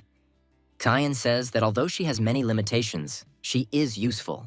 The girl gives it to Charlie, and he understands that it will definitely come in handy, because the rebel demands the absorption of souls through the Soul Eater. He thanks Kian for the gift, noting its extreme usefulness for himself, and the girl rewards her interlocutor with a pleasant smile. Suddenly, she approaches the guy and hugs him sharply. Regretting that she can't go with him this time and asking him to be careful, Charlie is surprised. Unable to contain the rush of feelings, the guy covers the girl's fragile shoulder with his hand and, pulling her even closer to him, kisses her. Now Kian is surprised, but the confusion doesn't last long. The student immediately responds to the kiss, closing her eyes, and Charlie is glad that the girl didn't push him away. The guy shyly pulls Kian towards him, covering her with his arms. The girl also feels awkward, but does not move away, on the contrary. She smiles. Charlie asks the girl not to worry, promising that he will return soon, and she, in turn, asks him to be careful. Both are still embarrassed. The next day, when they met at the agreed place, the boy asked the teacher, who was already there, why he had come so early. He says that he was unable to sleep properly and suggests moving forward, and Charlie begins the necessary preparations. The man bites his finger in response until it bleeds, repeating the actions of his ward. Their combined blood sprinkles the artifact, causing the process of movement to begin. The emblem bursts into flames and begins to crumble into pieces. The fragments of the object form a portal between themselves, opening its strange doors, and one of those standing in front of it offers to go inside. On the other side is an ancient battlefield with wooden structures that look like either barns or military barracks. A man approaches Charlie and Tom and, pointing to the side, informs them that this is their temporary home. He points to a thin stick, and Charlie is outraged by the primitive conditions. The man meanwhile suggests that they contact him with any questions. Charlie gets angry, shouting after the man and asking him to provide them with another place to live, and he, extremely pleased with himself, silently leaves. With a sweet smile, Tom suggests that his partner take their time, but first check what's inside, but he doesn't change his displeased expression. But he still gives in, and together they look inside the temporary residence provided. To the younger boy's surprise, inside there are real mansions. The space is much larger than it seemed from the outside. Charlie Pickley says that this will do for now and also notes that there is a real hidden cave inside. They find a reference book inside, and the boy begins to study it, sharing the knowledge he has gained with his elder. But he doesn't like the battle conditions. He can't imagine how he will fight if the number of creatures he can summon is limited. Tom grins good-naturedly and asks the younger one to calm down. He wants to check the connection to the tent control system. Charlie actually calms down a little, exhaling heavily and trying to satisfy the former teacher's interest. Afterwards, he checks his capabilities and concludes that he will have to choose the option with the maximum number of summoned creatures. Snapping his fingers, Tom also summons his own creatures, smiling with satisfaction. The system notifies that only creatures summoned in advance in the tent are subject to control. The loss is not replenished automatically. Divine title fragments can be found on the ancient battlefield, the rarest of which have increased value. Identical shards can be combined into a single title or exchanged for other shards or tent upgrade materials. Charlie is inspired by the last part, planning to upgrade the tent once they collect the title shards. Moving forward, Tom shares information with the younger one. He studied the options for obtaining fragments. They can be obtained after defeating the deities. They are divided into ranks here. They can be distinguished by the aura under their feet. The lowest rank are deities with a white aura. It gives first-level fragments.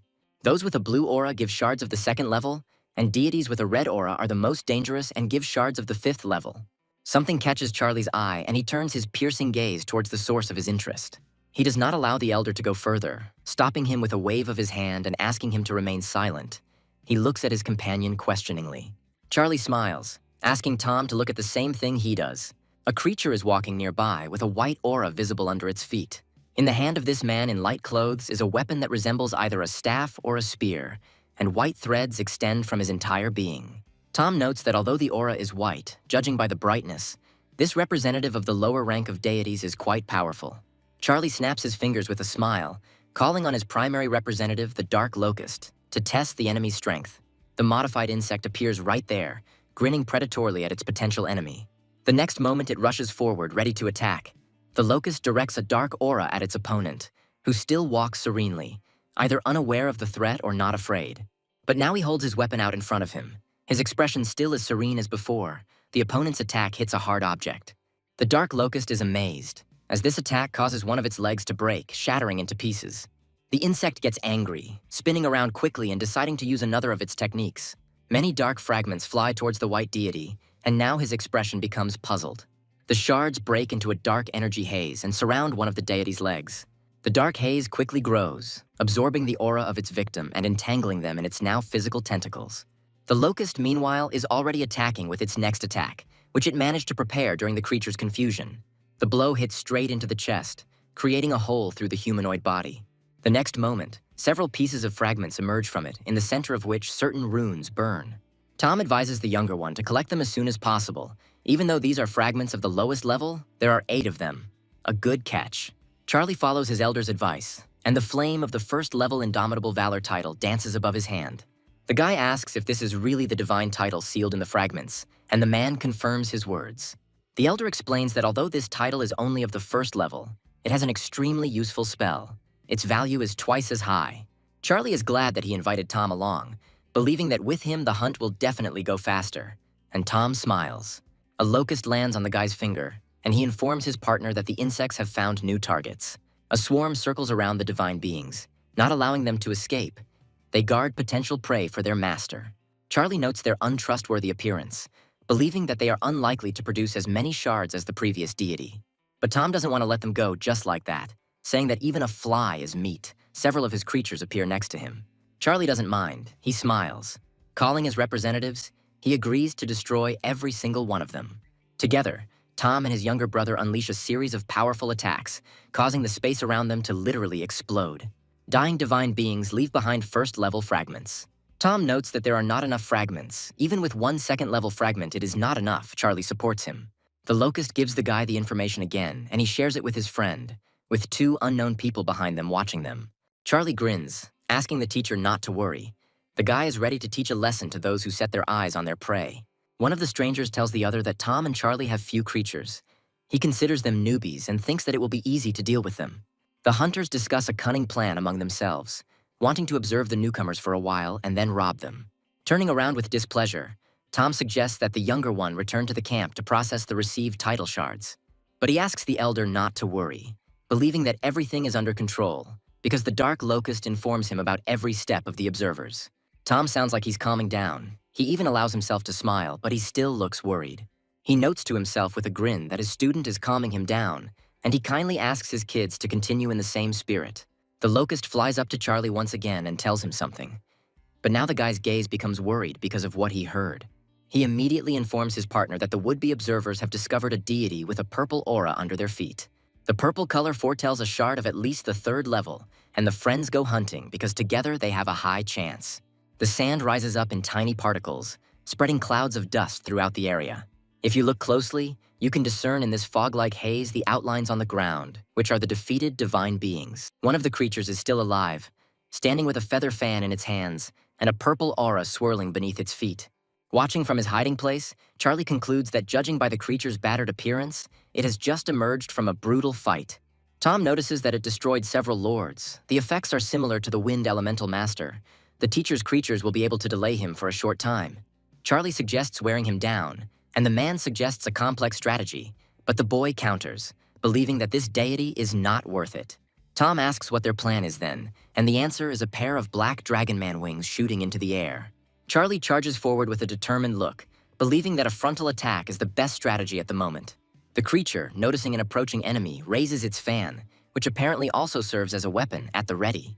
The distance separating the potential opponents is insignificant, and the divine being begins to gather streams of energy around itself. Charlie puts his hands out in front of him, preparing to attack, and a mist appears underneath them with the corresponding rune in the dark center. When the smoke flies up to the divine being, almost hitting his solar plexus with a small whirlpool, he is lost, amazed. Charlie, meanwhile, fishes out a sword from his inventory and, firmly grasping its handle, leans forward.